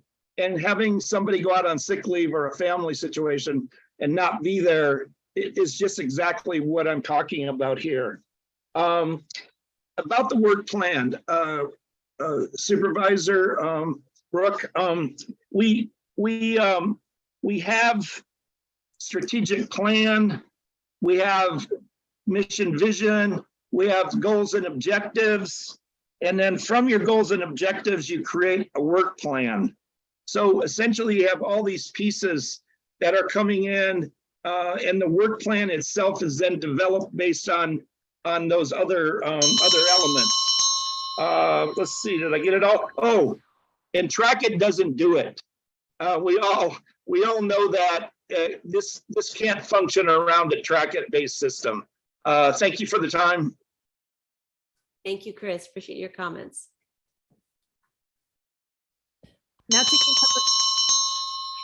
Now taking public comment from 390. Good afternoon, Mr. Greenwood. I believe you are muted. Can you unmute yourself? It's There we go. there we are. Yeah, it's Mr. Greenwood here. This is a start. Is it a good start? I hope so. I do agree with Mr. Nevis regarding that, additional staff is always a good thing to do those off hours sorts of things, because that's when these, and I'll speak to VHRs primarily, that's when most of these issues happen. And same thing with ranch marketing and winery, if you will. Stakeholder meetings, great idea. The man from Tahoma, a handout to the neighbors of what to do. Awesome. That's a great idea. How to get it distributed or whatever, I'm not sure how that would actually work, but it is a good idea. Track It does indeed fail on a regular basis, so that's hard to speak to that one, except for a complete overhaul. As far as just this whole VHR thing, though, in Lake Tahoe, very annoying to the people who live there. Place where I stay in the winter, there was a place across the street, constant coming and going, on and on and on and on. The can of worms has already been opened here, and then we're trying to go back and fix things that should have been fixed in the first place, and so forth. The good news is I think that we're getting serious about it now, whereas before, under different leadership. And thank you, Brooke, for your positive, from what I can see, positive comments and leadership on this, as opposed to past people, if you will. Anyway, good luck on this one. It's an uphill battle. I did used to do code enforcement when I worked for planning, and there's nothing pleasant about the process for just about anybody. So again, it's like 200 lawyers at the bottom of the ocean. It's a good start. But I hope that we can get some real positive things going here, particularly up in the basin. Tahoma being cut off, we don't have a resident deputy there anymore. Oh boy. Presumably there is that, I guess there's a co-op agreement with Placer County, but how it's going to work for things like this, unknown. Thank you very much. Appreciate your comments. Now taking public comment from Kim Beal. Good afternoon. Hi, Kim Beal, Government Affairs Director of the Association of Realtors. I have 3 questions or issues. The first one being, I'd like to know how many open cases code enforcement has, and if they could be broken down by the types of cases too, that'd be very helpful. I didn't find it on the code enforcement website, and I tried Track It and I couldn't get anywhere through Track It trying to locate it. So I would like this information to be made available to the public. Don't need the case numbers, don't need the status, but it would be helpful to know numbers and types. You know, you're asking here, for instance, code enforcement's asking for 2 additional officers without knowing what their current caseload is. It's kind of hard to know whether or not that's really needed. Next topic. When a code enforcement officer visits a property due to the code enforcement department receiving a public complaint, once they go to the property to investigate that complaint, does the code enforcement officer then have the authority to look at all improvements on the property to determine if all looks up to code or if everything is permitted? Does it give them the opportunity to go beyond addressing things on the property, except beyond the scope of just the complaint? And number 3, when a code enforcement officer goes out to a property to verify a complaint, now maybe it's a VHR, and I've heard all the comments there, and it's a noise issue and it's after midnight. Does the code enforcement officer then go knock on the front door, or do they call in a policing agency to go knock on the door? Just wanted to have some understanding of when the officers are directly contacting somebody at the door on a complaint, or whether it's a policing agency that does so. And if those answers can be given during staff's wrap up of comments, I would appreciate it, but that's all I have. Thank you. Thank you so much, Kim. Appreciate your questions. There's no additional public comment. All right, thank you all. So yeah, let's, so the first one, where is their info on the code enforcement cases in terms of the number as well as the types? Is that publicly available, or? We shared that almost every time we've come to the board. I didn't have those numbers today as far as just the total number of open cases. So unfortunately, we can't provide that on the spot right now, although we do have the number of VHR cases, because assuming this discussion was centered around particularly VHRs. Okay. So I have Kim's contact information. Great, you I'm can reach happy out to Kim yeah, on that. absolutely. That'd Yeah. be great. Thank Yeah. you. Okay. The number 2, what does a code enforcement officer have the authority to go beyond the complaint in terms of inspecting a building? No, we do not. In fact, curtilage, if we arrive at a property, we have the same rights as a postal delivery service. If the owner or legal occupant is not there, all we can do is leave a notice on a gate or a door and let them know that we're there. When we are there and we meet with the legal occupant, whether it be owner or renter, we only look for the alleged complaint. We do not do a 360 where we walk the entire property looking for things. That's really helpful. We do clarification. address every single violation complaint. So when we talk to the reporting party, or RP in our jargon, we do ask them, is this your primary concern? Is there any other concerns? Because we are only going to go there once to address the concerns, unless somebody calls and says, okay, now they're doing something different. But generally, we just want to do one visit to not, put that property owner or renter, in inconvenience. Thank you. And then the last one, in terms of VHRs and noise violations, especially, how do they directly contact the potential violators, or what does that process look like? If a code enforcement officer is called out on a VHR late at night? Yeah, so that is a tricky question, because that's what we're still trying to determine. I mean, there are, as you can imagine, some potentially significant safety concerns if there Absolutely. are, if we are called to a location where we know there's a loud ruckus noise and it's due to, a number of people that presumably could have been drinking or something could have been. Those are the cases where we would still actively call for a deputy assist. Excellent. Okay. Because right now, because at the very least, what we can do is respond, and presumably, like I said, we can make an assessment on the case notes. We can assess cars, We can assess, is there loud and ruckus noise? Absolutely. Is someone in the hot tub? Yes, we can hear them. We can verify all that so that there is no question on that. So when that report comes in, and we will also reach out to that local contact because they are supposed to be on this within those 30 minutes. And, and we can have all that documented in our case notes. So we can go back to make a citation. We said, actually, we did visit this property. There was loud and raucous noise. We were not able to get a deputy assist this night, but we can verify that indeed there was a disturbance in this neighborhood and we identify what property that is.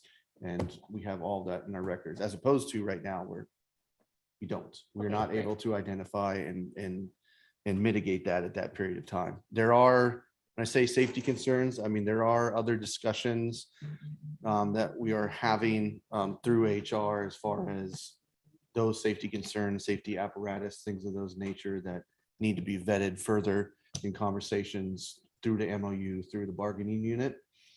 So that's kind of safety gear / information is still developing. We're going to have to continue to have that conversation through HR and our labor unit. We wouldn't want any of our employees in harm's way. Absolutely. I believe Supervisor Lane has some comments and then we'll bring it back. I think Linda wanted to add on that. just a little bit. Yeah, Sorry. one thing that is a bonus when the sheriff's officer goes to VHR property for a renter's complaint or for a complaint about a renter is that sheriff is going to knock on the door, talk to the renter or somebody in charge and get their contact information so that if there's a violation, we can send them a notice of violation and charge the fine. With the safety issue of being able to knock on the door and ask for their information, that's something we're going to need to work out. Because without that contact information, we can't open a case against the renter and fine the renter. And the renter is the one that's doing the violation. Now, one of the issues that we've had in the past is a lot of the renters go through these rental websites, VRBO, Airbnb. Those platforms will not provide us the renter's information. I have helped many property owners for cases that we opened against renters where they were unable to get the contact information. We recently have a case where the renters were from Ireland. There was absolutely no contact information. We decided not to open a case against the owner because the owner, they had no clue of how to get a hold of that renter. So these are some of the things that we need to work out, the logistics. Additional complexities. Yes. Yeah, I would just highlight that you are pointing out the deficiencies and nobody, unless the sheriff is called, and the sheriff only goes to VHR complaints if they have time, which I kind of understand. Yeah. I will say that up in the basin, the sheriff's department has been very responsive and very helpful. But in the evening, if a local person goes on to say host compliance and files a complaint, that complaint is not sent out to anybody that night. It gets filed, it gets a report, and it maybe gets followed up later, or maybe it doesn't. And to your point about having somebody to fine is all part of the problem. And it's all part of the good things I think about having this VHR advisory committee that's going to kind of dive into this a little bit and see if we have solutions that maybe we can offer to the Board of Supervisors and to the code enforcement to see if there are ways of fixing this, because it doesn't work properly all the time. Most of the time, it doesn't work properly. If I may, one of the glitches that we And then did I'd like to discover. move back, but we've been almost 2 hours at this, so I think we need to wrap this up, but please finish up your. We did discover a glitch with host compliance. Host compliance does contact somebody when they receive a complaint from a constituent, but they've been contacting the owner and not the local contact. We're in the process of trying to get that corrected, so the local contact is contacted. If we don't get a report from that local contact and know that it was settled, that is a violation and we can't enforce that. Yeah, that's a violation there. Code So- enforcement, once we get in that evening shift going too, that notification can be pushed out to them simultaneously and we can have both response. Yeah. Correct. Cool. And County Council. Yeah, I was just hoping maybe Linda can offer some clarification. I just want to make sure that a response was accurate as I understand it. Linda, can you help me understand in responding to the question about whether you would identify violations beyond those that you may have been called out for? I do understand the concerns about curtilage or plain sight, but if you were to be called out for a particular violation and in the course, and you're invited onto the property, and in the course of that, identify another violation, would you not take steps to address that violation? Thank you for that clarification. Yes, absolutely, we would. But generally, we do not walk around the property looking for things. If something's obvious, especially if it's a safety issue, by all means, yes, we're going to include that. Thank you for that clarification. All right. And then Chair, just one last clarification, because I heard Kim Beal and I get what she's saying, where she actually said that code enforcement was asking for additional staff. And I just want to make it really clear, the board actually asked for code enforcement to have additional staff. That was on us because we saw the need for the weekend and evenings. That's when we have these noises. So I just wanted, in case anybody picked up on that, it was the board hearing these complaints and the issues, and when we were having the issues, we're the ones that went there, because hopefully this will be, I really hope this works. I'm so hopeful this works. Thank you for that clarification, Supervisor Parlin, and recognizing that the board has continued to put more and more on code enforcement. And I have to, like so many comments before, commend you and your staff. You do an excellent job with code enforcement, and so appreciate your approaches. You've worked. The VHR issue has been fluid in our county. We continue to look at it to improve it, and knowing that there's deficiencies that have been raised, willingness to address those head on, but the board recognizing that you needed additional resources to do that. So look, this will continue to be a fluid situation, but I think today marks significant progress in your ability to have the tools to do that in terms of all of the issues in our county regarding code enforcement, and look forward to continuing to revisit this to get it to where we need it to be for the health and safety of our public and our residents. So with that, would any of my colleagues like to make a motion? I have one question for the CO's office. We have sufficient budget to cover the additional supervisor, which we hadn't talked about before, correct? So no, at this moment, we are considering it with the adopted budget. So the board directed staff to return with the request, and then we said that we would consider it during the adopted budget. As we currently sit, there are multiple board policies that are not going to be entirely funded. There are also other department requests that are not funded. That being said, we recognize this is a board priority, so it will be one of the first things for the board to consider. Okay, but it will take away from some other funding That's we had planned on. absolutely I right. just want to make sure That's everybody correct. understood that. Thank So, you yeah. for clarifying Yep. that, Supervisor. Very good. That's important. All right. Closed system here. Yep. Yep. All right. I'll make the motion. There you go. I'd like to move approval to adopt and authorize the chair to sign the resolution to approve the addition of 2 full-time equivalent code enforcement officer allocations and 1 full-time equivalent code enforcement supervisor allocation. And what about directing staff to come back with Right, an update. the updated strategic plans that are bifurcated, right? Within 6 months? Yes, that one. That one, Yeah. that one. Ms. Dawson got that, right? I see a thumbs up. So is that a second, Supervisor Parlin? Yes, it is. Okay. Any further discussion? No. All those in favor say aye. Aye. Aye. Opposed? No. Motion carries unanimously. Well, That was a big one. thank you to the board for a robust discussion, and thank you to Thank our you. staff, and especially Brendan for driving all the way down to Tahoe to be with us again today. We appreciate your time and attention on this, and hopefully these additional resources that we will find in the budget process, finalized budget process, will be helpful. So thank you. All right. Well, that was a big one. Important conversation. And now if Mr. Payne is still listening, he'll be happy to know he did not miss 2 and froms last week because we ran out of time. So, I'm gonna go grab last week's. 'cause I left it okay, in my sounds office. I'll be good. right back.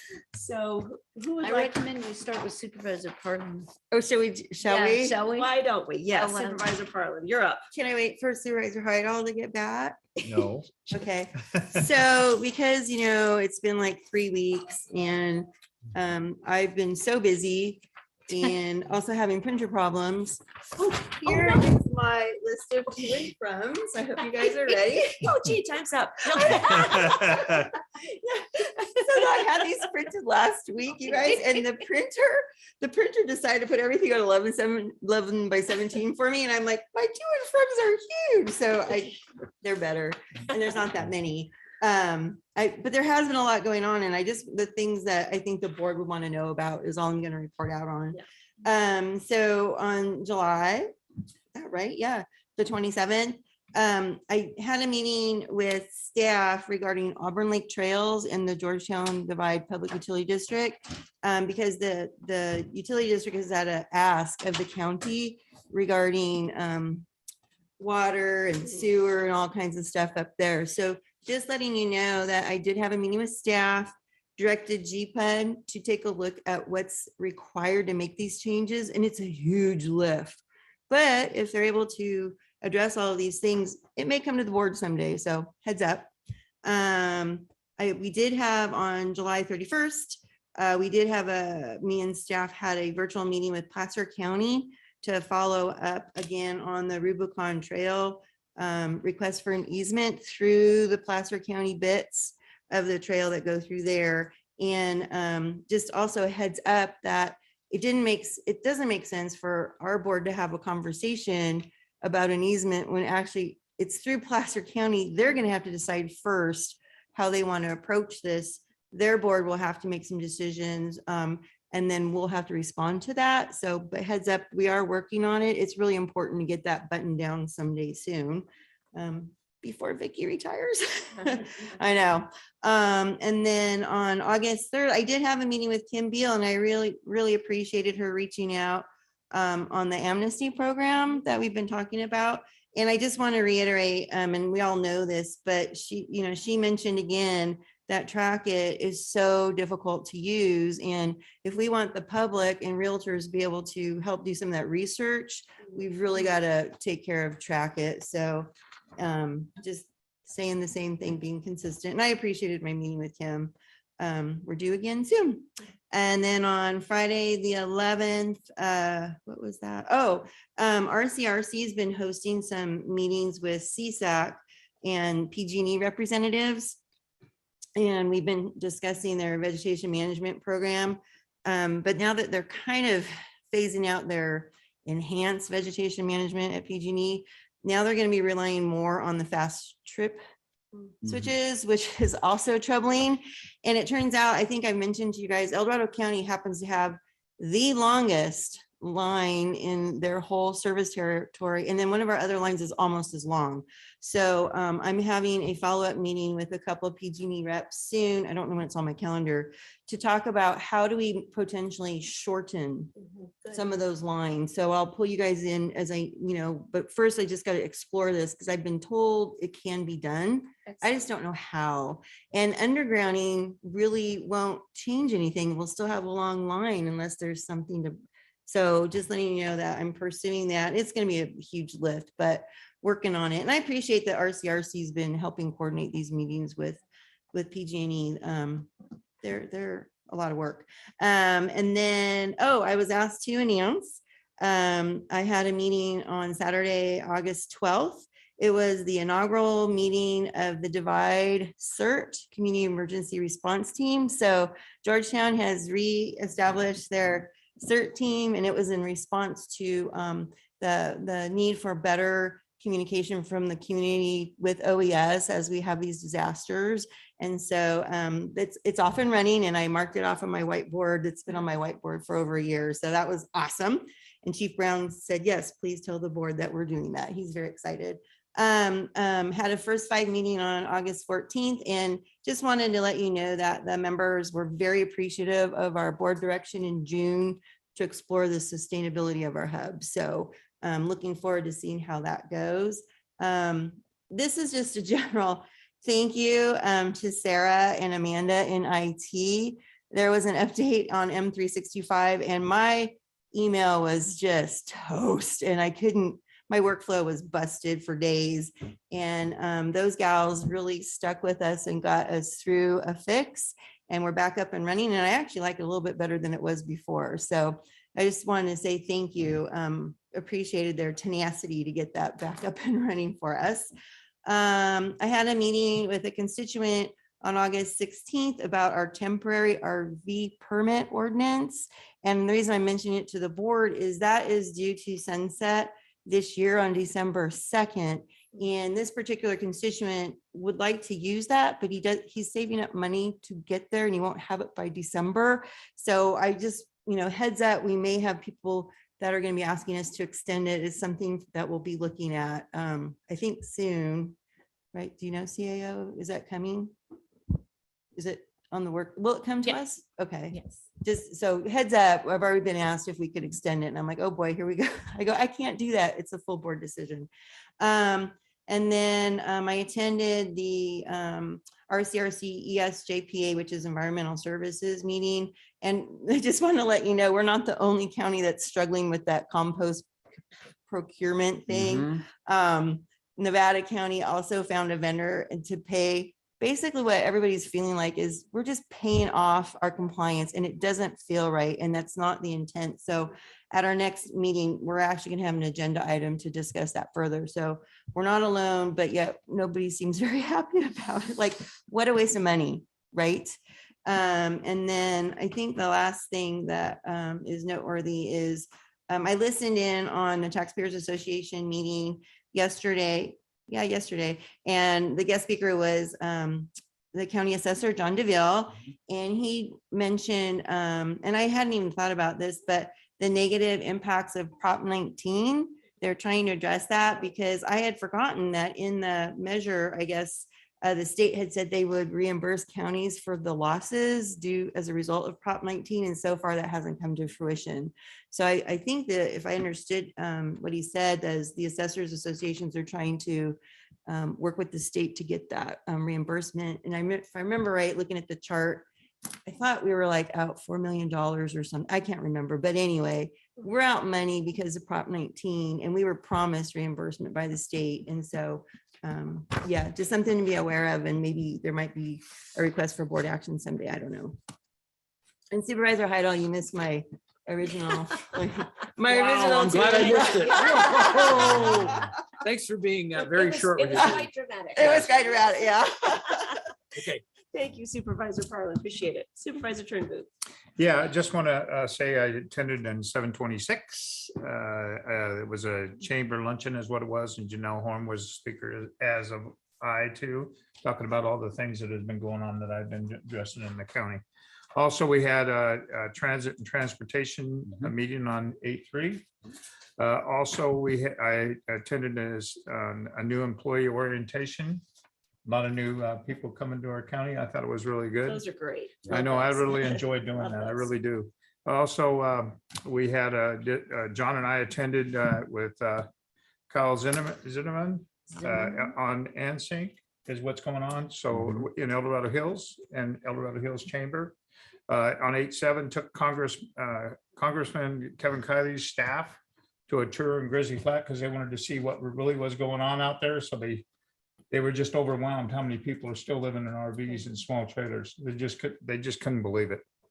And then John attended the APAC meeting, which I didn't go, but we had a water meeting, I guess, that particular day, earlier that day, which we did. And then also we had a special board meeting too on transportation about a new person that's going to take over the transit authority. Yeah, right. Exactly.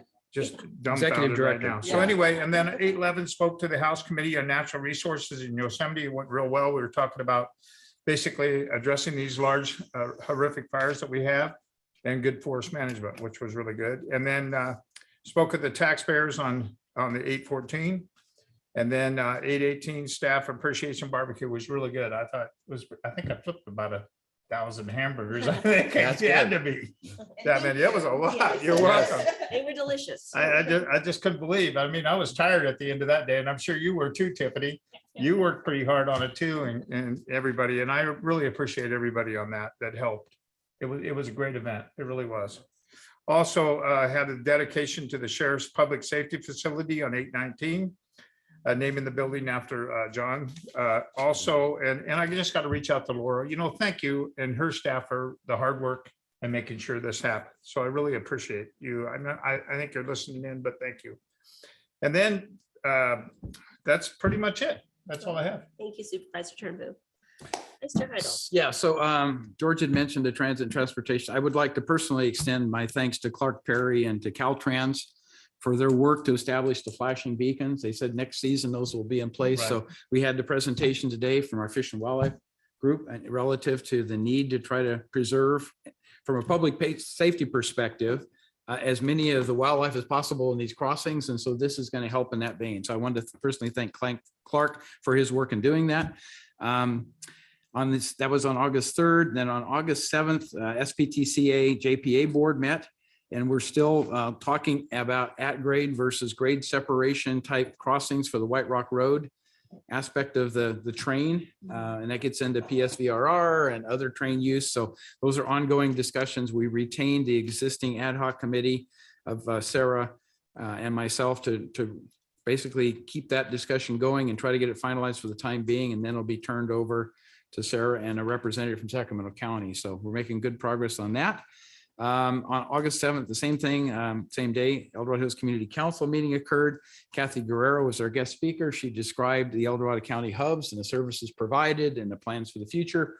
So anyone who hasn't seen her presentation on where the first 5 and particularly the applications at the hubs is going, she has a very good presentation package that was presented.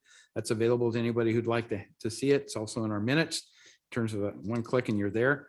On Tuesday, the 8th of August, we had a transit special board meeting to review the executive directors candidates. And so we're moving forward with that. Can't make any announcements yet, but we're in the final throes of being able to establish our new lead for the transit authority. And we currently have an acting executive director. So all things are taken care of, but we're trying to get that finalized in terms of who that choice will be. And then same evening, I attended the Town and Country Village Public Scoping Meeting for the EIR, the CEQA activities. Notice of preparation is another way of saying that I thought went very well. There was also a video version of that. So I think the word is getting out to the public. I've seen a lot of responses back, both plus and minus, and those will go into looking at what needs to be considered in more detail, perhaps within that CEQA document. So I think it's all in the right direction of trying to identify impacts and appropriate mitigations. Then on the 9th, August the 9th, EDH APAC monthly meeting was held. They had a presentation by Town and Country Village to the public where they're able to answer questions again. We also talked about Gateway El Dorado, which is 2 commercial buildings and a potential for 3 retail developments within the business park, which is within George's jurisdiction. But as he mentioned, he wasn't able to make some of those meetings. But I think, again, that presentation was very good to make it very clear to the public in terms of what's planned there. These are not huge warehouses. This is not something similar to Project Frontier.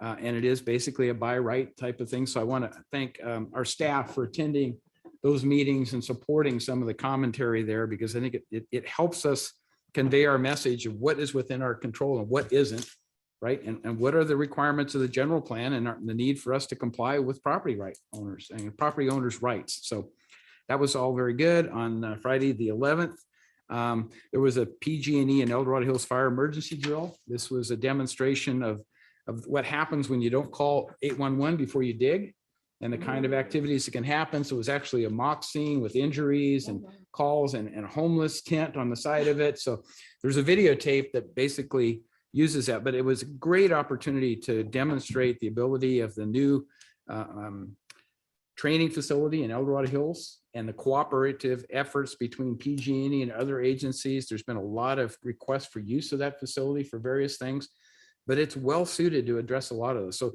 long effort, 20 years in the planning, it's finally come to fruition. And now we're starting to see the real benefits from the standpoint of community use and working with the existing agencies that provide services to make sure people understand the importance of things to avoid explosions and fires and all those kinds of things. So I thought it was just very well performed. And then Georgia mentioned the staff appreciation barbecue. Great attendance. We couldn't hear your comments very well. I have to be honest about that because it was kind of muffled with that speaker system. So we need to You look can at blame that on Mark. We need to try to do better with that, because where I was sitting, at least it was just garble. And I couldn't hear it. You did a great job, I'm sure, but I couldn't hear it. So maybe it was just me. Okay, did you? All right. And maybe you were closer to where Wendy was announcing. I was kind of on the other side, but excellent to see the staff turnout, excellent, and compliments obviously to Joey and HR for putting this together, and all of the staff personnel that participated and volunteered. It was just really an important thing to do to demonstrate our appreciation to all of our employees. And the one in Tahoe should be equally as nice, right? I understand that's going to be catered. I ordered the weather. Very good. So we'll look forward to hearing your report on that. But I thought it was just perfectly done. A lot of volunteer work, including. It was fantastic, and I enjoyed it. I really did. I did It was too. a lot of fun. It was very, very enjoyable. So something to be repeated, I think hopefully on Twice an a annual year, maybe, basis. But hopefully. an annual basis. At least once. And I understand that was the first time that we've ever done an all staff barbecue. That which was is my amazing. understanding as well. Yeah. So I think we're getting to the point of really, truly recognizing all of the hard work our staff puts in, because we put a lot on them, and Right. obviously the CO's office and other department heads and stuff put a lot on our staff. And it's just important to say thank you for all you do, because we know most of them go above and beyond in what they Right, they perform. do. So It was so nice to connect with each other and over, It was. break bread together, and the wellness squad just did an incredible job, as well as all other volunteers, to putting that huge effort together. What, close to 400 people? That's amazing over lunch. So incredible. And thank you for the ovation, but it wasn't just me that deserved it. There was a lot of other people that helped out. that got. I think That was that's it. what it was. that was Wearing it. that cook hat. huh? I don't know where the memo was in terms of where cook hats, but I lost it. Anyway. So Anyway. Look at Supervisor Lane, you're two in front. Okay, well, I have really good news to Good. report. Today, Juniper, who is one of the young yes. Oh, yes, children yes, that was yes. hurt in that car Public accident, fines. she came home today. Awesome. Outstanding. So welcome home, Juniper. She still has a little ways in front of her to go, but she's got a community rallying behind her, and That's she's home. And fantastic. all of us know from being in situations like that by the time you get home, that's half the battle. Right. So Exactly. that I really wanted to share that with you, all of you. Did I mention in a past meeting that I had a tour with probation and the juvenile treatment center? Did I mention that? Okay, I mentioned it to somebody, and I didn't want to be redundant. I think you mentioned it to me. Oh, okay. Yeah. All right. So, Yeah. I'll share with these three now. Plug your ears. I did. I spent a day, we went and toured the juvenile treatment center up in Tahoe. None of those that are incarcerated, and I don't want to call them inmates on purpose, because that's not how they treat them up there. It's a fabulous program. None of them happen to right now be from Tahoe. They're all from outside the area, one from down here in Placerville. But really great kids. Had an opportunity to talk to all of them. There's one young man that has been incarcerated in that program since he was 16, and he's 22. He's eligible to get out when he's 25, or perhaps sooner if the laws change. But I'm happy to report he is attending Lake Tahoe Community College and will graduate with a degree. That is Awesome. So, and the I can't say enough about the staff there. They're awesome. they're fabulous. They're like code enforcement. They want to help you if they can. They want to get you out of these positions. So that was great. Just to follow up then with probation right across the way, we actually went out with them and did some of their wellness checks with them to really see what they handle, but same kind of attitude. Okay, you made a bad decision. You're in this position. How can we help you? How can we support you? There's a lot of gift cards involved to get them on their feet, a lot of help with work and treatment, for those that need that. So I just want to do a shout out to both probation and the JTC. Great staff, people, they care a lot. And I really want to thank them for taking the time to share with me what valuable work they do in the community. Also, a gentleman did bring up Mr. Fielding from Tahoma, I think brought up the Tahoe Summit. Or was that Mr. Payne? I did attend the Tahoe Summit on behalf of El Dorado County, and I'm happy to report that so did Ms. Gardner, from the Director of Planning and Building. So she was there as well. It was a great day. This is a day that we invite Congress to come back to the basin and see all of where their money goes in protecting Lake Tahoe, our water quality, our environment, and the impacts of tourism. So it was a great day. I also attended a meeting up in Tahoma with the Tahoe Cedars Property Owners Association. They had a lot of questions about road maintenance in Tahoma, specifically snow removal, vacation home rentals, very similar problems that we experience in the basin, all of us. But the difference being they lack so many resources from the county up there. They mentioned they don't have a resident sheriff. That doesn't mean that they don't have El Dorado County Sheriff in the community at times, but having a resident sheriff, someone that really is there every day and gets to know the people, is what they want and what they deserve. And I am working on that with the sheriff's department, and they've been very helpful and very open. So hopefully we'll get that resolved. Guess what? I graduated from the Supervisor Institute. Yay! Got your certificate, huh? Yeah. And a picture to prove it. But I want to thank the board for and administration for sending me to that. I found it to be very valuable. A lot of the things I already kind of knew, having been in government for a while, but the difference between cities and counties are huge. And they were very helpful in that regard. So a big shout out to CSAC for that program and all the contacts that I made. It was really great. PG&E, I did have a discussion with them due to there's been several power outages in Pollock Pines and going up Highway 50. Sometimes as many as 4 in a day. They're all sudden, they're not predictable. And I was doing a lot of probing as to why, what's going on. They've put in an automated system that triggers these power shutoffs. They're obviously trying to be Those preemptive. are the fast trip switches, the bane of my existence. Right. Same here. Yes, right. And they're also causing a lot of pain in our district as well. And what PG&E did point out to me was the number of rebate programs they have for people to be proactive. I know that that's not what people want to hear, but I did learn one thing, and that is if you bought power supply unit like even a year or 2 years ago, and you still have the receipt, you can still be eligible for the rebate program. And there's many other things that PG&E is trying to offer to support people. But like the residents tell me, it doesn't account for food you have to throw away because your refrigerator's been off too long, or the meal that you were in the middle cooking that you couldn't finish cooking. So there's a whole lot of other expenses that are not being considered by PG&E at this time. But to your point, it's a new system. It's better than having power outage in the city of Placerville for 7 days straight. You guys went through that a few years ago, and that was really bad. So that's what they point out. I don't know which is worse. They all sound bad to me. Yeah. And then I'll mention final thing, due to, again, SB 1383 that we're dealing with at the board level and the county level, the Tahoe Basin Waste Management Authority is looking at putting in a new program in the basin where we go to these kind of totes, the containers that you guys use more typically. But one would be a bear resistant food waste, one is green waste, and one is recyclables.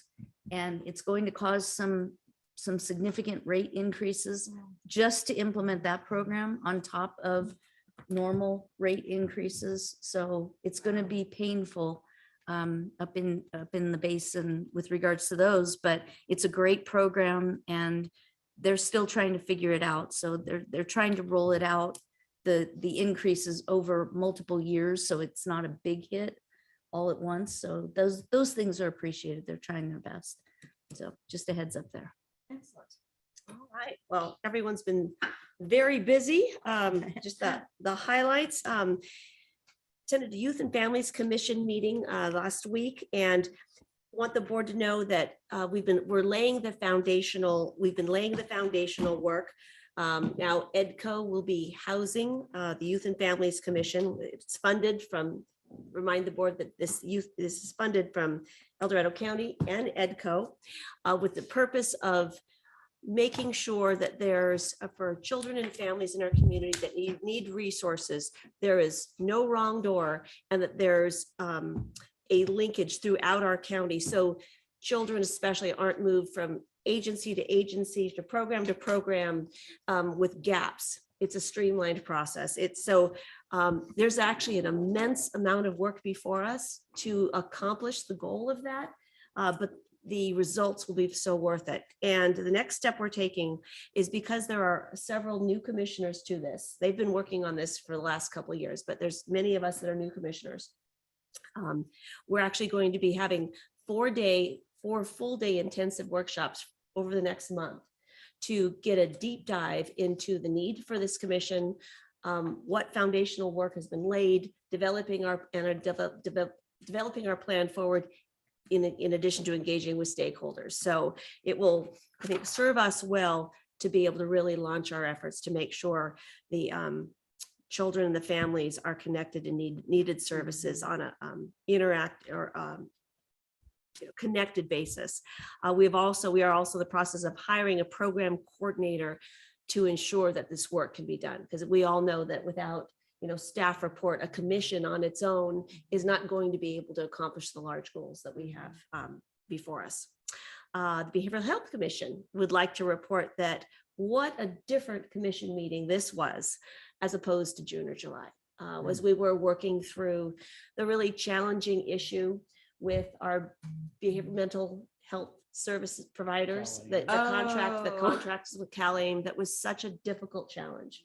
And I would like to offer our deep gratitude to our Health and Human Services leadership and staff that made this happen. When kind of everything came to a head and it looked like our providers weren't going to be able to have the reimbursement rates they needed in order to ensure services to the children, especially, and families in our community.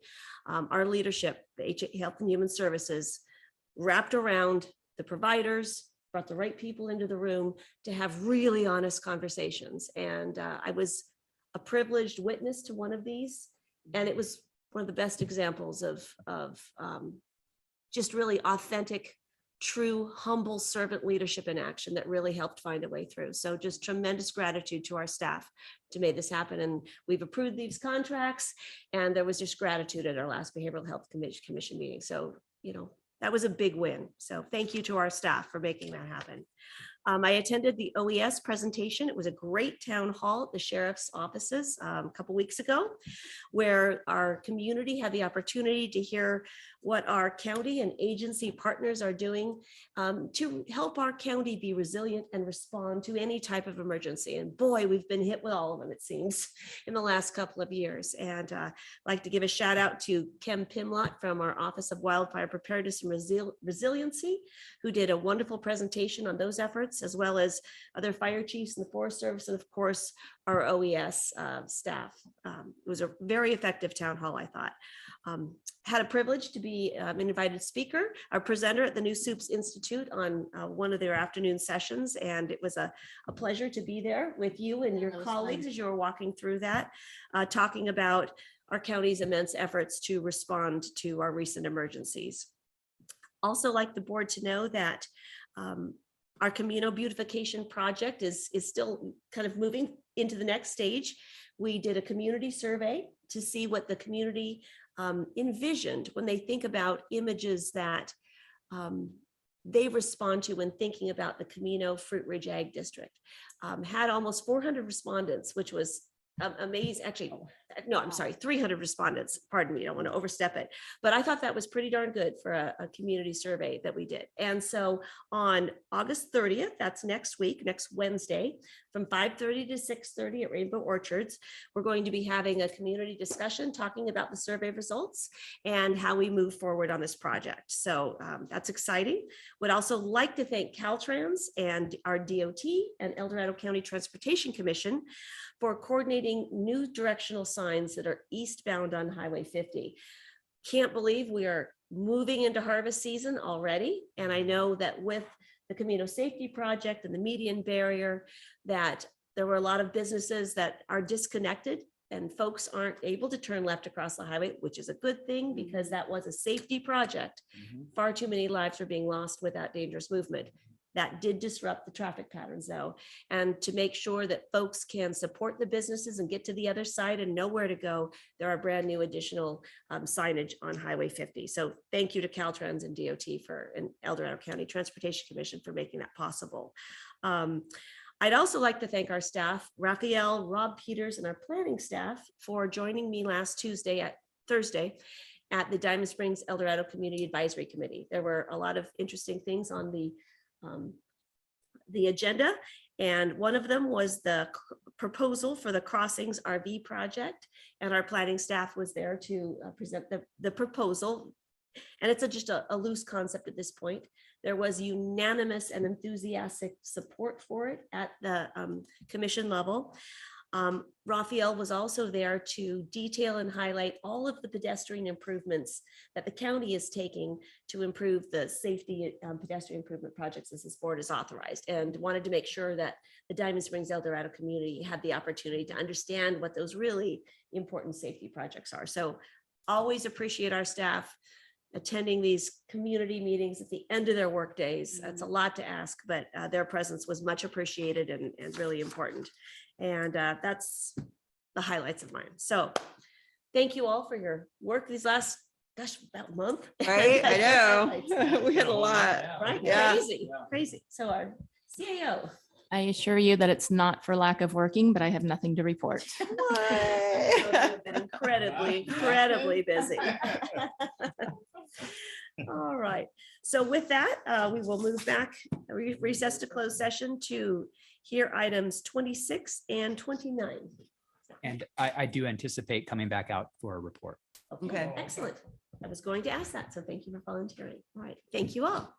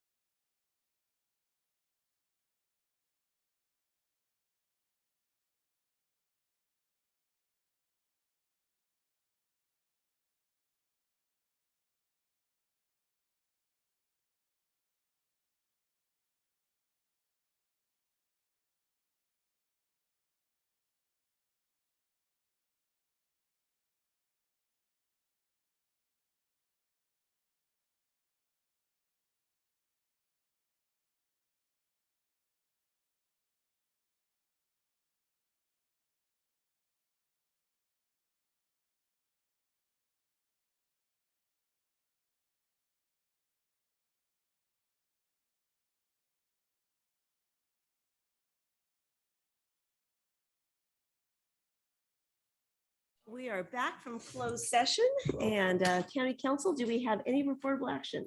Thank you, Madam Chair. The board completed its closed session agenda, having heard items 26 and 29. Concerning item 29, on a 5-0 vote, the board authorized advancing the clerk of the board from step 4 to step 5 of the adopted salary schedule, effective in pay period 19, which would be the first full pay period following today's action. And that concludes my report. All right, excellent. And so with that, it is actually 5:30 and we are adjourned. So thank you for being with us today.